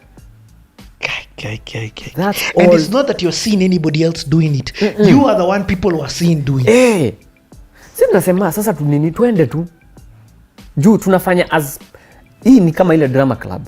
Tunafanya kupass time we are happy doing it. We are happy wasa wakicheka. Ukiona hizo emoji we are happy. Right? So we record until one day we get a call. Yaje, so and so from this company, it's an online sijui what, so ni msetu alikuwa hata hakuenda mahali na thank God hakuenda mahali. So tunataka nini saa hiyo niko na arrears ya rent ya 50 Gs. Hatujalipa miezi kadhaa but juu nyinyi niliweza mwezi fungiwa nyumba. Tuko na hiyo nini, mnaweza fanya kwa hiyo video yenu. Mnaweza weka product yetu. Kwa nini tuweke product? Tutawalipa. Ngapi? Hatukuuliza ngapi, no. Okay, kadoro. I'm like, ongea na manager wangu. Manager ni mrembo. Mrembo ashaikuwa manager wa mtu. She managed the situation that we were in. Akaona rent ni jamaa akatuambia niko na 5,000 kwa video. Mzupa akafanya hesabu ya haraka ndio tupate 50k 5,000, tutafanya video 10. Tutafanya video 10. But nani ana complain? Akatuma deposit ya 5k. Tulienda tukanunua kuku bro. Tulikuwa tumekabila. Hata kama ni wewe. Kuja kurumisha hii microwave. Hata hiyo inashangaa kwani kulienda aje? Juu ile chakula kidogo iko mnakula mnamaliza. So hakuna chakula ya kupika na microwave. What? Bro tulinunua kuku mzima. Kuja tukaimarinate. Pakisida tukanunua kuku. Then we did 10 videos. The guy never paid. Na ulimpatia? Yeah, video tusha post. Yeah. So we waste for 1 month, nothing. Akakata simu, unampigia anakata, I'm in a meeting, anakata until he blocked us. We had his email. Si we are a team. Nataka kumwonyesha vile tuko serious. Nika create Gmail account inaitwa Jimmy Lawyers. You think I'm lying? Niko hapa nitakuonyesha. That's the email we used to open Tugi's account on YouTube. jimmylawyers@gmail.com. Tukapiga email herein copied. Naweza kushow hiyo email ya mwezi wa 6 2017. Herein copied is fulani. This is his legal sijui what. Na hakuna legal ni mimi. Naandika hiyo email nikiwa na kinyasa. Unadhani atalipa? Hakuwailipa. But it taught us something. It's a good lesson to learn. Willing to put money on your 16,000 subscribers. What if you had 100,000? What if you had a million? Just kama hiyo sawa, atatoa 5k bila kulalamika. And that's what we tukaingia full mzuka. Because now you saw anyway, as a letter door. Exactly. But anyway, hakuna lose, una lose. You're not at foregoing something else to do this. So that's how we started. Was that a turning point? And 100%. Also business wise ulijua kuna wase wanaweza kukon. Yeah. Because what I have is to use what I have to be able to make money. So what I have is creativity, right? So how can you use this to make money? And that has always been my question before that. Because now, initially on telly, we used to make money when we act. That's how we used to make money. But now you're on yourself, you're alone. So how do you make money out of this? So that was one way we were willing to push it. We're like, let's do this. So we started doing like generic content. We just do videos. No one else is doing what kaina walifanya kabisa. So we go to Instagram. We are like, hata tuko na Facebook. We go to Facebook. Yeah, I remember. We realized check out on Facebook. Yeah, we realized we are having a lot of videos on our phone. Okay. So we realized we have a lot of clips on my phone. Inaja. Because this is what we are using. Remember, we are taking a lot of takes. Oh yes, exactly. So you have, hata kama simu ilikuwa na GB ngapi imejaa. Where do we store these videos? Hatuna laptop. Tuko na YouTube. Guy. YouTube is where we store videos. So at this time, ujui juu ya monetization? Wapi? Nilisikia wapi? Si mimi naweka vitu watu wacheke. Unajua YouTube yangu nilimonetize lini? 2019. No way. na pali ulikuwa na shoot houses wa Kawangware, those are aggregators, so unge monetize, lakini au ukujua hivyo. Hiyo haikuwa yetu. No, what I mean is there were YouTube aggregators. So, yes. So they hadn't taught you guys about that opportunity. Well, let us show. Hakuna. Si them hata akijuangi show inapeleka wapi. 2019 ndio is when you monetized your YouTube channel. I know, yeah. Sasa ningefanya na siku anajua. Okay, sir. Na mimi kwangu ilikuwa storage device. Juu ukiwa hapo unaweza download. Oh yeah, exactly. So that's why tulizipost vum. Na tukaacha. So mimi naekaanga tu hata siangaliangi. Bro, there's a time I came back on YouTube towards I think the end of 2017 and I had a video with 100,000 views. Na sasa niko na watu 47,000 subscribers. I'm like, wasi wote wanani watch. This story is insane. Hapana. Like 100,000 people watch na 44,000. Yani I have a lot of people on YouTube than on Instagram. So I told Sele, what we gonna do, tutaenda full mzuka kwa hii kitu. Wachana na wase vile wanasema. Juu sasa hakuna kitu kingine tunaweza do.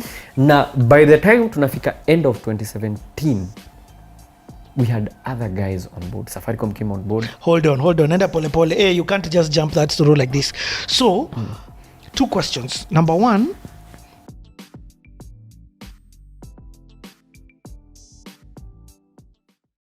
this story is insane. Hapana. Like 100,000 people watch na 44,000. Yani I have a lot of people on YouTube than on Instagram. So I told Sele, what we gonna do, tutaenda full mzuka kwa hii kitu. Wachana na wase vile wanasema. Juu sasa hakuna kitu kingine tunaweza do. Na by the time tunafika end of 2017, we had other guys on board. Safaricom came on board. Hold on. Nenda pole. Hey, you can't just jump that story like this. So, two questions. Number one, did you get an acting gig in 2017? No. Nada. Nothing. This is a blessing in disguise. Nothing. Number two, now you go all out. YouTube, Facebook, Instagram. When did the next person come na kuambia nataka the brand Njugush, either to do videos or to MC? After 6 months, after sasa tumeingia 2017, nakumbuka after huyo mse haikukaa sana. After huyo mse wa kwanza wa 5K alitutoka. We stayed for ilikuwa mwezi wa 6 around September, November huko. So when we got a call from Safaricom. So before that, have you made money? No. 2017 ilikuwa kubaya. Ndio nakwambia hiyo ilikuwa one of the longest years I've had. Ilikuwa ngumu but we survived. So you're just borrowing money here, ulienda back to that. Na yeye ni nani anatumana tumizigo. So chakula iko. Anatumana viazi. Hapo nikafunza Celestine kitu tunaita ngonja mato. Ngonja mato nikamwambia it's a Kikuyu cuisine. Where you don't need skuma. Ni ugali na viazi na carrot. Aka nice. Hii ni kali. Before ajue ni shida. Before 2017, but I think it shaped. Si nilikuwa nasema kama hiyo hakuna kitu, hata corona haijatushtua. Kama hakuna kitu ilitunini 2017. Uko sawa. Hakuna kitu itaitutimesha. So 27. But at the same time nobody or I can count them on one hand, not even on one hand, on a few fingers. The amount of people who are creating video content kama nyinyi. Yes. The only other person who was doing it ni Desagu. It was Desagu. Desagu alikuwa. Na unajua for him, I think kitu pia nilikuwa namuangalia na check is for him he's never been on telly. Na it's working. So basi tuko sawa. Mtu asikuchekelea tu unafanya hii bala kwa TV. Tuko sawa. Ya Desagu inasukuma hata yetu tuende. So ikaenda sana. Sasa towards the end of 2017 got a call from Safaricom. Hey, there is this nini tunataka upush. Bro akatupatia budget sijaipewa. Ginya ikafika mahali juu sasa by then unajua sasa uni client lazima uimpress. Tukasaidiwa kamera na bishti yangu anaitwa Gerald na laptop yake ndio tulikuwa tunatumia kuedit. Majump cut zilikuwa wazimu juu sijaiva fiti. Yani tulichapa mpaka nikauza TV so that we get to get nini juu saa hiyo tulikuwa tunatumia modem kama unakumbuka kimodem, unatumia modem ndio inanyonya kunyonya. So juu it's a lot of data mna upload. Tukaenda, that was our first gig. And that bro, if the first 5,000 didn't put a stamp on what we were doing, now this was it. I was like hata staki TV. because I'm able to do things under my own. Ile time nasikia kushoot like nilikuwa nimelala hivi na wewe twende to shoot umelala. Can I ask how much they paid you? 120 Gs. 120 Gs. Yes. Wakaniuliza utafanya hiyo utatupatia nini? Karibu niwaambie video sister. Kama ule alikuwa anatoa 5,000 na tulikuwa tumefanya video. And that was it, bro. After that, what product were you pushing for them? Ilikuwa nakumbuka ilikuwa hakikisha or something. Ilikuwa something ukituma unahakikisha. By then around 2017. Bro, that was it. We hit the ground running. After hapo tulikaa bila kupata job ingine.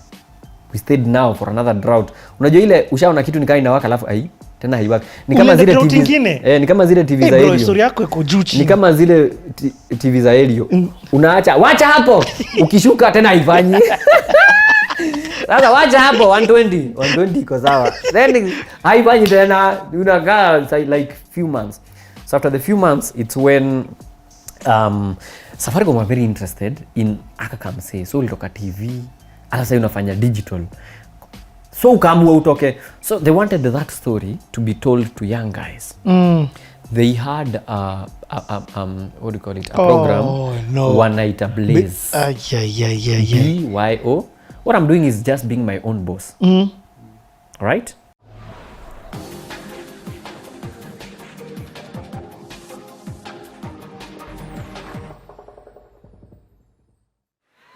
Now, I'm here to talk to you about toughness. Unasikia kakizunguka kwa mahali?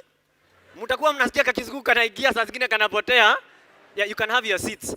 Kwa wale ambao wana viti, you can have your seats. Kwa wale wengine wapatiwe sweets. Wamumunyage pole pole. Yeah, you're looking lovely. You're looking lovely. So I'm here to talk about toughness.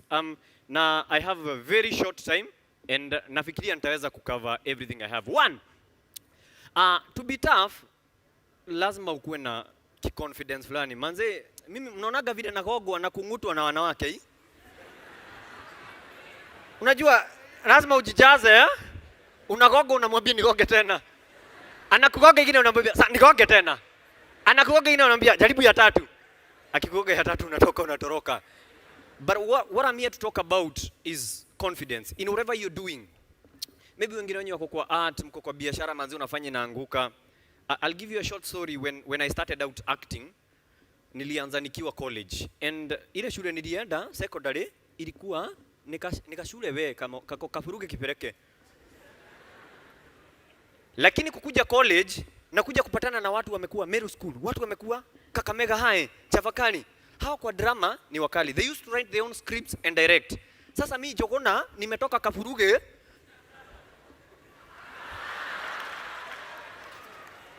Nimetoka Kafuruge na kuja kuambia sasa wakipatiana roles where you are going to act as the king, you are going to act as the queen. Au nasema mimi naweza kuwa sani ya hawa wawili. Naambiwa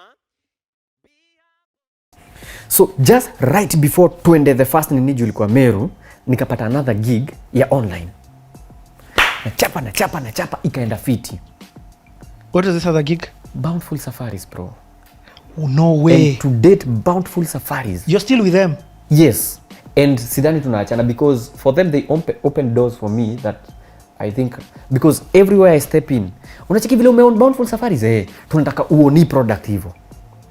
So it was a learning curve vile tulikimbia na hiyo. Unasikia kila mse unacheki usitreat ni kama tumekulipa. Watu watajua yes but own your product. Unacheki vile unafanya kama direct advertising.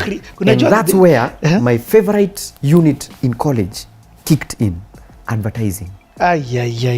So advertising tulikuwa na mwalimu rest in peace alikuwa anaitwa Mr. Ambani. Mr. Ambani alikuwa mtu anapenda pombe sana. So a lot of people were sasa huyu anatuambia. But if you listen to him, man, that guy alikuwa anakuja atafunza one sentence. Anakam tu na phrase. We are good in bed. Hiyo ni mattress. Discuss. The whole lesson you're just gonna be talking about your sentence. Watu wengine wanatoka, wengine wako kwa simu. Bro, this guy, that is crazy. This guy caught my attention. Like, that's so Sitaki kwenda kuandikanga hizi vitu niliambiwa niandikange shule. I want this, nataka niandike but with the fun in it.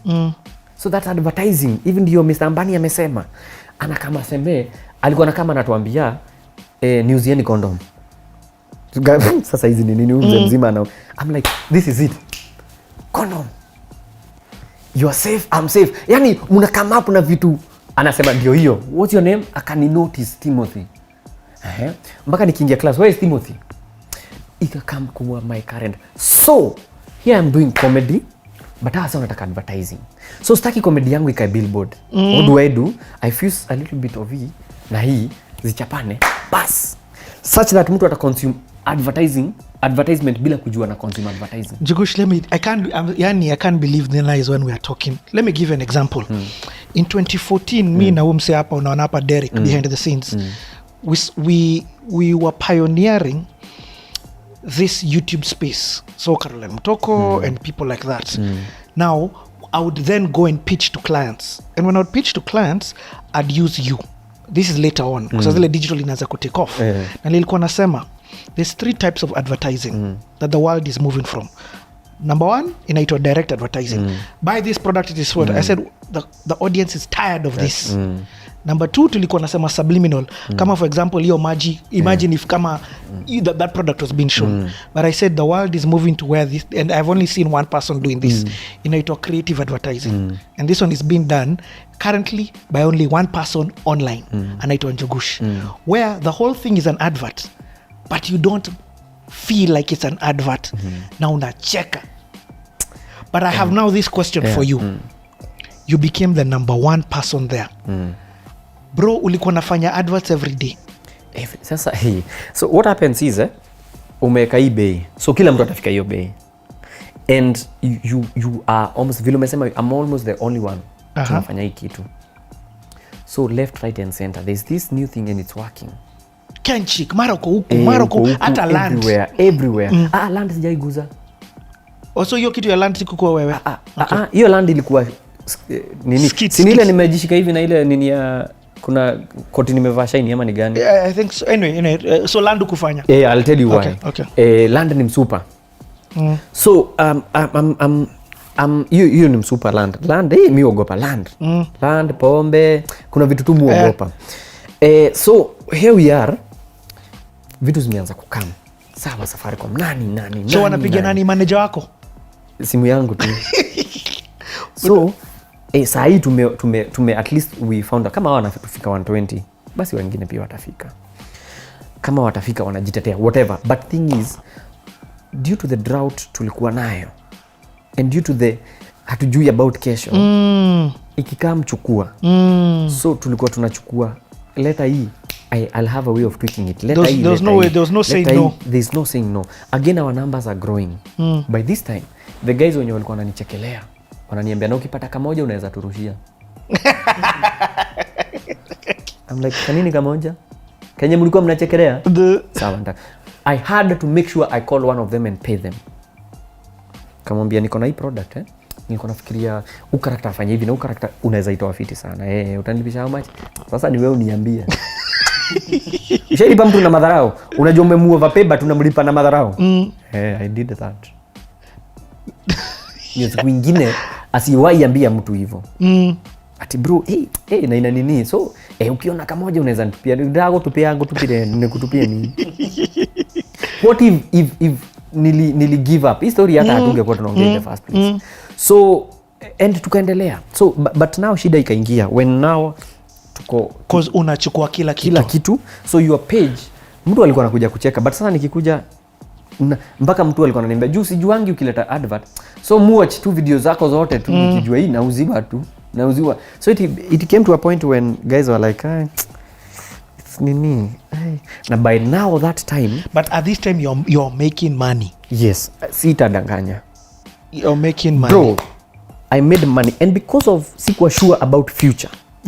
The first good money that I got, tukaeka pesa pamoja, we bought land. Yeah. Because like, now history ya rent, I can't see I'm that. Like, me siezi. Hii kitu ya kukuanchua, we bought land. So you made, let me just say, you made in the millions. Yes. Okay. But over time. Unachukua hapa so that hata hii billboard basi make sense. Kama tunachafua page wacha make sense. Si tuchafue page na hatujachafua mfuko. So we also once it started picking up and everyone sasa akaingia, bei kanda juu, no itateremka because guys wanna come. Hata nani Njugush, hata mimi kwani siwezi, niko na followers. Kwani ni nini ngumu? Anaingia but sisi tumefika hapa. Anasema mimi ndachukua hii. So client anashindwa, kwa hii bei yako naweza chukua wawili. So kwa nini kuchukue? I get. So we are like guys, so we are at a place where sawa tutateremsha na tukiteremsha ni sawa. But still, where is the future? Because me I keep asking myself, where is the future? Sawa tumefanya hivi, but in 1 year 2 years hii game itakuwa maybe hata waende hivi. So it reached to a point kasema we need to differentiate. We are not just doing funny videos with adverts. Tuna need and also I had an issue na Joy is a good friend. By then she was in Mosound. Akaniita akaniuliza, kwa nini page yako inakaa billboard? Joy Washira. Washira, exactly. Joy Washira akaniuliza, I like ananipenda Joy from back then, hizo groove and ananipenda. But she was worried. I like the direction umetekea online, but inakuwa kama billboard, it's too much. Ni kitu ikinisumbua. So I'm like, if she can be able to see it, then that's true. So what we decided, by side bado tuko na mrembo, we decided to change how we do things. In 2017 imeisha, 2018 bro, sasa ndio mambo imetuhapenia bro. 2018 ikikuja kuisha, we had to change because saa hiyo uptake ya online and whatever imepanda crazy. Unajua kitambo ni sisi ilikuwa bro. So uptake imepanda, everyone anadu, everyone imepanda to a certain level. So what do we do? First we had to stop because every money we used to make, because of uncertainty and future, mimi nilikuwa naingiza kwa familia. So we make money na nunua simiti, we make money nafanya ABCD. Sitaki mambo mob. Nikaenda nikanunua kigari ki second hand, kilikuwa kifiti, kilikuwa kirafo. Ilikuwa ndaipoa sana, very, unajua zile magari hakuna mali yeye zenda, inabeba kila kitu. Watu wakiosha gari yako mpaka mse wakaosha na niambia, ai bro, mbuzi, yani inabeba kila kitu. Mara imekuja na nini ya mbuzi, mara kuku, mara kuna siku nimeenda tukihama kuna mahali nilikuwa nimekomboa, ndio tukihama place nyingine nimeweka kuku. So mbolea nilikuwa nafagilia kuku naweka kwa tugunia. So nikaenda hapo shopeni, nikaambia msee, si unibebe, alikuwa na pick up. Anafanya kazi ya transport anyway. Kaniambia 4500. Nikamwambia ni kutoka hapa mpaka pale bro. Akaniambia wewe unajua hujui chugu ya gari. Nilienda nikachukua hiyo gari, nikalalisha viti, nikatandika mabati, nikaekelea mbolea ya kuku. Nikapitia pale kwa ule msee. Akaniza, haya ume nini? Nimesaidika. Nikatanamisha kioo. Si ati sijui chungu ya gari. So tulikuwa wapi? So every money I used to get, it goes direct to my family. And at the same time you're saying lazima uchange. Yeah. So idea yangu ilikuwa, me I'm not sure about this life. So the only thing I can be able to do ni kuguarantee my family kitu. Juu saa hiyo 2018 tuna expect mtoi. Right? Alikuja around March. So mtoi actually is in the picture. So towards the end tukakaa chini tukaulizana, ni aje, what do we do? Pesa inaingia, check, but ukiangalia bado tuna need kwenda level nyingine. Juu vile sana kam. No joking now. So what do we do? So we decided we need to open a company. Tukaita Njugush Creatives. Open ka tumelala. Tuite aje Njugush Creatives. Sawa, kesho tutaamka tuende tukaishughulikia. That's what happened. So tukaenda tukanini. Again, we needed to differentiate what we are doing. We needed to I don't know how to put it, but we needed to be serious. To up your game. So ikasemekana Sele ache kuwa manager. Between us, we are like, hey, wacha kuwa manager. We need someone mtu atapush and to be doing things, because remember what we are doing in kienyeji. We are learning on the job. Hizi vitu kumbuka vile Sele amekuwa kiquote nini, we are learning on the job. Hata invoice tunauliza mabeshte zetu ma accountant. Hatujui kuandika. We are learning on the job, but we need someone professional. So coincidentally, saa hiyo tumemaliza Madam Judy Nyawera Abel's wife akakuwa, so si tunamwonaga anachapa show production bigi sana, so yeye amechapa job nini and we cannot even start to ask her kama anaweza tusaidia. We need a manager, so to come show do you, cause she's always and they've always been like our go to tunataka hii tunaweza get wapi. So kamuuliza, unajua manager mfiti, tunafikiria kampuni yetu tunafaa tuipeleke next level, cause utapata tulikuwa tumerelax. The reason why we needed to get serious is tunapata job tunasema tutaki juu ni kazi mob ina deoni kidogo. No ni mob bro. Juu mtu amekwambia kona 100k unamwambia ujisikii anaitaka for 1 week, unasema babe ama wacha kesho tusiende hiyo meeting. Because mko home. Sasa inaacha kuwa job, inakuwa I don't know how to explain it, but hakuna seriousness. So when we told her that, akaenda akatuambia na watafutia, akaniambia msitafute na watafutia. So kwake she was looking for something different. Alikuwa amechapa hiyo job for I think I don't know kama ni 8 years. Alikuwa amepiga. She was good at what she does in terms of production. She's proper. So siku moja tu tumeenda Mombasa. Tumeenda tu kutulia Mombasa.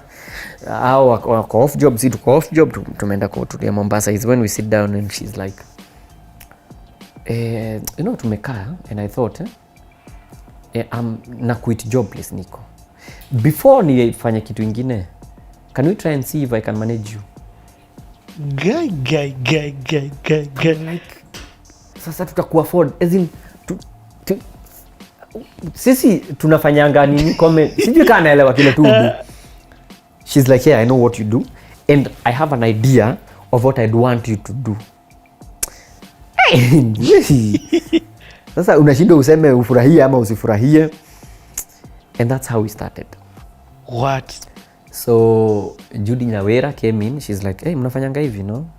We must get, hamna hata rogo. Aka streamline vitu. Ati sasa do zikiingia. Tunatu. So hamna mshahara. Sasa tuko na mshahara aje na tu ni kazi. No. Biashara haifai kuwa hivyo. So kila kitu iliwekwaje? So unapata kampuni iko na doba tumesota. Like nisielewi yani. Na nyinyi wawili ziki doba tumesota. So everything shaped from how we do things. She came in na akasema, so I understand we lose a lot of money, but what we gonna do, tutapunguza the frequency of posting. Na hizo vitu tunafanya, then tupandishe rate card. Sasa tutoke hapa. Ndio nataka tupoteze kazi. Tutoke hapa. Na watu ndio wameingia sasa. Akaniambia hapana. So that mwenye atafika. But also so that we justify that, we have also to work on your brand to make sure it's justifiable. Kwa nini hawa wanalipisha kidogo lakini wewe unapatiwa 3-4 times more kuliko? So we had to justify. That's why we went into proper production of tunafanya. Tukaleta vitu kama Dereva series, tukaleta vitu kama Celeste Reflection. We had to be doing things. You have to be giving the audience value. Exactly. Na si advertisement. Exactly. So ukileta advertisement hawana shida. Mnaenda 1 week bila video na uliza nini inaendelea. And also there was another side of us that ilikuwa haiko poa. Relationship yetu na clients. Because you find ni fans. So utapata mtu hawezi msukuma sana. Yep. Also kuna kuagani kama mazoeano in a way, because you want to be cozy with the client. But you cannot be cozy at the same time be able to push. That's true. So what you need to do is to differentiate hizi vitu mbili. Again, the relationship na client ilikuwa tunasema tutafika hii time, tumejidouble book, jua tuna any structure. Unapata tunafaa kudeliver, hatuja deliver. Judy came in na streamline aka ensure client service iko sawa. Iko kama ni kudeal na nini, it's very professional. It's like getting even client anasema aki hivyo Judy ulikuja. Hapa tulikuwa tunaumia. Unaitisha mtu invoice anatuma sijui nini. So she changed the way we did things and she made you professional. Exactly. And that was it. Okay, let me. So that was 2018, 2019 to 2020. Ngoja niulize in that season. And this one I want us to just talk about this if you're okay with it. Safaricom. Because Njugush ukaingia, Safaricom ukaingia.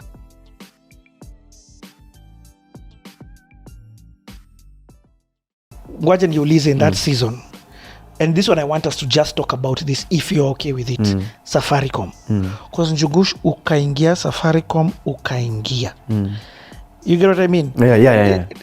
I think jitambulishe. Yeah. Zimekuwa vitu mob. Yeah. MC gigs. Na online. Mi hata nafikirianga kwangu niandike nini. Even TV adverts. Nilikuwa nafikia hapo kwangu niweke bana ya Safaricom. Juu manze kama sio hao sidhani ningewahi nini. And also so no, for real you even I think Safaricom live ulikuwa huko si ni kweli? Ilikuwa inaitwa Tuweza live yes. I think for me it's because I always endeavor in giving everyone value, but I think for them I have a special place in my heart for them because they believed in me when no one else did. Hello? Umejishindia shilingi milioni 1 katika promotion. Nimeshinda! Jogona! ID number 283. Ni simu ama ni kazi utafanya? Rudi tu ndani, pigwa na moshi peke yako. Hello? Conman. Samahani, siwezi kukutambulisha kutumia sauti yako. Hii jitambulisha inasumbua. Haki kama sio jitambulisha siningegongwa. Stay safe from fraud by using your voice as your password. To enroll, dial 456. Jichanue na Safaricom Jitambulishe, the easiest and most secure way to access Safaricom services. Mom, nisamehe tu. Nikawazimu kadogo kalikuwa kameniingia. You know, after the 5K I tried to pitch. Nada. Sasa adi advertise kwa video sasa you. Tukitaka tutakwambia and you go. But for them they are like, here's the money, give that guy the money, let him do what he does. They believed in that rawness. Up to date. Guys never took me serious. I used to admire people who are here where I am, but I never thought that could be me one time. In whatever struggles we go through, the most important thing is how we come out, because we all have struggles. I quit my job, so that's when we decided to start our online videos. For me, I live for days to make people happy. So as long as I'm alive, I want to make people happy. For 18 years, we've been part of your story. Through good times and hard times.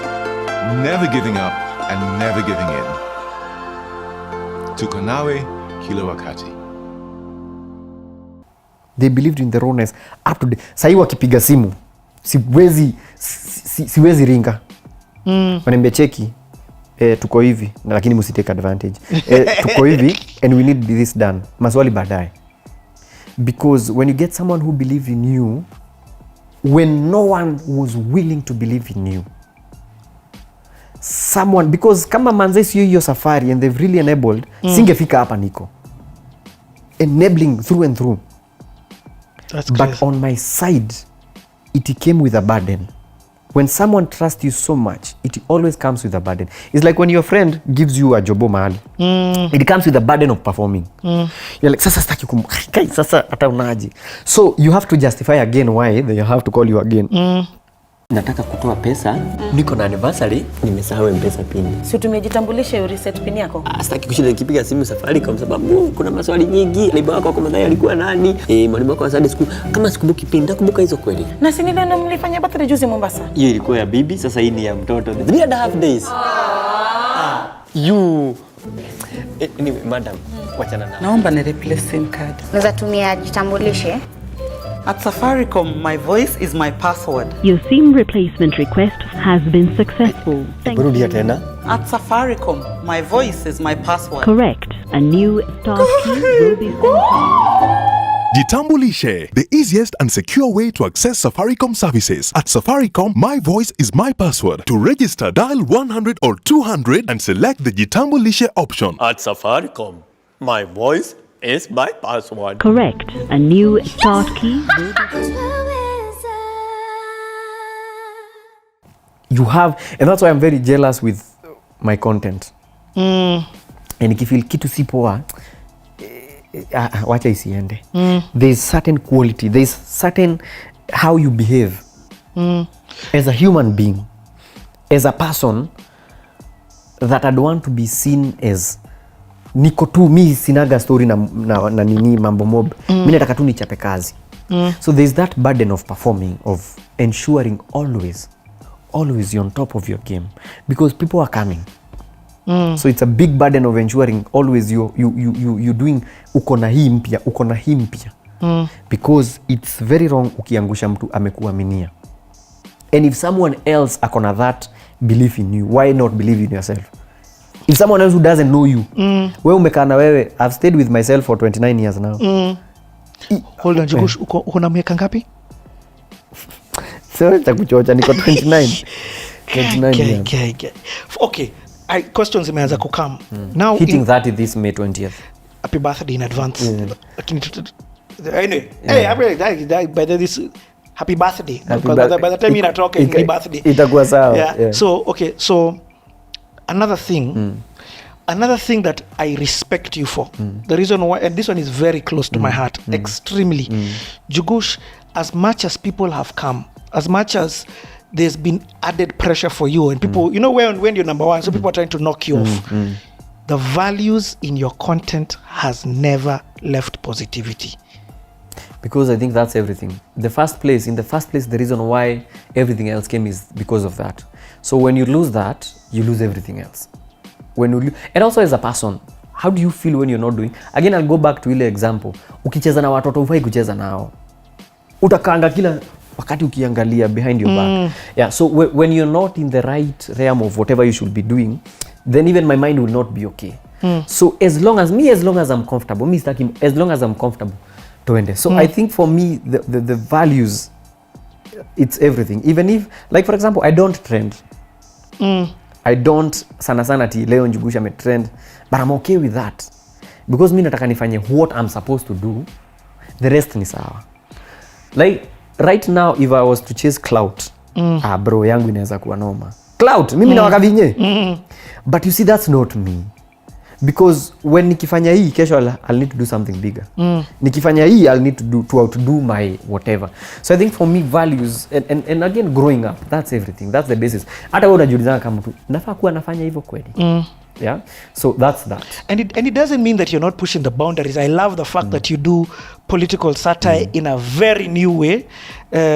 And you consciously spark the mind from a political perspective. Hata nasikia vibaya hapo nacheka tu. And then also TNT, which we're going to come back, you touched on issues of sex and all of those other things in such a creative way. So I'm not saying that you're in a box and you're just saying Jesus loves me, this I know. Una push boundaries, but it's still positive. I think it's, now how do I put it? It's us, it's who we are. When you talk about not really politics, when you talk about leadership and lack thereof, yes, it's something, because there's a difference. I like what you said, leadership, not politics. Even when we were in school doing the set books, and later on ikakam kuact, it's the same thing. Kifo Kisimani talks about Mtemi Bokono, Mtemi Bokono, who used to own a kisima. This kisima anadanganya watu ni ya watu wa Butangi, but it's him and his watu wanakunywa from that kisima. Watu huku wanaumia, chakula imekauka, it's because he's holding on to that. That's what's happening now. If we talk about Dr. Stockman, it's the same thing. He's a guy who alikuwa anapigania wasee, but people at the end walimuita the enemy of the people. Na ni juu siasa ilichezwa. Point is, hizi vitu tumekuwa nazo, si ati naongea kitu haiko. Nikisema hii ni glass, hii ni glass. Hawezi sema kwa nini anasema ni glass, ni glass. But if I came and said hii ni kikombe, you'd be like nini huyu anaumwa na kichwa. You get? So if actually hii ni glass, na hii ni glass. But so ni things ziko. When I talk about leadership, ni kitu iko. Kama unaona kiatu ikitoshea unavaa unatembea ukisonga. Haya, kiongozi shupavu. Si ni wewe? Aya, sasa mwananchi kumbafu. Mambo. It's been a long time now. Mambo uko salama? Haya, simuongee. Nani wanaongea? Madaktari. Wanauliza pesa zao hawajalipwa. Unajua walisoma sana, sijui walifanya the wrong course. Wanasoma sana. Sasa pesa itatoka wapi? Hatuna do. Mwezi walipa mshahara hata hatuna do. Aya, hao ni ma-MP wako nyuma yako? Ma-MP wako hapa pia wanasema ati kwa life ni ngumu saa hii. Kazi yao imekuwa ngumu, washike hii. It will help them navigate the terrain. Gari. Na ma-MCA sasa wanasema kwa hakuna barabara. Wanataka ma-MCA wanataka nini sasa Wanasema kazi unajua na waelewa kabla waongee banyamaze na waelewa shika uwapatie hii. Wanataka hizo. Lakini hawana barabara, hii itaweza kwa. It doesn't matter kwani wanaishi huko. Si tu huko nao hii Nairobi. Nani wamebaki? Kumebaki mapolisi. Maponyi. Na sisi. Maponyi wamebaki, mapai. Mapai wanaweza kula hiyo mapai. Hiyo ndio imebaki. Nani wengine? Mapolisi watakula hivyo na hata hawana kwa kuishi. Wako wanaishi vizuri, watu waine. What more security do they want? Na sisi wasanii artist. Wasanii tunaimba, wasanii mujipange. Sikuna kawimba mliimba hivyo. Kwa nini hamjajipanga? Si mnaimba hamutanyamaza maovu yakitendeka. Anyway, acha ujue sisi tuko na huruma, ndio hizi royalties. Kwa hiyo ni ya calligraph wagawane na akina Nyashi. Sasa hebu nikuulize kiongozi. Nitaambiwa akuje next month. Niulize. Ati? Na nyinyi sasa ni wewe sasa unachekeshanga watu wanacheka. Saa zingine tu wanacheka. Mnakula rais hii Nairobi. Sasa na mnataka kulipwa.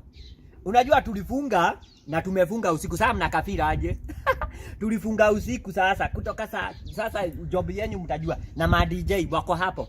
Ma DJ. Sisi hao wote ni ma artist. Ninyi ni ma artist Hata ma DJ wameimba wimbo ngapi hao kwanza wanasema wafunguliwe usiku. Hebu nikuulize. Na wale wenye wako na ma brothers na ma sisters ma youth wanatafuta kazi. Kama wanatafuta kazi, sasa hao utawafanyia nini? Ndio hizi wapatie hizi. Si hata uwape magari. Ndio hizi ma business card zangu.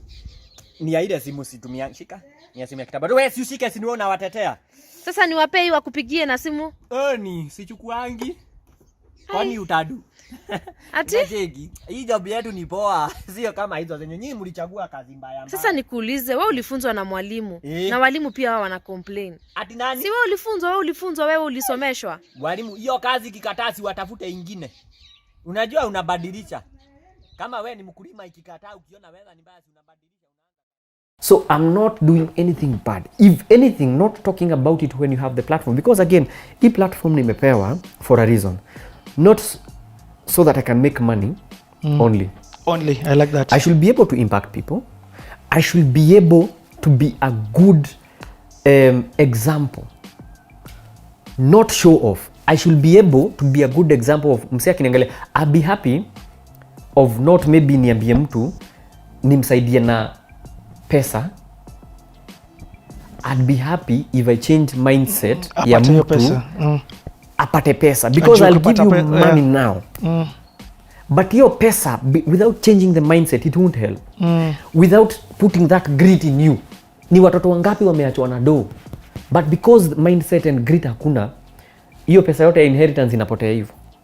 They go back to zero. So if I'm not able to give you something, at least if you are able to see something in me and it impacts you or someone, then I'm done. So if I'm not able to do that with my platforms, if I'm not able to touch on, because kuna mtu niliuliza, there's a client and that's one of the reasons we started thinking of now, because Judy and Celestine, they were very scared of, hey, unaingia siasa sana, we need to turn in. And one client called and said, see, hatuchuki politics, but when you start talking about those things, hatutaki kuwa associated na such. So I asked them, nikamwambia na understand, but I asked them, if all of us due to bad leadership are unable to buy your products, who will you sell to?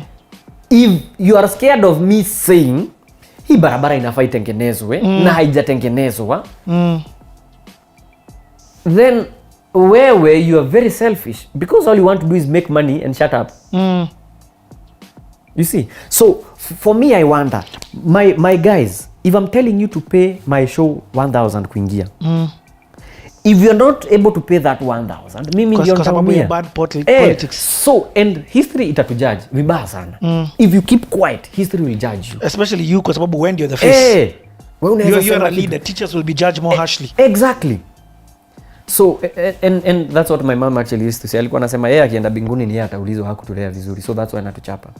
So I don't want to get into politics. Kuna mtu anauliza unataka kitia staki, because when the grass inateta ng'ombe inaikula sana na hitoi maziwa, does the grass have to be the cow? No.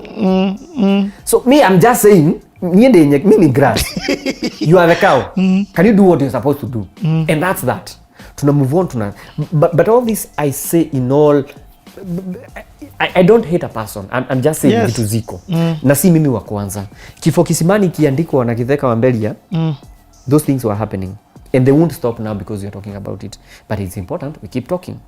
But what I love, I mean, what I even respect you more, if one client has called, think about how many have not called but have decided huyu tatuwezi mtumia kwa sababu ya hii, but you're still, even your own managers and wife are telling you, hey, by the way, go slow. Hata kama ni kutoa sio kila wiki.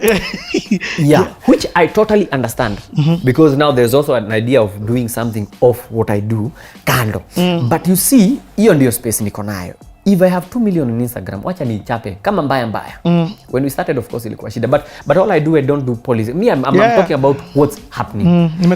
In general. So, and I'm happy when vile umesema about how many have not called. I'm happy because my conscience iko sawa. However, I've been bila pesa a lot of times na tumeka and we've been happy. Beauty of all this time tumekuwa hivyo down is that we've been happy. And for me, I'd rather not. Pesa ni poa. Pesa, mtu asiwahi kuambia pesa ni mbaya. Pesa ni poa. But there's something else that comes with peace. How do you feel when you're in college, in school, umemaliza homework? Now, it's just wasting time. Unatafuta. Mnadu ni kam because assignment umemaliza. There's nothing else. Hauna bills. There's nothing else expected of you. Ukitaka kulala unalala. It feels so. Watch your Netflix. Where's you watch Netflix? Poa. Na Netflix imelipiwa. Na Netflix imelipiwa. Si wewe unalipa, unatumia account ya mtu. Unaona hiyo piece? It's called naita double bottom line, where it's money that you have, but then under that money. Sasa nasema ile hauna pesa. Kwa sababu in the case of assignment, huyu mtu they don't have anything else. Ni kweli. They have assignment wamemaliza. They don't have a class Friday. So that's a long weekend. Na hakuna responsibility, hafai sijui afanye ni kufuata nguo wake na hatutaibiwa, atangoja tukauke aende kwenye naenda na mimi kuna msupana kama. Think of your peace that particular time you don't have bills, you're in school. Unaona hiyo peace? Now take that peace now kuja kwa ile life ingine, whether kuna pesa ama hakuna. For me, peace of mind, because you could have money but you don't have peace of mind. Unafikiri kai na nini, unaweza pigiwa simu usichukue hiyo. Watu wa gari wanaweza kuwa wameikujia usichukue. You have money, yes, but you don't have peace. You have money but deep inside you unafanya vitu hata wewe you're not proud of. But jana usiku but sawa, do I have money? No. So for me the peace is everything, and if niko sawa ni sawa. Now coming to other topics, because watu wamechukulia Njugush is a family brand, which is cool, but there is something we are trying with through the Kenyan one. Hata God traffic hiyo ni conversation on its own. But we in fact tunakama hapo.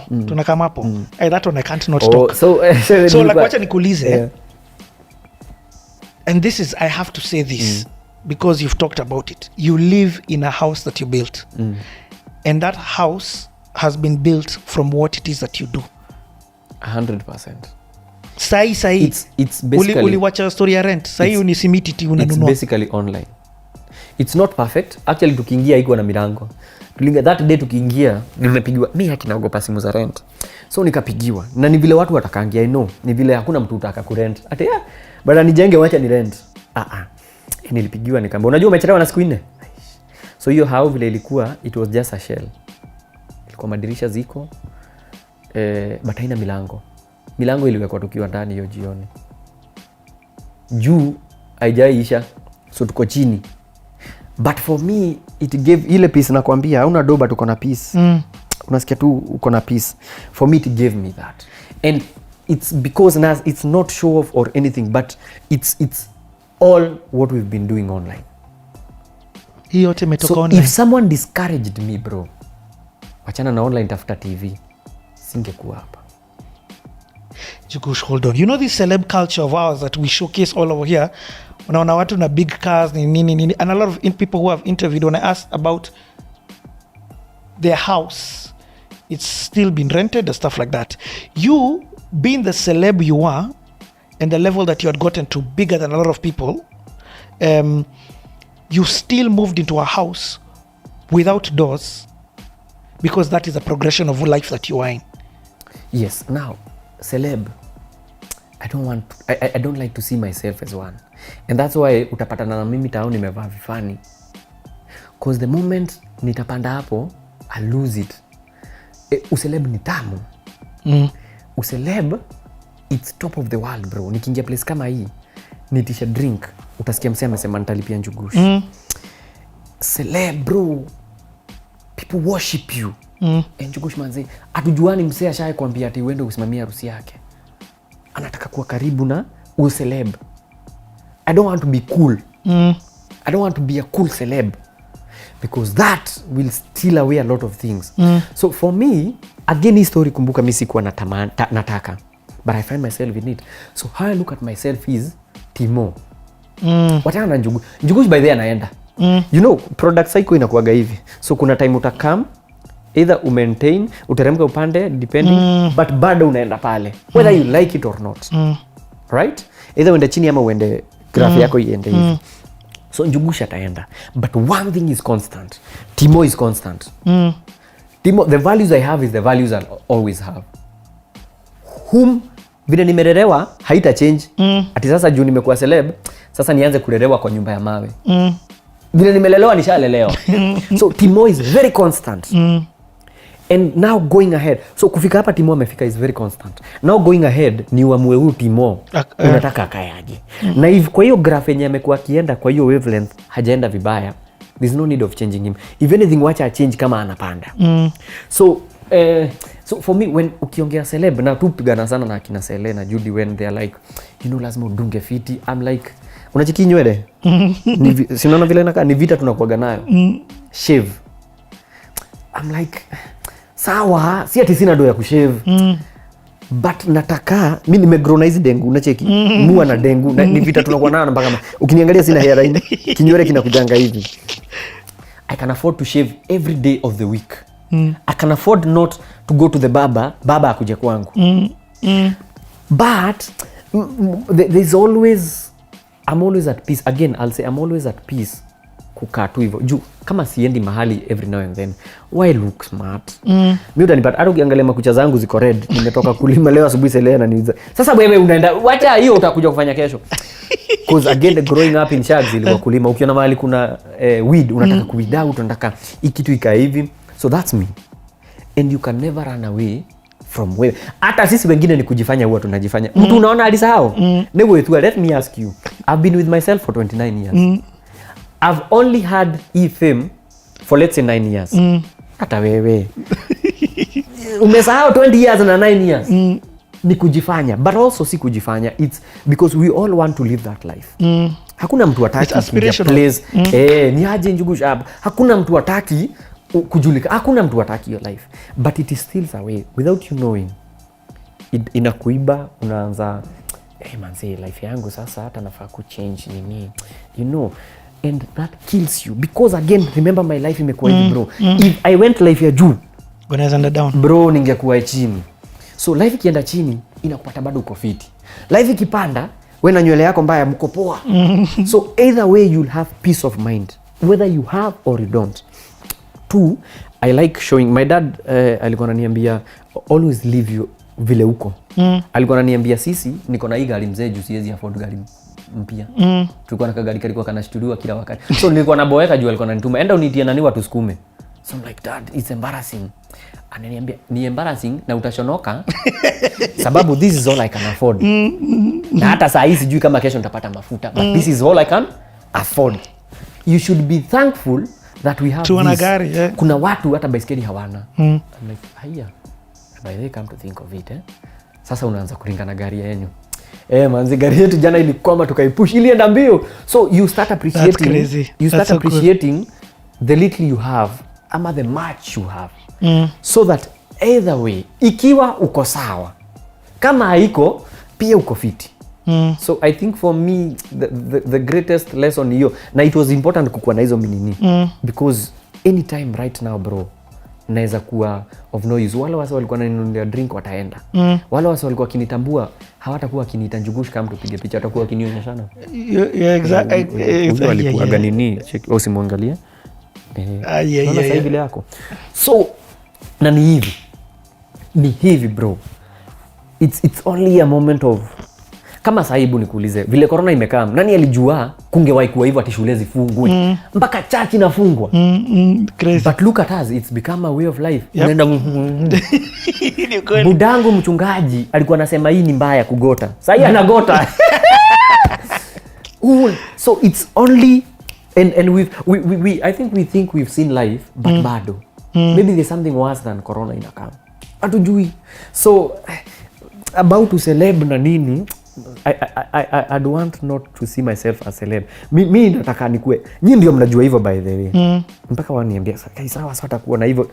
Sasa kwani mimi ni nani? Mimi by the way unajua sijui Njugush. Njugush is very foreign. Like for example leo Richini kwambie unaitwa Pato. Pato. Unaona haita nini? Jua vitu hivyo. Yes. But ukisikia mtu mwingine anaitwa Richard, mko wawili, nyi wote mugeuka. Cause you know Richard, amujui watu wengine. Ukisikia Derek, mko Derek watano but nyi wote mtaitika. Hata saa hii tukijua ule Derek naita ni mmoja ako mbele ya kamera, hao wengine wataitika. Why? It's because hiyo ndio unajua. Kutoka nizaliwe for 29 years. Mimi najua Timo, Kim, Kemani, kana Timo. Those are the names I know. Yep. Njugush wangu ni foreign. By the way, mimi msaki ni Njugush na tunajuana mu feel offended kama tunajuana.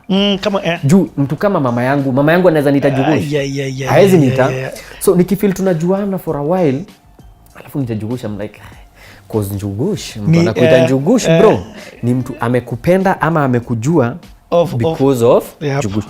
Minus Njugush, nothing. That's crazy. By the way, I fully understand that because me being a star. So I understand if somebody calls me Richo, I know tulikuwa high school, tulitupali tumetoka, tuna history ananijua. If somebody calls me a star, najua hiyo ilianza. And that's why na kufeel sana with what you've said. That's why you see I'm behind the camera. Me, I fear fame. I have tasted fame. I am intentionally behind the camera. It is by kwa comments wase wanasema kuja in front of the camera, I'm like fame ni kitu kingine. Fame ni poa, unaweza fanya impact, a lot of impact na fame kama hii interview. And it gives you access, and it gives you favor, and it gives you a lot of things. But it's also very dangerous. Very. Wacha nikuulize hii ingine. Very. Kabla ulize, I want to later in life nataka kuondoka history yote. For real.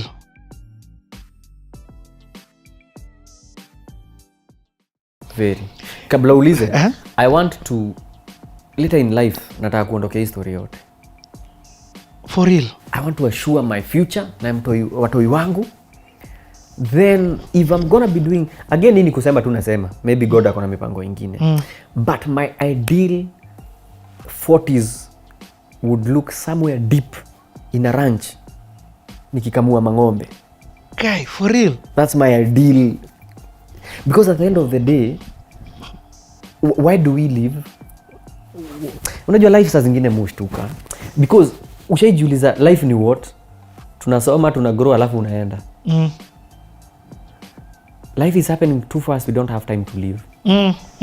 So I want to be the greatest content creator, do wonders, then niende. So I want to live a bit. My kind of life. Unaimagine madush. Unazilisha hapo. That's my kind of living. Where you have surplus. Unasikia kuku zimetaga, wase wana kama wanasema hatuna food. Ndio hiyo mayai. Mayai leo ndio hiyo. Wase wako mtaa, hakuna place ya kuchota maji. Chimba borehole. Live in a community where, because when I came to Nairobi, you know, growing in shags, it's a community. Oh, I get what you're saying. Growing in shags is always a community. Moto, hatukuwa tunanunua viberiti. There's always someone who lit fire before you. So what used to happen, unaenda na kijiko ama matbati, unaomba moto. What? Anakuwekea moto, unaenda kwenyu, unaweka kuku, inawaka. So that's the kind of life ushago, it's a community. But hapa Nairobi bro, hata ujuangi majirani. Unaonaga tu msee anaingiaga saa 6. Ujuangi hata anafanya kazi gani. Saa zile kutatokea kitu ndio mtajuana. Na unakuanga mmeishi hapa mwaka mmoja but mjuani. Even Molonga. And that's Nairobi. Siwezi blame nini sana because it's fast life. People are busy, you're making ends meet, it's hard. You know, but to stop and think. Na unaendaga hivyo, it's very sad. Huyo mtu next door hujaiongea na yeye, ile siku utaingia kwa nyumba yake, ni ile siku utasikia kai nani alipatana na nini na kuna accident, tutaenda kumzika ama tutamfanyia. That's the time you want to interact na ile familia, which is really sad. My kind of nini is shags. Shags, there is no much opportunities, hakuna a lot of money, there's no a lot of happening like we have in the city. But there's something those people have. They are very rich in life. Very. If something happens in shags, we mwenye hiyo boma ushughulikangi. There is no introductions. Something happens here, tunachanga. Something happens to your child, tunakuja hapo. By the way, tunakuja. Hata kama hatuongeleshanagi, nitatoa do vile zitakufikia sitaki kujua. Kama sina pesa. There's something that happens with guys of shags.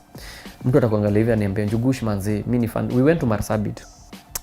Tukakaa kwa hoteli. So there are some guys who knew mahali tunakaa. Wakati ukiwa na BBC, the guys walikuja na maziwa. They're like, manzi, sina do, lakini maziwa ya ngamia is all I have. So manzi, shika. So I have the maziwa, sijui, I don't know what to do with it. Nilipeleka kwa hoteli, nikamwambia madam fulani hapo achemsha tukunywe. And it was for the first time.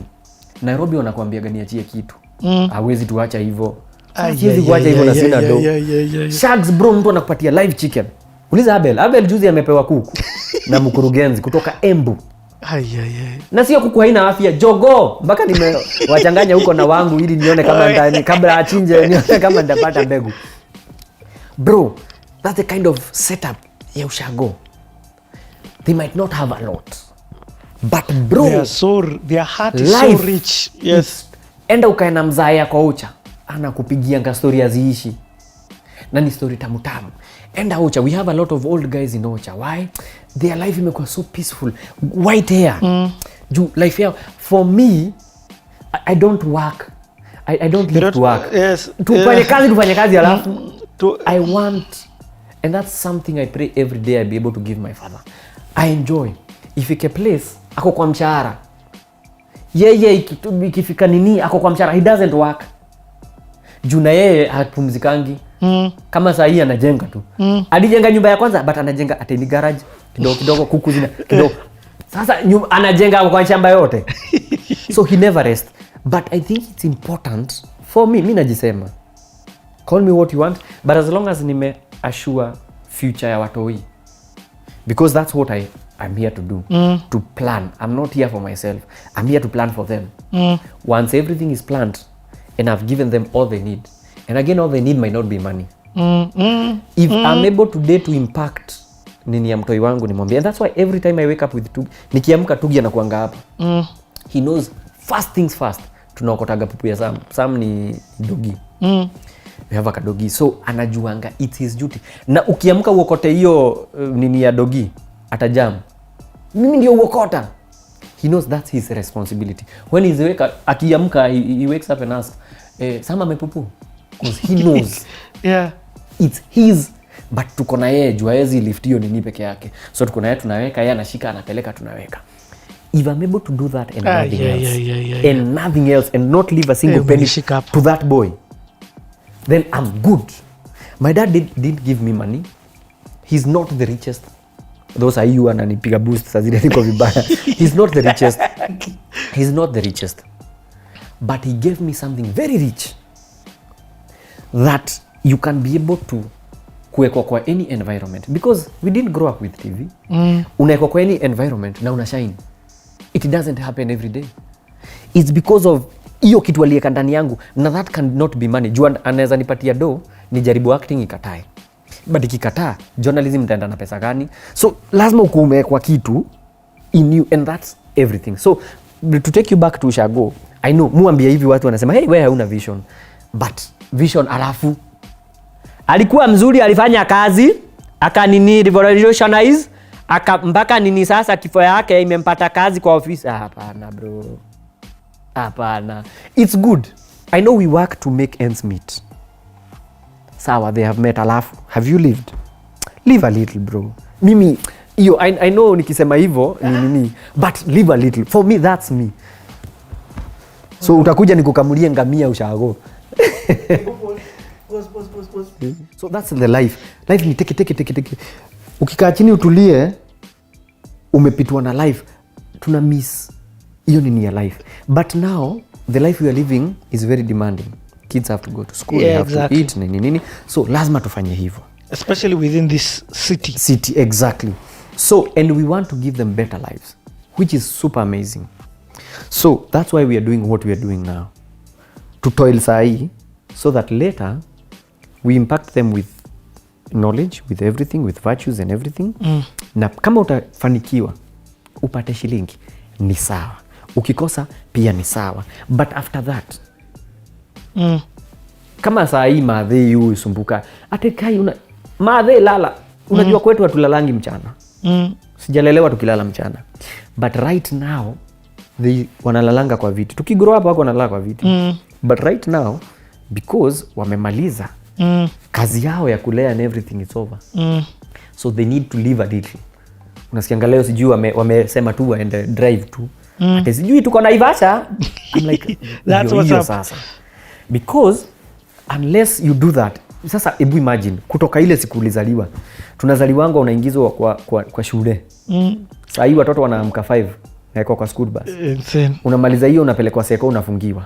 Unatoka hapa unaenda kole teketeke, umemaliza, you are doing college, but at the same time umepata side hustle.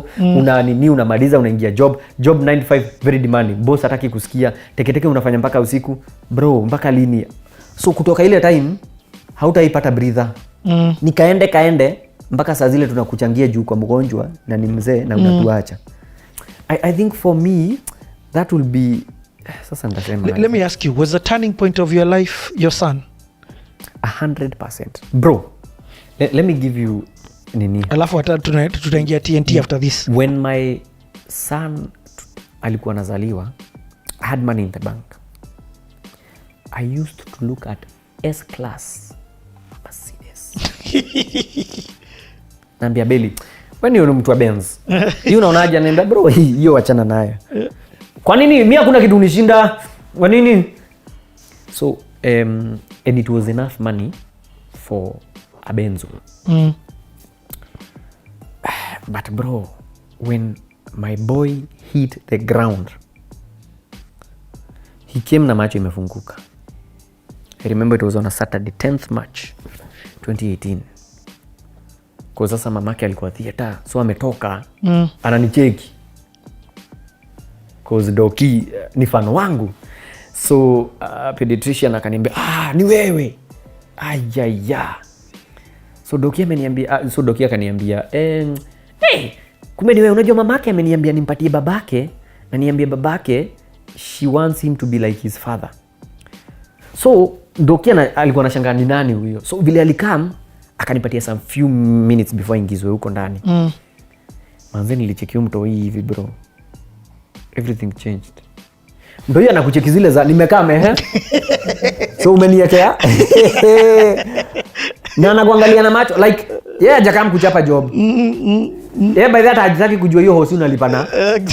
Na hata amekam vile hapo akam. Alikuwa kam natural, alafu anasema anataka kukam na nini. Na yes. Sasa nani ufanya hivyo? Yako hapo. Like bro. For the first time in my life, I'm responsible for someone. And responsibility is an emotion. This is life. Unajua sio kama TV umenunua, unasema ikinyonya stima sana utazima. Weke kwa carton. Uni mtoto vile anaendelea, akitoka diaper 1 anaenda diaper 2. Akitoka diaper anaingia ugali. Ogu. Akitoka hapo ameingia school fees. Na siku hizi school fees unalipa ni kama university. So when I look at that boy, I said that the true consequences of sex is school fees. Ukweli siku hizi naona tutaanza kufanya hata mchango ya pre-unit. Mtoto anaingia pre-unit kujani tumchangie.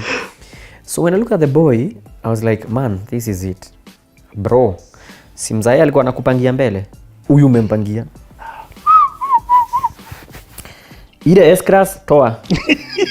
Nani anajua gari nini? Isipite 450. Actually hata hiyo Ravo nilichukua kwa mzae. So they had to go to Ocha. So between your time nilikuwa natoka Githunguri, I go to nakuja Nairobi job narudi. Nilikuwa na kagari kadogo katida kalikuwa kanagwara chini. Juu huko kulikuwa barabara zimeharibika. So mzae alikuwa na RAV4. Alikuwa amenunua RAV4 but akakama ka realize inamkunyonya mafuta sana. Yeye amezoea tu gari tudogo. So anatafuta msi anaweza buy. So kanimebaki unaweza kimbia nayo job, alafu unaweza tafuta msi anaweza buy. What he didn't know is that I wanted to upgrade gari. Ilikuwa KEX, RAV4 mzee but poa sana. Nikamwambia sawa. Nikamuuliza unauza how much? Wewe mgoge, saizi mwambie ni mimi. Wewe muanzie 800. Akiteremuka hata tukifikishana 600 500 na tuko sawa. So nikaenda nikaisikia iko poa. It's all I have wanted in terms of ina work nini. Ni gari practical. So nikaamua S-Class cancel. Kutoka hapo bro tulirudi. I had plans za kujenga but I was like because now I have land. Wacha kwanza nitulie.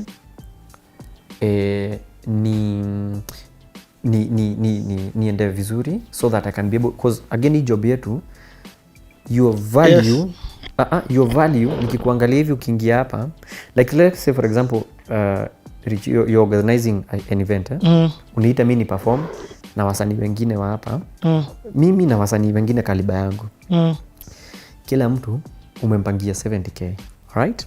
But ulikuwa umeambia Derek akulete wale wasanii wote anaweza pata. So tumekam kuniangalia hivyo unaona kabisa 70 siwezi kosa. Then tumekaa hapo Diamond anaingia. Si hata utaita Derek kando. Bro, si nilikwambia niko na 70. Why? Na hakuna mzee amekwambia why. It's because unfortunately industry ni vile uko. Your branding and everything. Yep, it's true. So the reason why nilikuwa nataka kuget S-Class is so that nafanya content sawa but nataka nikiingia place heshima inadumu. Because people are exterior. It's how they say. Unfortunately if I did that then that will have been it. Singefanya anything else. So nika cancel plans zote za hiyo gari. Tukaenda hivyo and hapo tukaanza kujenga. Kutoka hapo niliwaselea hapo direct lori ya mawe nini tukaanza kujenga. Hatukuwa na do. Siwezi sema tulijenga because we had a lot of money. Boss, do nilikuwa na get. Unajua smiti ni how much? 560. Kuna 540. Because you are buying with what you have. Bro, unajua hiyo do nilikuwa na kula, si kukunywa. Juu tunasema pombe ni mbaya, kukula. Juu tunasemaga pombe ni mbaya inakumalizia pesa, hata chakula inamaliza pesa. Unaingia kwa hoteli that you didn't have reason ya kuingia, ati si tukule lunch. Na ni lunch hata ungeenda ile kioski pale mtaani with 120 ni lunch poa. Lakini sasa juu kuna kajoto tu fulani. Nimekaa hapo parking gari niangalilie. Ingia hapa juu tukule. Bro, usilipe nitalipa. You spend 2,200 on food. Hizo ni smiti ngapi?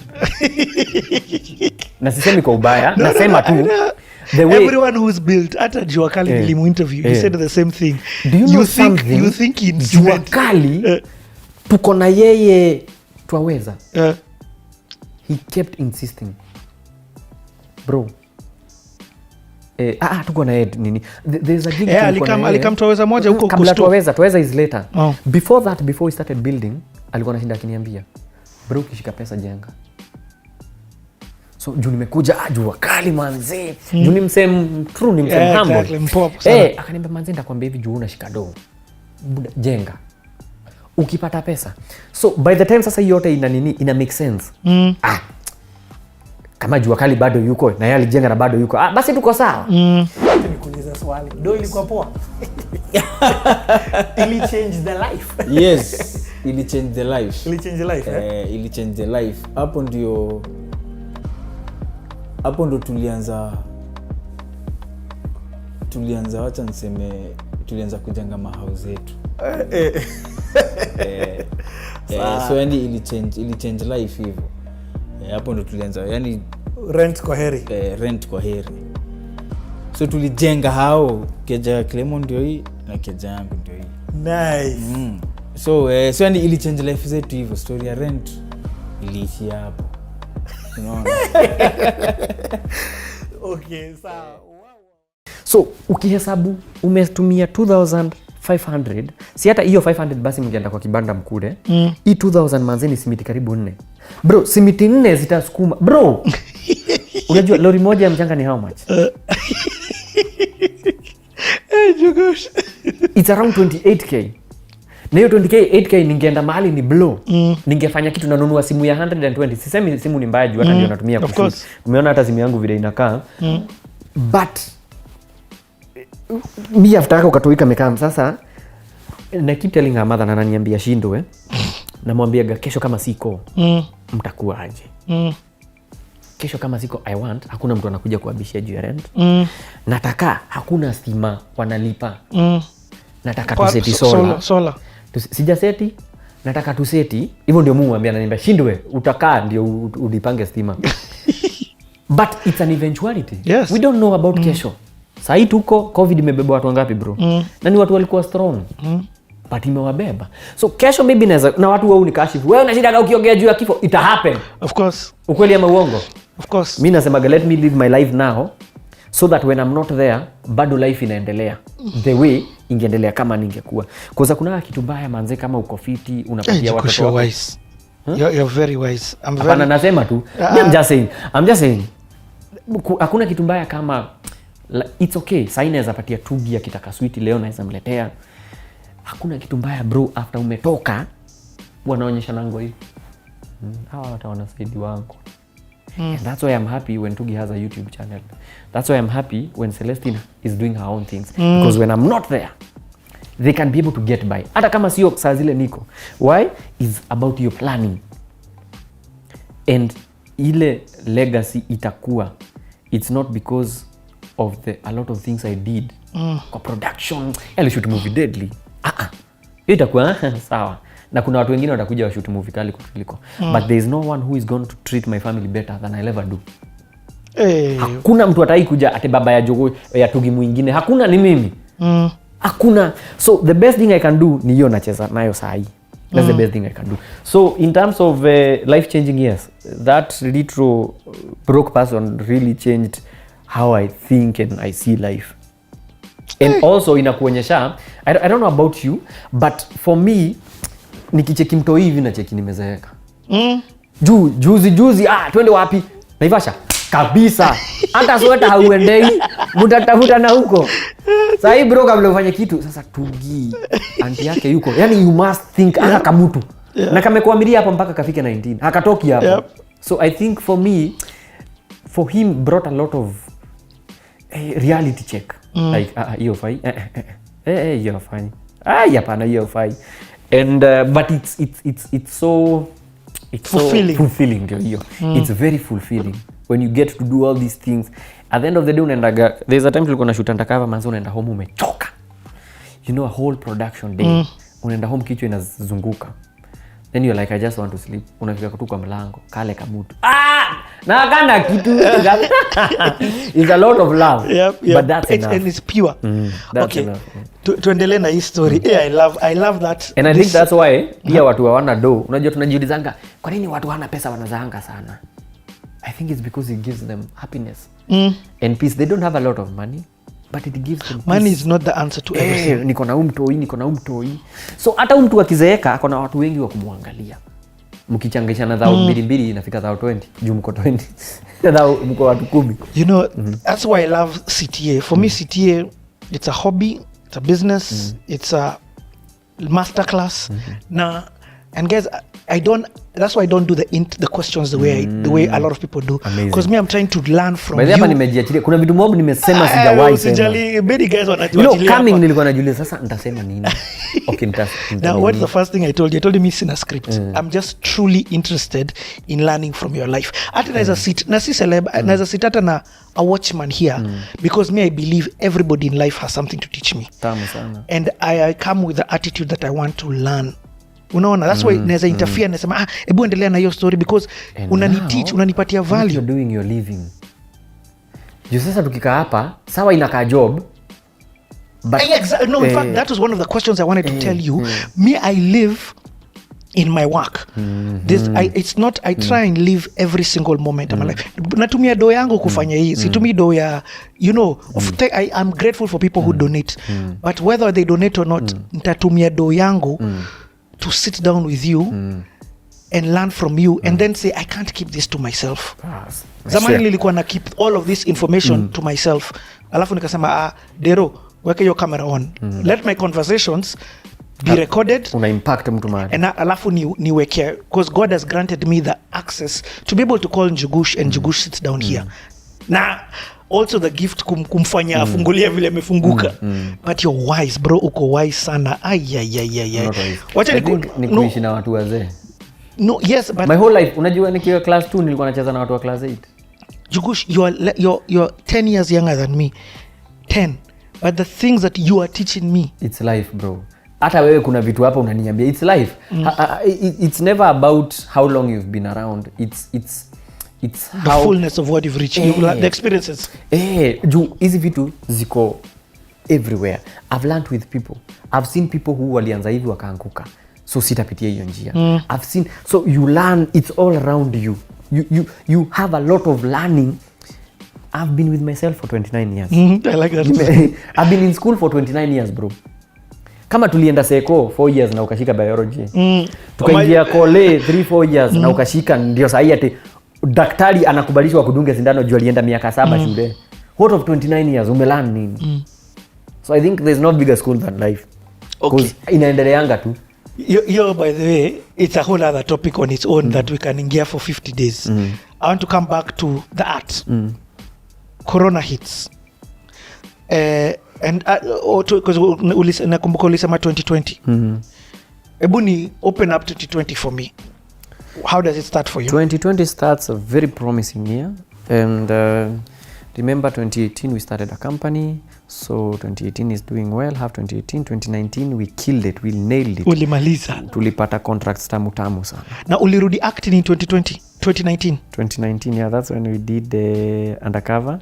So Undercover from House Helps of Kawangware, BBC. Undercover is the next thing you're doing? Yeah, from 2015 to 2019, almost 5 years, I think. You're joking. Nilikuwa nimerust mbaya. But then you know the crazy thing is this, and na interfere hapa because it is so crazy. For me, I feel like I have seen you every day. So it's just the medium which changed. Unaona? Pengine kukua kwa TV lakini ulikuwa on my digital face. Nilikuwa niko au nikosi. Yeah, I don't feel like nimekuwa. Hata ukiwatch TV uko Instagram. Exactly. So we are still together. So nipo. So 2019 it was in fullness and everything ilikuwa elite. Kumbuka kampuni imekuja, Judia amekuja amecheza. Everything is elite. Tuko na red card tamu. Nini job ina chapo left right and center. So there's a dream I had. Na nikaambia Judy. So I've come to realize I'm not a dream whatever. I don't actualize things. But I have a lot of dreams. So you see, like for example, I'm talking about a ranch. I might never actualize unless now I tell Celestine I'm someone who's gonna push me. So I have a lot of dreams. So what I do is to tell other people to incubate. Because again, remember, we don't believe in ourselves. Other people believe in ourselves more than we believe in ourselves. So I had this idea of doing a stand-up. But remember, I've never done stand-up. But I kept asking myself, when I'm called to MC, what am I doing? I'm giving jokes, standing up. Stand-up comedy, honestly. It's only that, it's not structured. It's basically what I... Now what wanacheka. When you're called to MC, I stand up. Is giving jokes, but suddenly when I stand up. You're not a joke.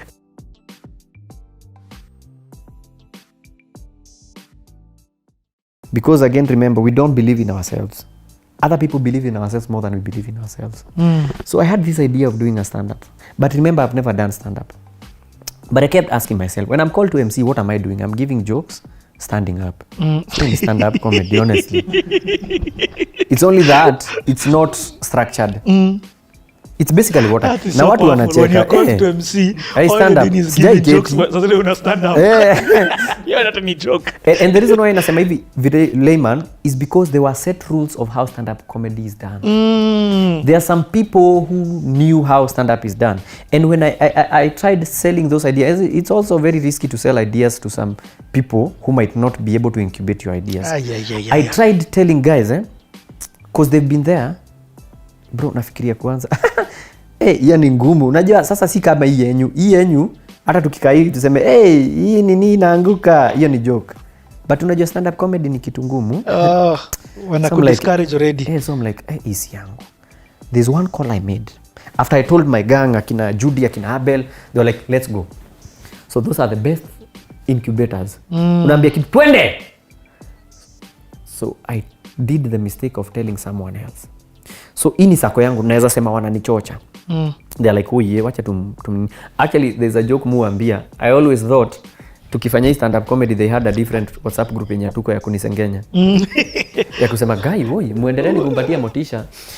It's because manzeni jaribu kuambia guys, they're like, haiwezi. But I made one call to Eddie Butita. Actually bro, nakumbuka Eddie Butita hajaiongea sana. Tulikuwa tunapata na TTT, hiyo the trend. So but I told the guy, Butita manzi, juu sasa nisha discouragewa. Namwambia I know it might sound off, but bro nafikiria kufanya stand up. Sijawahi. Akaniambia wacha. Like hata yeye I'm like wewe unaweza chukua if it's important. Acha ni mrembo ame. Okay sawa. So tuendelee na hii story. So I called Butita. So nimeongelea kila jamaa shaifanya stand up. Okay, sio kila, but a good number of them. And wakaniambia vile waliniambia, kila mtu anakuambia, well, you could try. Well, you're well. So I called Butita and he tells me something. Namwambia hello, nilikuwa nataka kufanya stand up. Namwambia wacha. Wachia hapo. Unataka kuifanya lini? Nikamwambia tentatively. Akaniambia usipofanya wewe ni muoga. What? Ni vitisho. Akaniambia bro niite. The reason why I was telling him is because you're getting into territory ambazo you're not familiar and you need someone to guide you. As much as you might want to do something and you have an idea of what you want to do, but there's someone who is always ahead of you. There's someone who always knows better than you do. So I had a bell in my bag in terms of creative because I knew again from the start, lazima kuwe na team. Good show lazima ikuwe na script kali.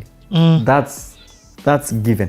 Unaweza kuwa na lights deadly, ukuwe na maari red zinacheza huko. But bro bila content. Picha ni tamu but hakuna kitu. Bila content bro. Unajua unaweza record na mshumana uko na content na iende sana. Ndio kweli. So Butita was like, let's do this. Sijawahi mpigia akakosa kuwa available. What? Even 1 and 2 tukienda rehearsals, I mean tukienda hizo sit downs juu we travel out of the town. Tunaenda mahali, Mungu akisaidia tunaenda out of the country. Tunaenda mahali, we sit down for 3-4 days. Tunajifungia. Then the next month the same thing. So we started writing TTNT1 in 2019 August. So we wrote. So 2020 was to be that year. Explain it to people. Unajua as we're industry people so we may understand this thing. So unasema the jokes that you delivered on the stage are written. See ati una freestyle uko juu.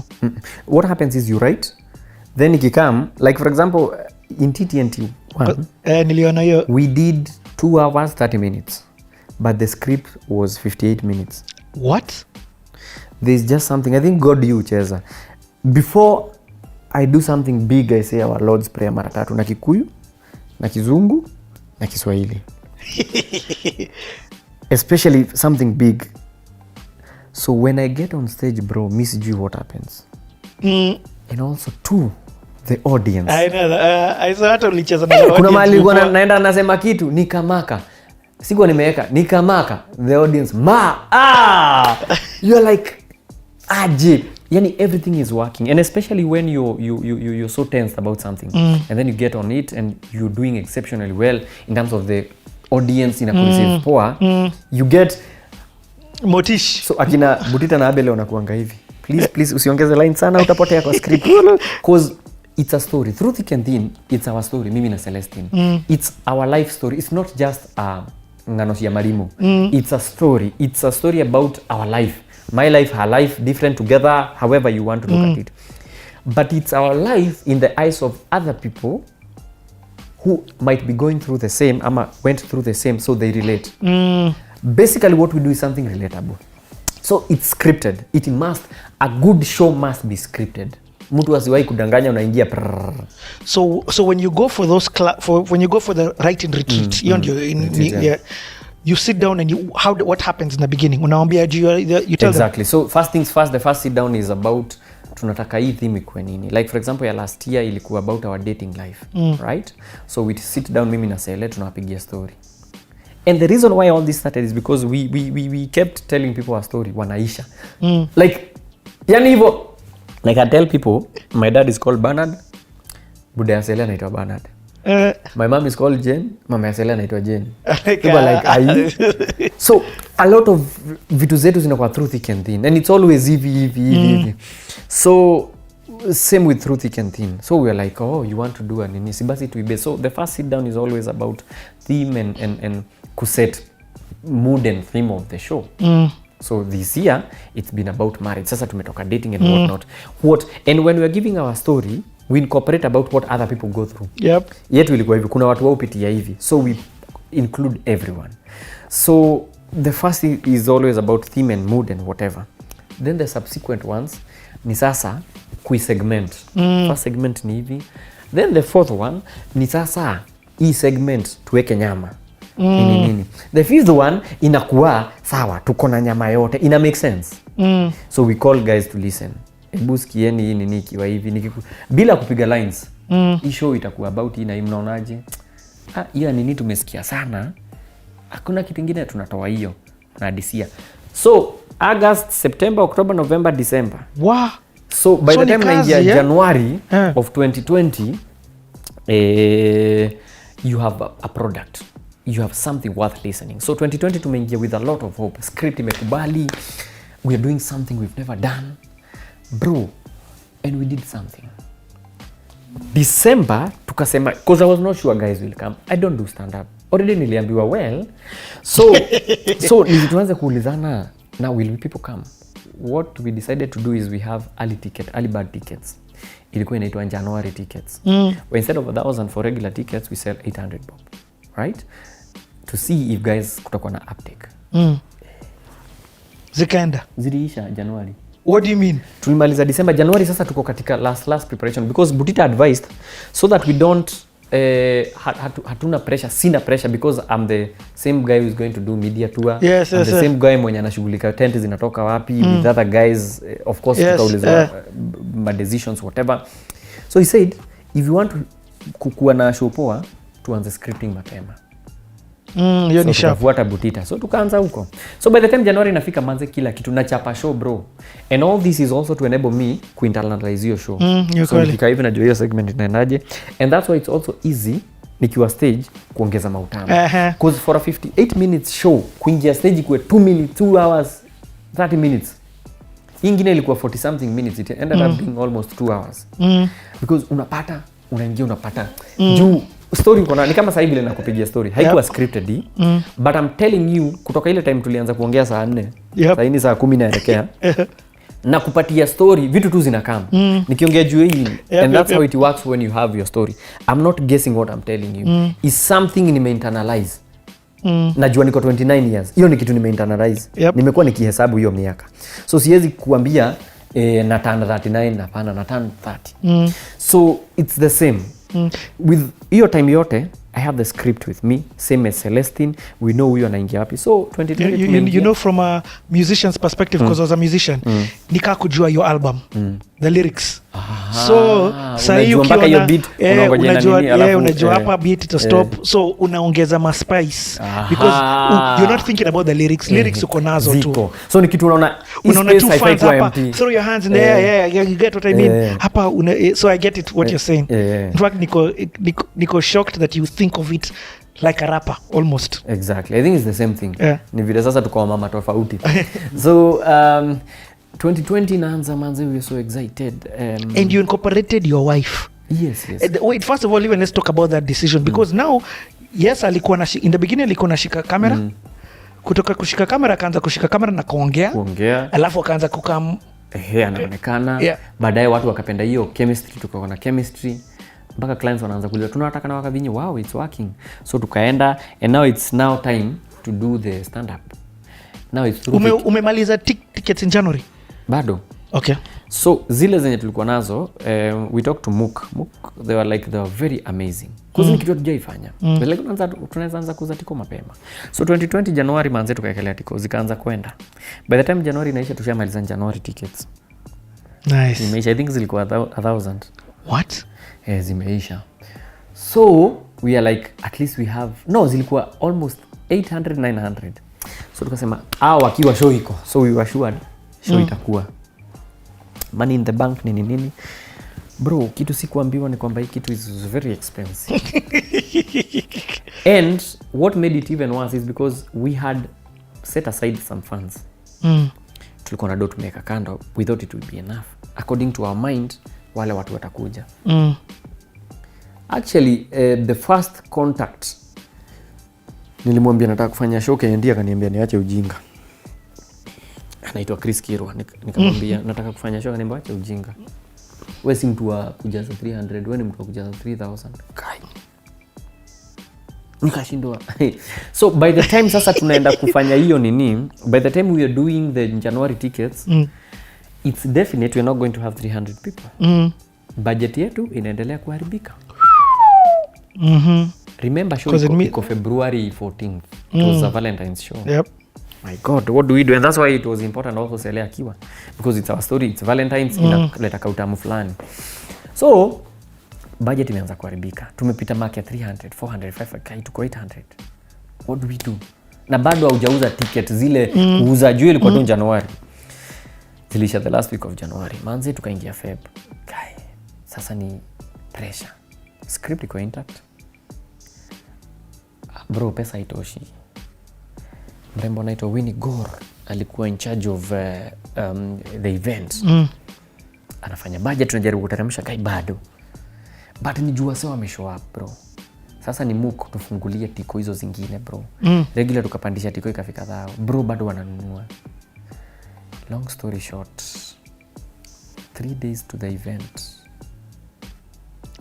Sold out. Watu wangapi? Tulika hapa 2,600. Sold out. You are the ones who capped it. Because hapo ni chaos. Juu hata tukiongeza hapa hatuna hiyo do. We need God nani. Yani getting the right guys. Na God, it's not how hard you work. God, I think he just wants you to just do what he has sent you to do. Take the step of faith. Saa zingine we do everything. But yours is just to be good at what you do. And he's bringing people who also in their capacity wamekuwa wakibuildiwa up. They are good at what they do. So that's why they are that good. Yep. So mkiletwa hakuna haja ya ati we are running. Kila mtu uko sawa, twende. That's what happened. Alinitolea stress sijaiona. Yani Njugush, you sold out the tickets. I think you need to understand what you did. And those tickets, the cheapest one was 800. Yes, na hiyo ni ya January. So hizo zingine 800 zilikuwa za 800 bob. So hizo zingine mpaka 2,600 zilikuwa za 1,000 na 2,500. Na zilienda. So ikafika place bro, mpaka mse wa event na God akaniletea, mpaka wale wase walifanya hiyo event ilikuwa ya God. Wale wase walileta viti. Watu walileta tent. Watu kuelewa. They are like they bought into the dream. Like, because so I love what you're saying, because people need to understand to do an event lazima ukuwe na capital, deposit your tent, deposit your chairs, lights, sound. Do you know how much we had? Me hata ndaongea namba. Yeah. Do you know how much we had? How much did you have? We had 3 mic. But we ended up spending almost 9 mics. What? Na ni spending pesa hauna, hakuna kitu ngumu kama kuspend do hauna. Unajua kama iko sawa utasema kai. But ni do hauna bro. But God alimpatia wase wanasema show ikiisha. It's okay. Wewe tutamalizana. Then they didn't charge me as a corporate. Yani the event the stage people kila mtu alikuwa na charge ile yenye itaenable hiyo kitu ifanyike. And I feel so bad that 2021 we were not able to do an event ya corona. You know, but going ahead tuko hapa kwani tunaenda wapi? But because those guys really believe in me. They are guys not known to me. They are guys we've always worked together, but I've always been on the other side. I've always been the MC. Na hao ndio wananipatia sound, microphone. Nimewasha hapo kabisa. Ni watu hatujawahi kosana. Ni watu kabisa bro, uko fitting a hand. Ni watu tupatana kwa event. Watu attend ni watu wao niona nikienda ku MC na ku act ku perform. So they are not new people. So when this idea came, we Nigor sold to them, they bought the idea, and everyone in that event alikuwa kwa sawa. So we only one mtu mwenye sitataja alitu frustrate, but hiyo ni story nyingine. Na venue. So zitamtaja. So we long story short tuliingia, but pia hao walikuwa poa juu they gave us the venue anyway. But in terms of frustrating, I mean in terms of structures, the way they do their things, you must Yes, I get it. Lazima ulipe do. Exactly. And that's the way it's supposed to be. So I cannot because vitu zinaweza umana. Hawezi tuingia ate juni wewe na juu una struggle uachiliwe ufanye what you want. But you get. So everyone believed in the dream. So saa hii tuko January manzi. Tickets zimeenda, tunaingia Feb. Tumebakisha ni Feb 14th bro. Do sina zote, but the little tulikuwa nayo zimeweza kusort vitu 2-3. Zile hazikuweza. Manze we Nigor alirudi kwa mfuko. What? And anasoto wase juu kuna vitu haziezi. Juu kama tent zitaletwa na nini? As much as nataka kucharge basic whatever. Pay for transportation, pay for the labor team. Nah, at no one point I felt pressure. She was like, uko poa na life kabisa. Kumbe baadaye walikuwa nabaki hapo na Judy, they like, sasa tutatoa wapi do. We went, tukaongea mpaka na bank yangu na walikuwa fiti. They came through and show ikafanyika. Sponsors nada. Walitokea, but guess nani alitokea? Safaricom. Kwanza walikuwa wamejam sana. So Njugush, so utaki usaidizi. Sai huku bro, niko na nini? Niko a third of what is supposed to have to happen. I mean, I have only a third of what I'm supposed to have. So, akina Bountiful, my day ones, they came through. There are people who bought into that dream towards now the end. Juu hata Safaricom, nikiulizwa. Niliulizwa ile ya by the way. Nasikia kuna show. Kwanza waliniuliza wanataka tickets. They want to buy. Niliona Sylvia Mulenge kwa show yako. Sylvia siko nataka kumtaja. Sylvia mtaja. Sylvia Mulenge tuko tu hivi ananiuliza, so show hata kama utafanya naona sawa umesell out, ticket hakuna. I was like, hata usaki usaidizi. I'm like, now that you have but it was too late. There's nothing significant that could have set e-bill niko nayo. However, they really came through because I think they catered for sound and because that's how it works. Ndio hiyo sawa, leta invoice kutoka kwa service provider inaisha hivyo. Cancel by one inaisha hivyo. That's what they did. Wali offset you and I was so happy. So I was like, ningewaambia mapema. Again, kumbuka mimi sijuangi kujinini. Sijuangi. Again, the reason why I didn't do it is because this was an experiment. I want to be able to do it so that next time. Sasa utakuja nikwambie. Tulisell out. Sasa tulisell out. So hapa sichukui less that you get. I get. So there is that. There is also, and you didn't think it was going to cost more than your 3M? Yes. And also what it cost more than 3M, there's also the beauty of feeling that pinch. And it would come to change and changia how we do TTNT2. Haya, so tuko na hizo nguri zote. Sylvia ameniuliza hivyo, nikamwambia now that you ask, ananiambia talk to my team. Juzi ulikataa kukuja, sasa we pambana. So I pambanad na wakanipatia what they gave me, they were so nice. Tuka set up other sponsors pia walikam nini. Hiyo siku ya show Coca-Cola naona watu wanaingia wanapatiwa chupa. Unaingia unapatiwa kama ua na kachupa na chupa ya soda. I'm like, nani atalipia hizo wewe? Na hawalipi. Kumbe waliamua ni sawa. Cause tumekam late. Kwa nini hamkuja mapema? Cause I don't believe in myself. Yeah. But why don't I believe in myself? Because this is something I've never done. Already nishaye kwa baridi. Nikaamba, well, unajua hiyo. Wewe ungekaa tu kwa skits. My only nini was to just do a good show.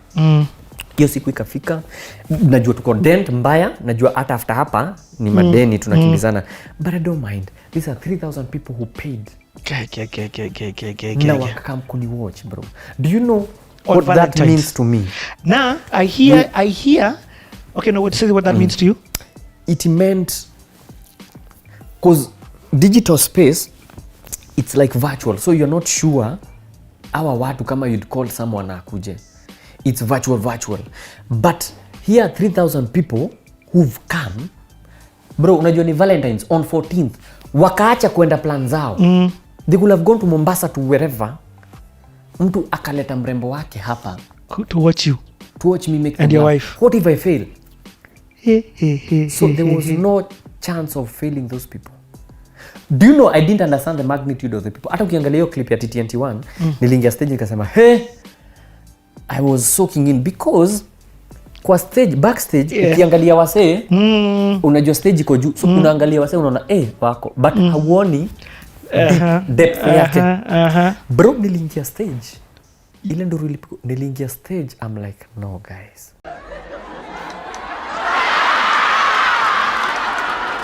Unafanya na calculator inakwambia error, syntax error. Ni nini hiyo? Imeanza kuingia saa hii iko inaingia. Oh.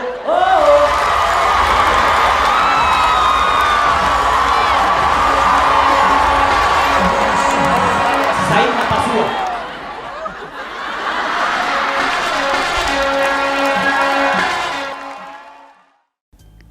So awase wote waliacha wakamwa tucheki. Do you know what a nona that is, bro? Yeah, najua. And usiseme ati si walilipa. Do you know mtu amelipa dhao but ametumia how much kukuja hapo? Kuna mtu alikuwa ameniambia, manzi nilichukua cab kutoka Kitengela nikam kucheki. It's even more than the ticket you're charging. But they have done that plus the ticket plus watakula and decided this night is exactly that's not wamekupea the year 14th of February 2020 walinipea hivyo, hawatairudi tena. It will never come back to them. So for me, I was like, goodness, because I've never felt even the shows I've been, the Twaweza Live, the Blaze, BYOB shows, siwezi sema ni mimi nimewaleta hapo. They've come due to various factors. Maybe hata wenye wamekuja juu yangu ni that of but they're happy you're there anyway. But now this time, bro, ule mse alikuwa mpaka alikuwa ananiambia, yani wewe ndio leo client. Ule jamaa alikuwa ananipatia microphone. Niambia, yani wewe leo ndio client. Yenyewe vitu badilika. So let's change some battery. Goja. Battery. Kila kitu imejaa. Kadi imejaa. Njugush. Yeah. Hiyo ni kushiba ama ni kushiba? Kushiba. First of all, asante sana. Yani for the conversation. Kabisa, man. At least to make dish. Tuende tukumaliza hii kitu sahihi. So tuliwacha at the place where umeruka stage. Si kuruka stage. Unajua ukisema nimeruka stage ni kama niliruka stage kwa maisha. Nimepanda stage. Okay, umepanda stage. Ala, nimepanda. Kuna difference. Kuna kuruka na kupanda. Kuruka ni mtu aliskip nini in his life. So by the way, sahi nimeona the difference between Timo na Njugush. Nika button una switch on Ni serious Wow, umeona? Dero umeona? Ziu ingiana tu nasikia. Sahi nimeona the heart. Nika you've been possessed. Ukweli. You've just switched it on. Unajua Njugush ni allow kufanya vitu Timo is not allowed. Like to get away I know I had asked you a question but then this is night and day. The person nilikuwa naongea to 3 seconds ago umeweka switch everything, even tone, hata voice na change. It comes with the job. Sasa tumeingia stage. Okay sir. Ama ukipenda tumeruka stage. Kuruka stage sounds wrong. Ni kama mtu alikosa kitu. Okay.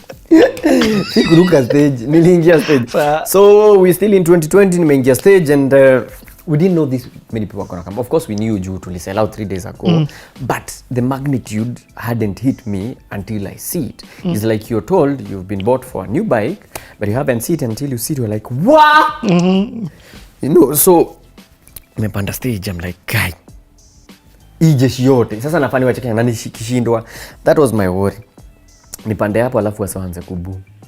Yeah. Because it's something I've never done. So I panda on the stage and guys are like, wamesimama, wanapiga nduru. I'm like, do I tell them to sit down? Hey! And then we start. Nikaanza joke ya kwanza, pap, ikaenda home. That's when I knew sasa nikasonge.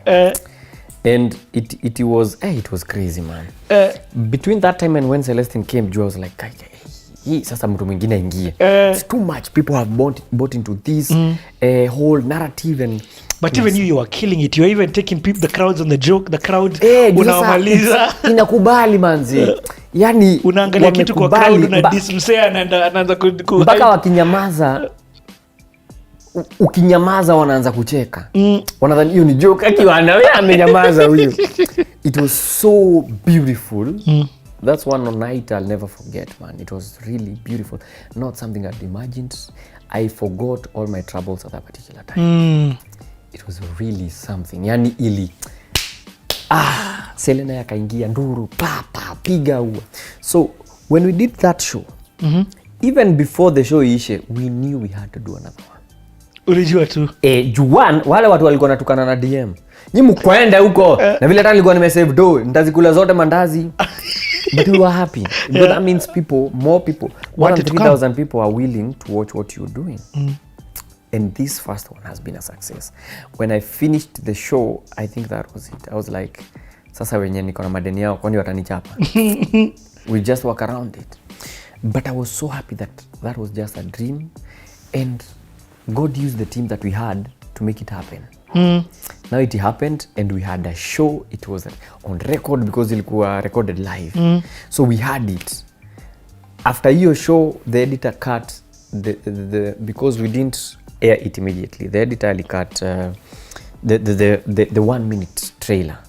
So alichapanisha 1 minute boss. Tukaikele kwa mtandao. The next day shot over. Guys were like, guy, hey, na wenye walikuwa nilikuwa nikauliza kama stand up inaweza wale wa well. Wakasema well, okay. Najua hii ni ya kwanza. You know, and people can distract you. Honestly speaking, I'll give an example. There is someone on Twitter. Alienda akaambia Larry Madowo wakati huo alikuwa NTV. Akwambia wewe hauendi mahali, you will lose your job. Akimwambia the next thing ana interview juu alikuwa anapenda interview the next thing ana interview ni Lami. Akiuliza where did you become, as we speak Larry Madowo been to BBC. Ametoka BBC, ameingia CNN. Bro. Kama ni kusikiza watu au ni mimi nawaitanga ni yes. Juu yes uko na opinion but ni yako. Si yangu, ni it's your opinion. So it should not affect how I do my things or how I plan to do my things. And we moved. So from there we were like, we go back to scripting. So problem. Already? Problem. Yeah, we need to go back to scripting now for the second because people expect something bigger. Now this is February. So you're like, haya tumefanya show. So the next thing, tuieke kwa mtandao. Tulikuwa madent. So after February, so we were going to March. We were at Nanyuki with my team. Tulikuwa tunaenda ku-strategize about the next scripting and what we're gonna do to this show yenye tumesha produce. Because ziko hakuna mali tumeiea, so we might as well sell it because it was such a success. Tukiwa huko March around, sikumbukangi ilikuwa March hot day. Kagwe anasimama pale kwa stairs. Anasema the first coronavirus has been imepatikana. Tuko hapo tuna strategize. Do you know everything sasa ikakuwa na hata kwa TNT1 ukisikiza kuna joke nilichapa. Hiyo ugonjwa kabla itufikie itazunguka. Kumbe ilikuwa inanisikiza bro. Hiyo March saa zile tu tumefika na nyuki hivi, sasa watu watafute swimming costume. First coronavirus. Murudi Nairobi tunafunga. And that was it, bro. All the dreams we had of going back into scripting for another show were like, hold up. If kitu imeingia and we've seen what it's doing to other countries, everything shuts down. That means we might not have 3,000 people. This is March 2020. Hata haipa haijakufa ya show yetu. So we say tukashikana. Kuna client alikuwa na detergent akasema tuisukume saa hiyo itaenda sana. We did that, but at the back of my mind I'm like, now this dream, because this dream was solely about crowds. It was about kuwa na show. That was the beauty of it. Now corona imeingia, coronavirus imeingia. What do we do? Hey, man. So we started strategizing now going forward with coronavirus in mind. What do we do?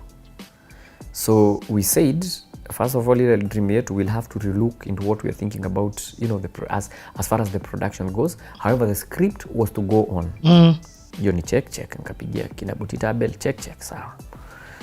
So the scripting must start. Hatujui vile kutakuwa 2020 career, but itaendelea. Bro, after tumerudi tukamaliza nini yetu, tukarudi tukakaa kukafungwa. We had after hiyo show, after we did TNT1, somehow bei yetu ilipanda in terms of guys wanting to work with us. So corporates wamepiga. So that was also another reason we went to Nanyuki to plan easy shoots zote. How will we manage so that we don't overshoot, we don't undershoot, we deliver in time? So how to work around it is issue flani to shoot lini, shoot flani ya client flani to shoot lini. Kuna shoot ilikuwa tu MC kama 2-3. After kumefungwa bro, clients wakaanza kupiga. Unfortunately will not go on. Unfortunately, hold on to that script. Unfortunately, a lot of unfortunately. Coronavirus. First case of coronavirus. Sasa kumefungwa bro. Na nakumbuka hiyo ilikuwa Metropolitan. Hakuna kutoka, hakuna kuingia bro. Hiyo hata si kama hii ya pili yenye ilifungwa. The only difference is that hii ya pili we were ready. Ile lockdown ya kwanza bro, no one was ready. Yani kumefunga, alafu sasa hatuendi job, alafu majob zilikanseliwa. Sisi manze do yote, kumbuka every other coin we had tuliekelea TNT1. On top of that boss, kuna watu wanatudai. Actually we had a Shylock on our necks. What? Anasema ni aje, sasa mlisema it's 2 weeks, it's 3 weeks, it's 1 month. Bado interest yenu inaongezeka.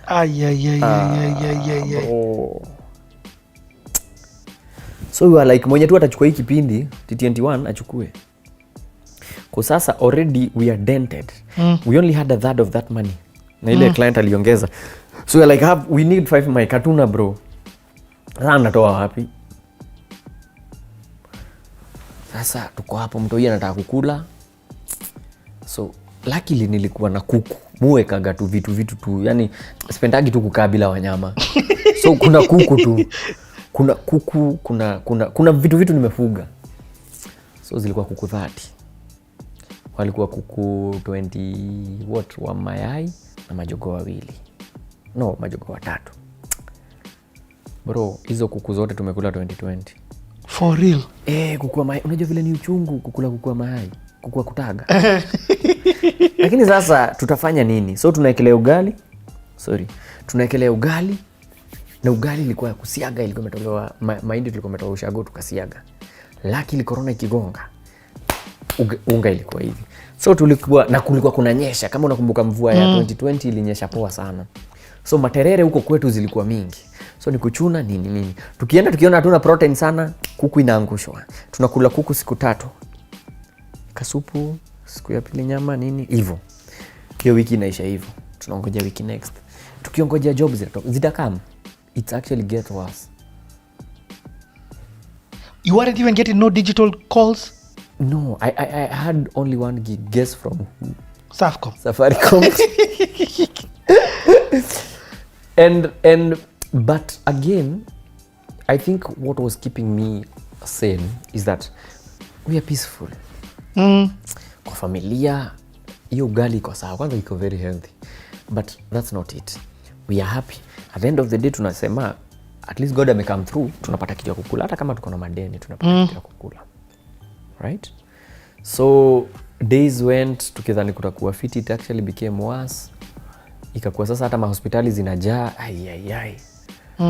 Then luckily around sijui kama kulifunguliwa around August ama later on there about, because that's when we decided issue yetu hatutaikalia tena, watu wanaitisha online. Wewe tena kwenye hamwezi kutufungia tickets. So hold on, ulikuwa na uza issue to people are not taking it? Yes, unaenda first of all there's some people who are approaching me, but the deal wanakupatia heri tu ikae. Mnakwambia leta tu, tukipata advertiser tutawacha ikae. Heri nirushe hiyo hard disk kwa maji. Mbona koroge nayo chai. So ilikuwa it was niko na kitu hapa naweza uza but hakuna mtu akuuzia. Yule anakuja ananunua bei ya kutupa. Kasema kama mbaya tuwekelee YouTube. Whatever we'll get, it's better than nothing. If anything, hii content ukikanaye tusaidie. Wacha iko YouTube. YouTube ni yetu, tuko na around 400,000. No, by then tulikuwa 300 and something. Your YouTube channel has got close to 400,000 people. Iko na 486,000. Na monetization unakula kutoka hiyo? Sasa si nilianza kukula 2019. See, that's when naekelea hii show sasa. Okay. So tukaekelea show, tukajua sasa hii show tutaigawanisha mara 3. Because it was almost 2 hours. Tukaigawanisha mara 3 and then we did a behind the scenes. That was the part 4. And guys really watched the show. As we speak, I think part 1 the most watched part iko na 900,000 views. So we figured sawa, watu wamewatch and everything. So by this time August, September kumeanza kutulia, kukafunguliwa. So they opened up, but now job bado haziko. But then once November kukaanza kutulia. So all this time kumbuka kuna script tunafaa tushughulikie. So hiyo August, September ikigonga tulikuwa tushaingia scripting. October, November, December tulikuwa tuna script. So hii time yote tumeona show vile inaenda. We were like, sawa, iende. So this time we were sure hatutafanya show ingine. Juu hata events zinakanseliwa. Kina Nyash wana cancel zao, kina nani. So we were like, event is not happening at all. But we must do something. So hiyo time kuna kiperiod November, December kulikaa poa sana. Hata December tulikula fiti, tunaambiwa tujichunge, tu sanitize. It opened up, nikapata tu gig. Unasikia sasa tunataka kusukuma wasee, kumefunguka. Tusukume wasee. Hizo gig zilituchocha. We were like, twende sasa. So the little money we made. Unasukuma kwa madeni. Zile ulikuwa nazo za wasee, madeni. Tukamaliza. So now tunaganga yajayo 2021 for TNT2. So November we made good money that was enough, not good big money, but good money in that kwa hiyo standard ya coronavirus hiyo period, but not for a big show, such that if leo kufunguliwe tunaweza fanya show. So kufika Januari tuko na script, tuko na kila kitu. So tunataka kupanga show Feb. So Feb kufika bado hatukuwa ready, tukasema tusongeshe hiki too much.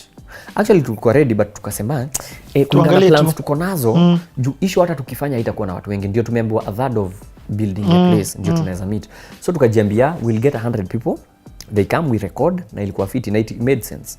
We went to Kenya National Theatre, tuka check space poa sana. That space manzi hatukuwa jua kama sio coronavirus, hatungewahi jua places kama hizo. Cause as you see tulienda kwa venue tukalipa tent, tukalipa kila kitu.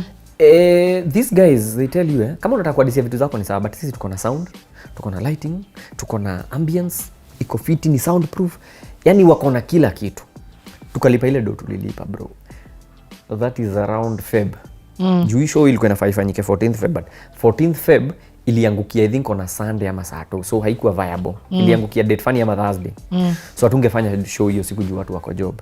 So tukajiambia acha tuipush March, date inakaa poa.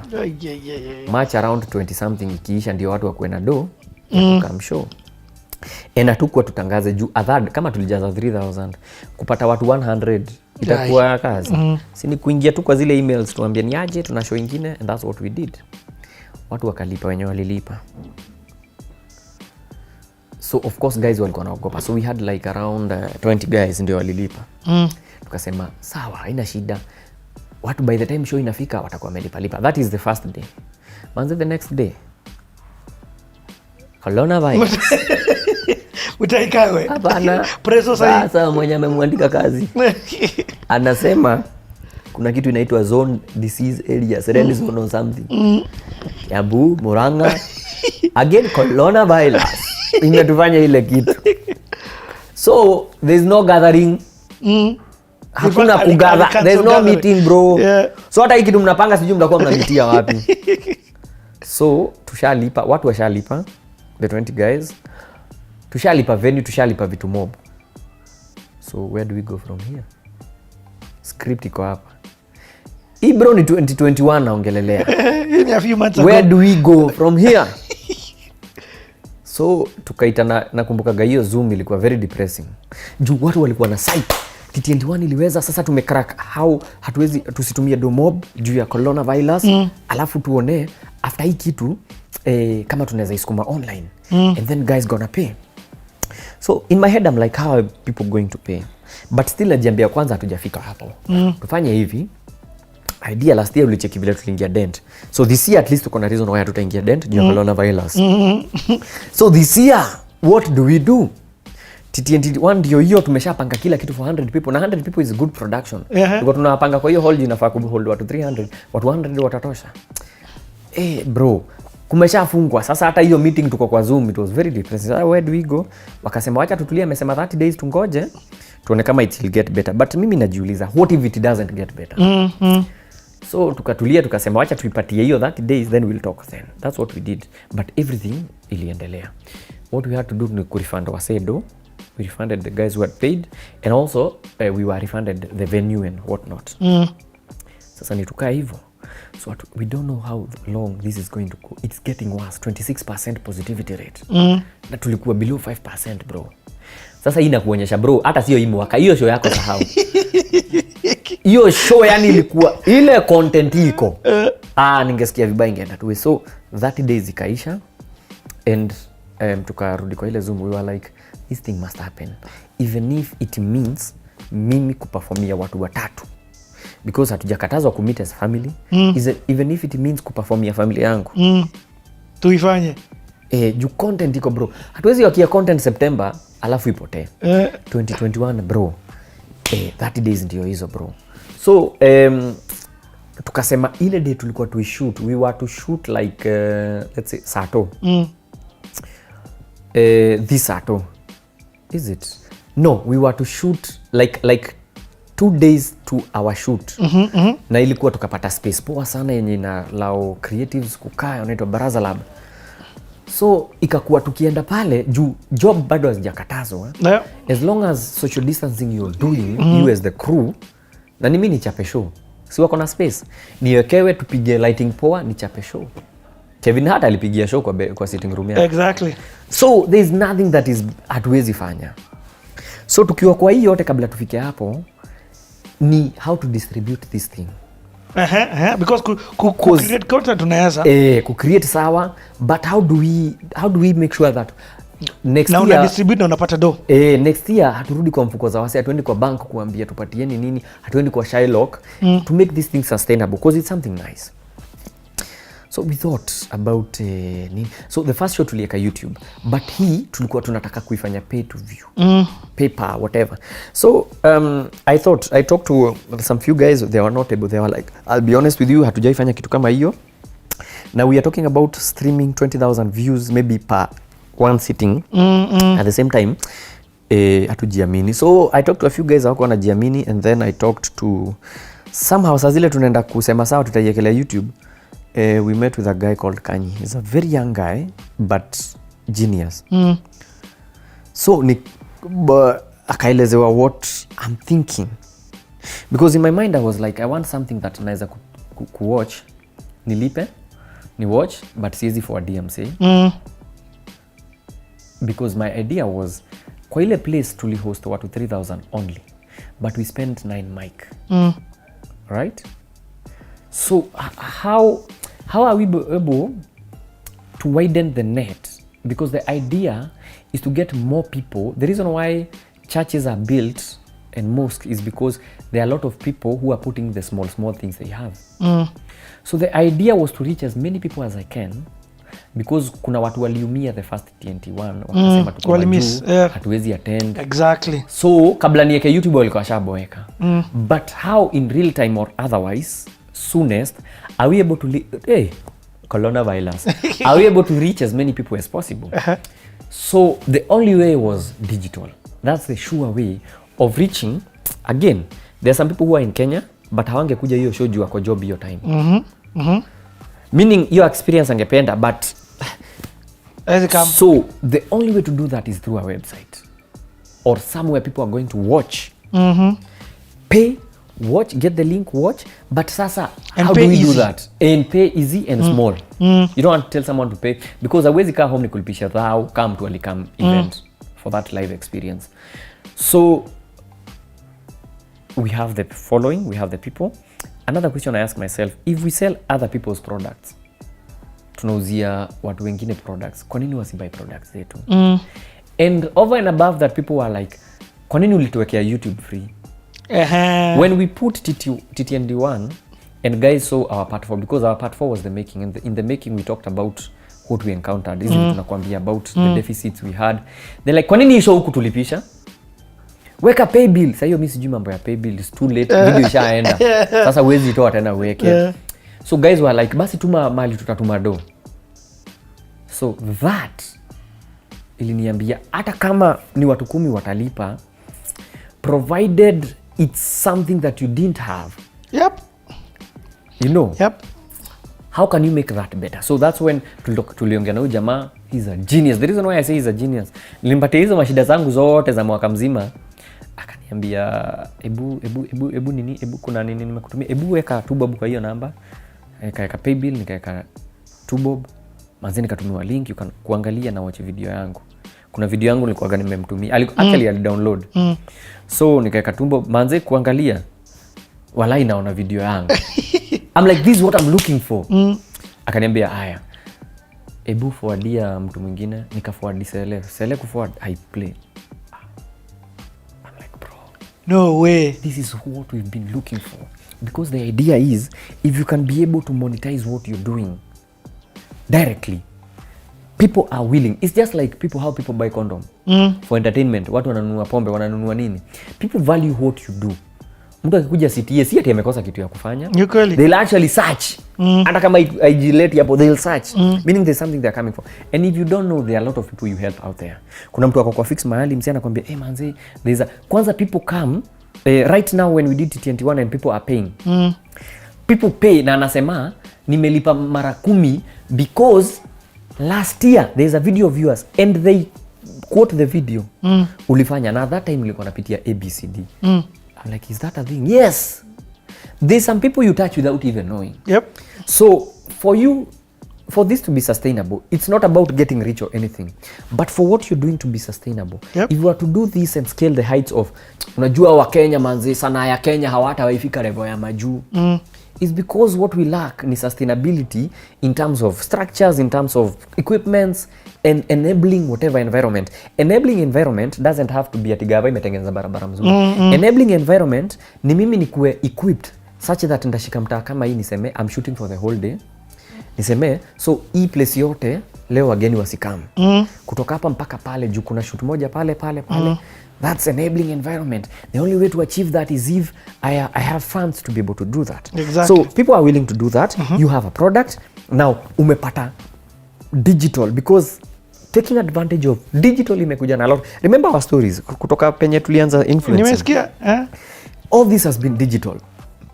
Again, at this point in time, everyone, and I mean everyone, is advertising even for as little as 200 bob, which is okay.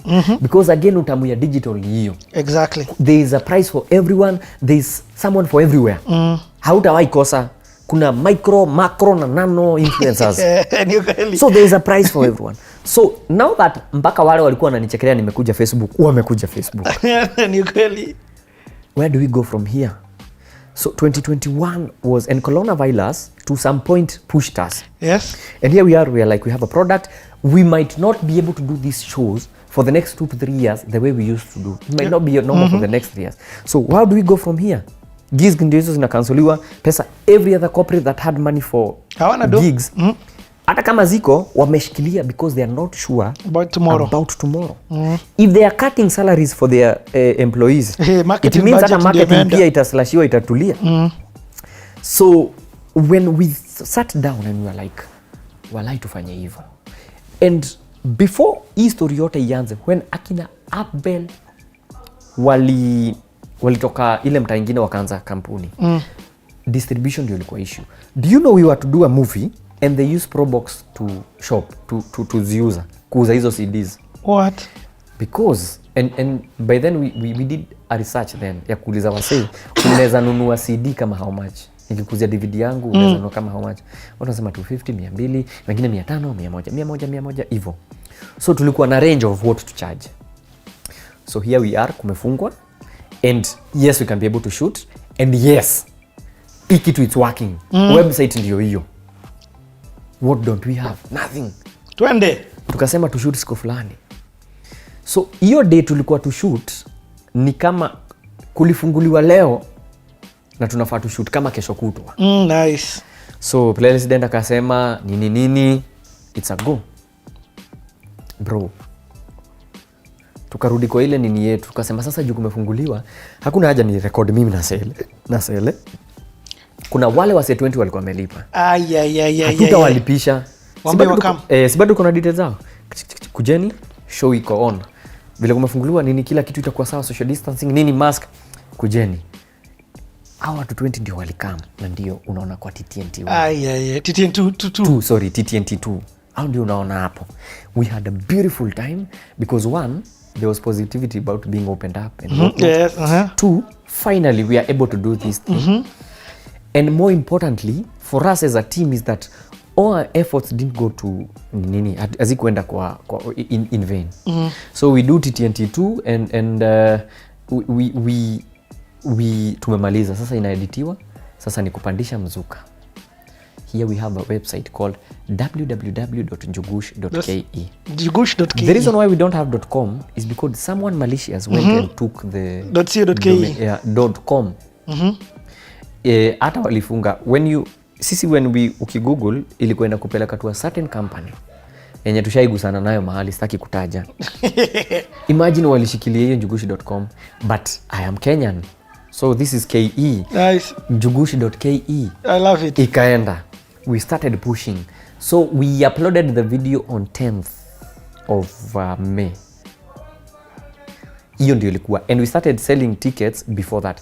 By the time tunafika hiyo 10th we had sold I think around 5,000 tickets. 5,000 tickets over 100 bob. Of course watu wengine wanalipa zaidi kidogo, zaidi 100 zaidi wanalipa hiyo. So these are people who again kama wale 3,000 they are paying na hawajaona product. Hawajui hata iko aje, but like tunaongojea ikam.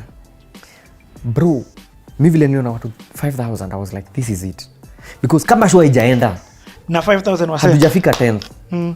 Brother, tulifika 10th, watu wanaingia, waliingia mpaka the first 10 minutes za hiyo nini ilikuwa imehang. Juje watu wanaingia. Yeah, the first 10 minutes kutoka 10 am kutoka 10 am to 10, we didn't foresee this. Me I was like hata kama watu ni wengi hiyo 20 hata ni mingi. Manze watu waliingia.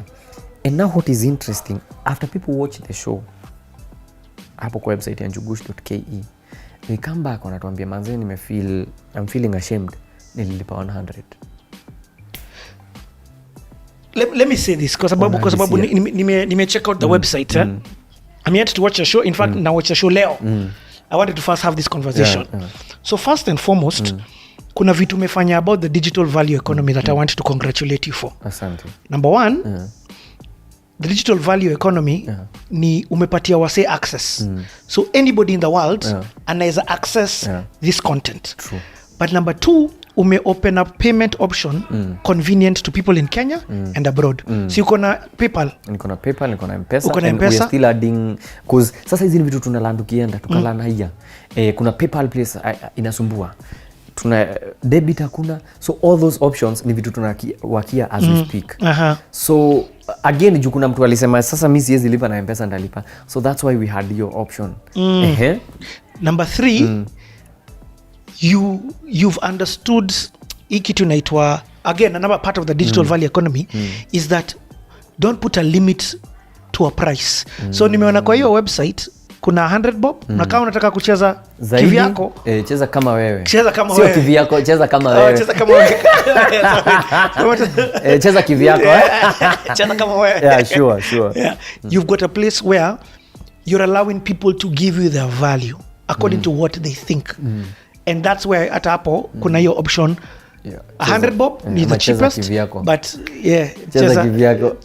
Cheza kama wewe. You get what I mean? Yeah. It's there. Yeah. And can I watch it many times myself? Yes. As long as you have the link, that's it for life. As long as now, again, another thing we realized, you have to tie it on a device. Oh, yes. So it's per device. So you get it, but kama nimefungua na simu yangu, lazima watch kwa hapo. So kuna watu walikuwa na get, then they forward the text without clicking. So wakiforward the text ikienda kwa ule mse mwingine, ana click mbele yake. So yeye akiklik ananiambia, "We, naona mmenina huo." Tumeandika hapo tunakuna huo. Thank you for being interested in TTNT to get your ticket. Ndio hiyo nini. So you can only watch on that device and that device only. I get. So that's how it's working. Hawezi forward, hawezi fanya nini, but it's on that device. Nice. That's congratulations. First of all, if you are watching this episode right now, immediately this episode ends, or hata unaweza pause hapa uende watch. And even kama uta watch, enda kwanza donate, enda give, because you've been watching this whole CTA. Go to his njugush.ke. www.njugush.ke. And cheza kama wewe. Hapo alafu another thing about Kenyans atupendagi vitu complicated. Ati niingia nianze kulogin nifanye nini? Exactly. Ukiingia tu kwa website inakuuliza get watch link, yes, inakupeleka kulipa. Namba yako inakupeleka, chagua kama ni email, alafu kwenye unataka kutumiwa kwa email ama kwa SMS. Unfortunately, again we are learning on the job. We learned that there are some people who have disabled promotional messages and emails. So you pay expecting a promotional messages from us with a link, but it doesn't come. So it won't come. So those are some of the challenges now we're dealing with back end. But bro, people, you're pioneering. You're pioneering, but hakuna mse mwingine amefanya hivi. One or two maybe, but not at this scale. Not at the scale where you can say. I won't lie. Yeah. Hata mimi mwenyewe once hiyo 10th tulifika usiku, I was like, what did we just do? Like tumekuwa, because for the longest time production imekuwa expensive. That's why unasikia mtu anakuita kuact anakuambia bro sina budget. But if you can be able, and Kenyans and beyond are willing to do this. And also something else I discovered is we touch more lives than we think. There are people, kuna jamaa alinunua hii ticket akiwa kwa ocean sijui wapi.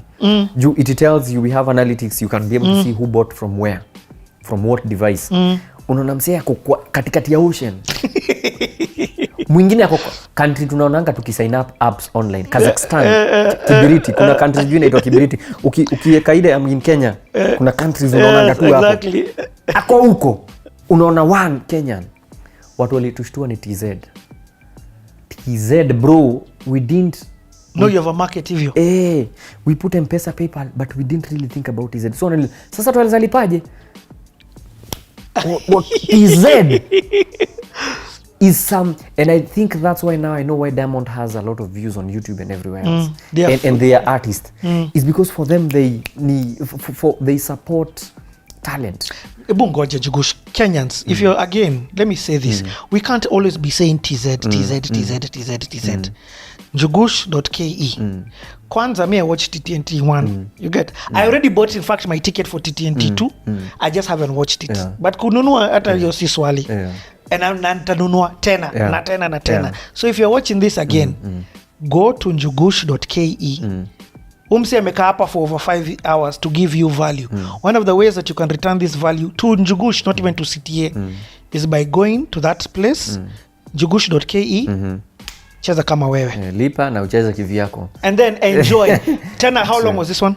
It was 1 hour. It was 2 hours, but we had to cut it down for production, whatever, to 1 hour, 30 minutes. And also we are afraid, on the website, we were not sure. The numbers. So we had to finya the best of the best, 1 hour, 30 minutes.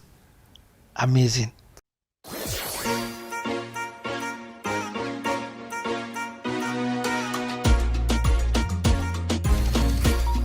Are you guys ready to start the show?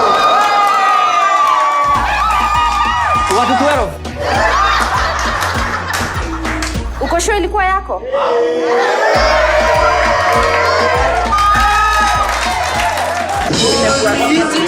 Nice.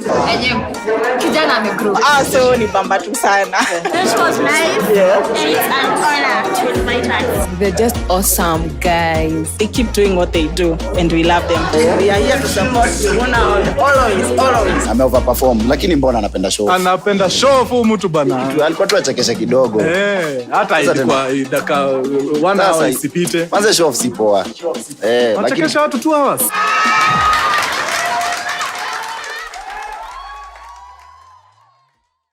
Tukaiskuma. Yani me I can't believe. But what I came to realize is that our solutions go within. Exactly. And also when it comes to now supporting us, people supporting what we do, talent and art, it's a culture that needs to be built. It's not something that happens. Hatuwezi shikwa kama wasanii ama artist tuchapwe viboko tu ati we kwa nini hamtupatii chance ya kuwa support? No. Unless now we come up with because we have people, you have people. CTA when Corona happened was one of the most watched new things because after Corona we had to look for new things za kunini. Sasa ni nini tunawatch tusukume hii. So you have a following. People appreciate, not that Kenyans don't appreciate. Yep. But ku mobilize hiyo and being consistent so that ile time uko na kitu they are there. I think is what now we are building on. I think the Kenyan audience has to be taught how to support the Kenyan artists. For example, wacha nikuambia, let me shock this audience. The reason I am able to shoot whatever I am shooting right now ni kwa sababu people donate. You get? That donation, sahi tuko hotel gani? Rivers, Gem Suites. Tumekula chakula. It's because of people's donation that I am able to pay for this to have a conversation with you. But I came to realize they know how to support. The only problem is, or the only disconnect is, we have never given them proper value. Value we give, proper avenues to be able to do that. In terms of, mimi nimekuwa nikifanya comedy yangu yote, sijaiwaambia kuna kitu wanafaa walipia wanione. Ni kweli. Until when I did TTNT na wakajaza. Until when nimekelea hii TTNT2 wakajaza. So until if I put a pay bill on my videos, unataka kuniambia hakuna hata watu 5 wangetoa. They are really ready to support. And the reason why I'm saying this is because I've seen it firsthand on TTNT2 on the website. Mtu anakuambia sijui unatubeba aje. Sijui unatubeba aje kutuwekea 100 hapo. So all the work you've been doing ni 100. Hata kabla ni watch hiyo show nimelipa mara 10 na hakuna kitu. Do you know tuko na shida as we speak, we are trying but tutasort na PayPal. Because wanaona too much money is coming in. Alafu sio do iko nani. Unajua kama ni mwisho wa mwezi na inaingia a bunch sawa. But hii chwa. Inakaa kama money laundering. Inakaa kama do. Yes. So we had kuweka manini zetu as we speak we are working on it. We had kuweka manini. That tells you people are willing to support. Only that hizo avenues, because see, how do I put it? No, you're right, Njugush. Let me say this. Fact, Timo. Now wewe ni Timo saa zingine. The thing about, if I even forgot to mention this, the first thing about the digital value economy ni ask. If you do not ask, kama ulizi, kama ukikata kuuliza, tutafurahia tutaenda. Yes. Tutafurahia tutaenda. Look at people wanaeka show vile wasawa wanaenda kujaza. It's not that people don't support. Sauti Sol leo wakieka show bro, ndacha kile nafanya. Because there is value and we want to support. Like for example, mimi msanii yoyote, and other people think different, but msanii yote akiwa na gig, I don't want complimentary. Yeah, even me. Mimi nataka nikamnilipe, ni feel hata mimi, unajua, because that's the only way nitakujenga. And that's how a lot of Kenyans are. Wakenya wako like, msee sahi anawacha ananiambia, "Manzi nimeshare na wase wengi WhatsApp." Ameshare hiyo nini? The trailers, yes. Watch. And then you watch. And people are ready to support. Now, what we have to do, because there's a role we play. sisi si ati tulikosa kitu ya kufanya, ati nilikuwa ni kwenda daktari nikajipata hapa. There's a role, particular role you maybe wewe hauioni, but people out there ndio unapata na mtu anakuambia manze bro ukajua kuna kitu ABCD. Kuna mzee kwa harusi alini offset ya bill fulani juu hiyo, akaniambia manze kuna time nilikuwa ABCD na juu hiyo wachana na hiyo nitahandle. What? Hivyo tu. So if I already could let go of that big chunk of money, what is 100 bob? You know? So it has been really an eye opener into the scales we can be able to do what we do, because people say unajua wasanii wa Kenya when tunalinganisha, let's say for example musicians from here and other countries, wetu unajua wanaibanga tu sijui juu ya nini. Ukitoka huko nje is the same thing, but yao wanaipaka mafuta na production na unajua they do the same Davido anafanya. But sisi huku kwetu we are very hard on them. But when we have those avenues, when kuna show na watu wanalipa, when kama hiyo website watu wanalipa to get the content, then I think we are to blame if we don't give quality and we don't give value. Ni kweli. Okay. First and foremost, one more time, tasema hii nimesema hivi kitu mara tatu. And this is www.njugush.ke. Yes. Go there. Minimum unaweza lipa ni 100 bob. Lakini feel free to cheza kama wewe. Cheza kivyako. Cheza kivyako. Yes. So Njugush. Yani tumebonga hapa for like 5 hours. Man, it's a whole day. This is a lot of work. Na hii ni kushoot. Sasa lazima ni edit. Na nikiedit kuna msee anasema hapo drop 4 episodes. Lakini ni sawa tu. For me I get happy when I give people value. You get, but this is a digital value economy. In fact, like, watch and you listen. This is a digital value economy. Value has to be returned for value. Kama umefeel umeget value, lazima urudishe value. To CTA, to Njugush, to everybody, so that we can continue doing this. Sure. You get? But for you now, I want to see. Open up a new Pandora's box. You started doing some crazy things. Tulikuwa na bonga on the side, uliniambia vile you are supposed to go do a tour in Germany.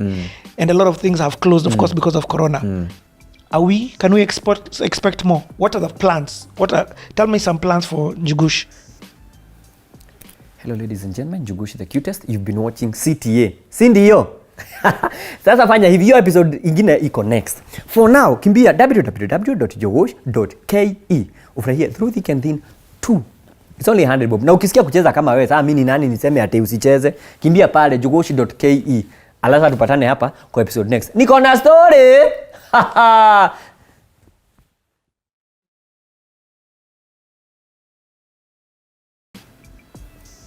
Hello ladies and gentlemen, Njugush the cutest. You've been watching CTA. Sindio? Sasa fanya hivi, hiyo episode ingine iko next. For now, kimbia www.njugush.ke. Ufurahie Through Thick and Thin 2.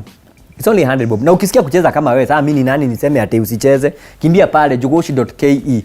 Alafu tupatane hapa kwa episode next. Niko na story.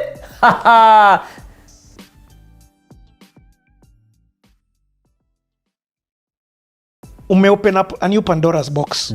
You started doing some crazy things. Tulikuwa na bonga on the side, uliniambia vile you are supposed to go do a tour in Germany. And a lot of things have closed, of course, because of Corona. Can we expect more? What are the plans? Tell me some plans for Njugush. I think what to do is man, it's now crazy because now people wanna die TTND. Ukiwatch hata ukiangalia online reaction watu wanaanza TTND3 ni lini? I'm like dude, hata August haijafika tena tuanze kutengeneza script. But you see we there is a lot of expectations. Juu mse anaona umse ako creative. The best hapati support kubwa kutoka kwa gava. Unajua ningekuwa majuu bro, ningekuwa naishi maisha na kaje. Kevin Hart brother. Trevor Noah brother. Mimi kabla kunipata hapa bro. But you see that's not us. We are 90 sijui how many years after independence, before them or after them. The thing is we when people wanasimama na wewe, they expect more from you. Wana expect cause I'm enabling this guy. I expect sasa wacha sasa kaende. Ni kama sasa ukishalipa show, sasa umeingia kucheka sasa. Hivyo ndio wako. So it's up to us. Before Corona happened, tulikuwa kwanza tuende Ghana. We went, the first tour I did in Germany. Tulienda kupatana na Kansime na Kalibos. Kalibos is a comedian from Ghana. And tuka click. and we were like, we must meet and do skits. I went to Uganda, we did skits with Kansime. Then that was 2019. 2020 tulikuwa tunafaa tuende Ghana, we do the same. Mimi, Kansime na Kalibos. Yeah. That never happened. Corona. What? 2020. So 2021 jukulikuwa kumekanika kunaenda kuwa fiti. Contacts wetu wa Germany, they were like, kuna chikuli chapa show, si come tu hapa. Kabisa ndio hiyo. Coronavirus. Ikatufanyia ile kitu. There were talks about going to US, bro. Na sasa US ukienda unapiga tour ya state. Sijaienda US. And I want when I go there I have something. Because kama kuna watu supportive. Sisemi wa Kenya sio supportive wenye wako hapa. But mtu wako huko na bado wako na time yako. Bro, na hiyo pilika huko na bado wako na time yako. People in Dubai, Middle East, wapi? People, mtu wako Zimbabwe. Kenyans mahali popote diaspora wako. So doing a tour ilikuwa inakaa kitu fiti sana. So we come back, re-strategize and said, for now, wacha to build on this brand that is TTNT through thick and thin. We see, by the time Corona indatulia, where can we go? Fun fact, TTNT1, tusiku kuambia ni after TTNT1, the reason why we didn't have a plan of where to put the show is because we were going on a tour. Ulikuwa naenda tour? TTNT1 ilikuwa Mombasa wapi. Nice. Juu tumefanya hiyo ni nini. So I was supposed to go on a tour. Sasa it didn't happen. Sasa that's why tulikuwa confused. That's why we didn't put the show on. Juu tulikuwa najua tunaenda tour. Sasa ukieka on alafu ende to it, that makes sense. So it didn't happen because of Corona in 2020, 2021, similar case, not happening. But now going ahead, we need to create and create more. I'm thinking of getting into film. Nice. Comedy, proper comedy. Because again, production is hard. Kama producing short skits ni expensive. Sasa ningeweza kuproduce a movie. 1 hour, 2 hours movie. No, but I want to go in. This is something I did in school. To produce proper movies. Why not now? Comedy sahi tuko na distribution because something that affects a lot of artists. Njugush, hebu nikwambie kitu. You need I'm saying this as a seed. Umefanya radio, bro. So you know how to be funny on just audio. You need to think about how do I do an album. Unaona vile Esther kona album, vile Julian yako na album. Tengeneza album. Na hiyo album ikuwe digital. Watu wanaweza stream, watu wanaweza download. You get? And it's song number 1 ni joke. Pengine ni jokes ya political, jokes ya whatever. Hata hii kitu umefanya, podcast it. Unaona?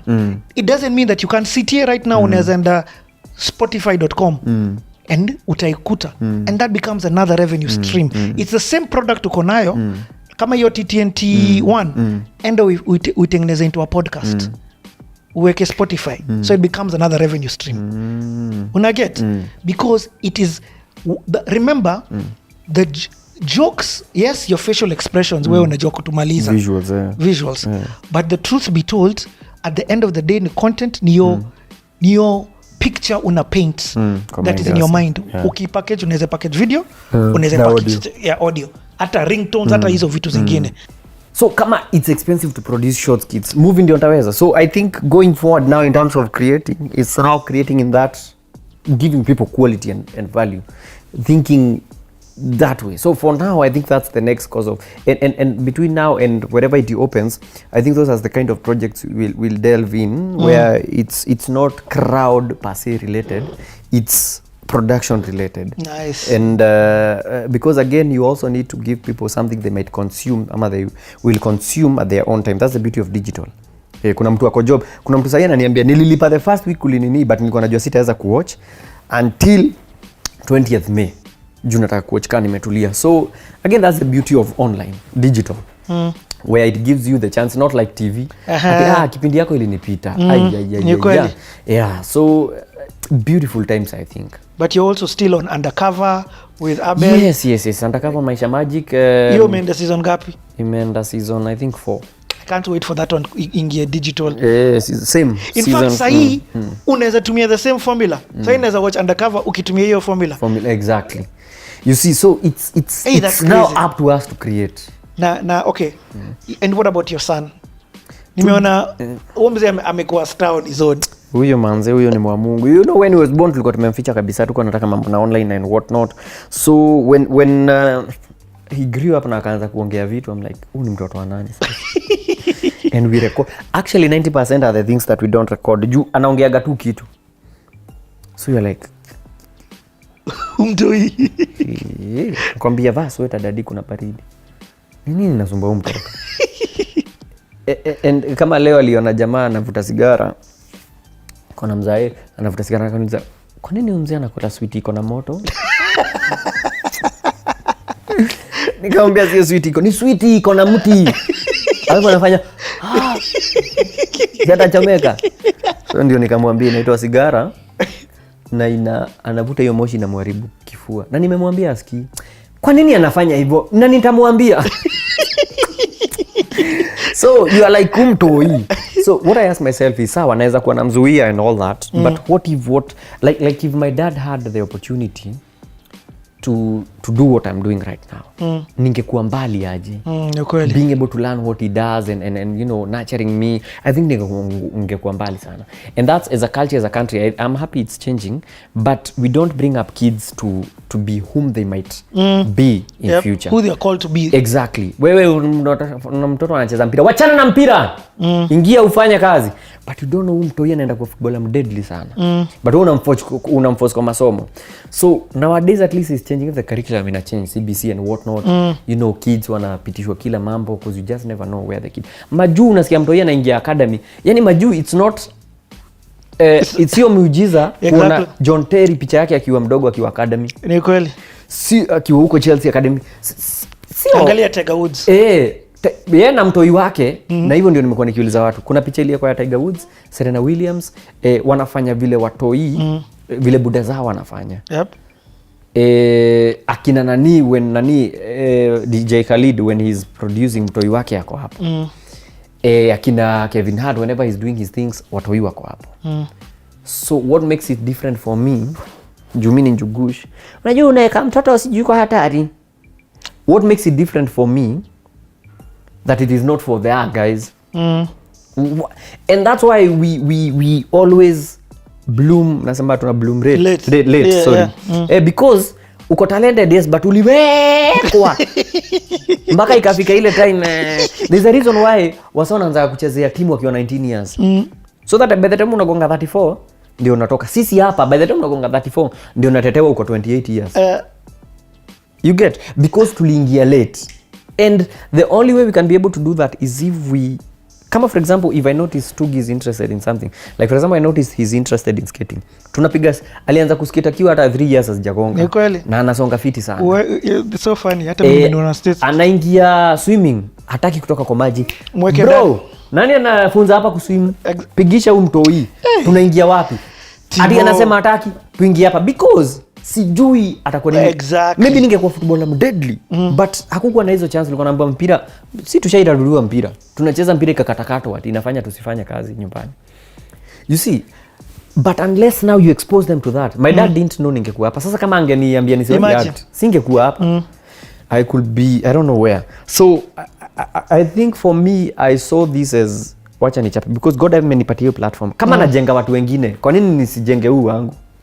So tuanze hapo. If in future he grows up and thinks, you know, YouTube nataka kuibadilisha nianze kuongea about atomics and whatever and nuclear whatever, si ndio hiyo siendelee. So akiamua kufanya vitu zingine, that's on him. I will never dictate anything. But as far as what we are doing is concerned in terms of digital, wacha tuende sisi wote. Bila tulisema pale awali, mamake na yeye wakiwa kwa digital, mimi hata kama siko niko sawa. Yeah. Hey, bro. Mimi wacha niseme tu thank you. Shukran sana. Thank you so much. Umekuja huku kutoka Dono asubuhi. Manzi. Nimeshukuru sana, it's been amazing. It's been fun, not really an interview. Nikupigia na story ni vile sasa tunarekodiwa. Ni kweli, that's what I tell guys. But for me nime learn so much. I feel encouraged by the things that you've been saying. I'm excited to see the leaps and bounds that umeshafanya digitally, but more importantly what is about to come. Last but definitely not least, to you who is watching, 2 things. Kwanza cheza kama wewe kwa hii CTA channel. I learned I never ask. Sasa zingine na nyamazangu tu. Na tumesema unauliza, unasema. It's good to ask. But if you don't do for me, mimi hiyo ni sawa. But do for www.njugush.ke. Umse amekuwa huku saini what? 5:47 tulianza 10:30. What? Na naenda Roiro. Unaenda Roiro. Ile traffic inaenda kunigonga. So asante sana. Asante sana, shukran sana. God bless you. And by the way, let me just pray over you. Heavenly Father, bless the Jogoras. No, what's your surname? Kimani. Bless Njugush. Bless his amazing wife. Bless his amazing son. Continue to elevate them. Let's watch this in 10 years and just laugh. Na kila mtu kwa comments alisema amen. Amen, ndio huyo sasa. Si sasa imekuwa fiti. Imekuwa fiti sana.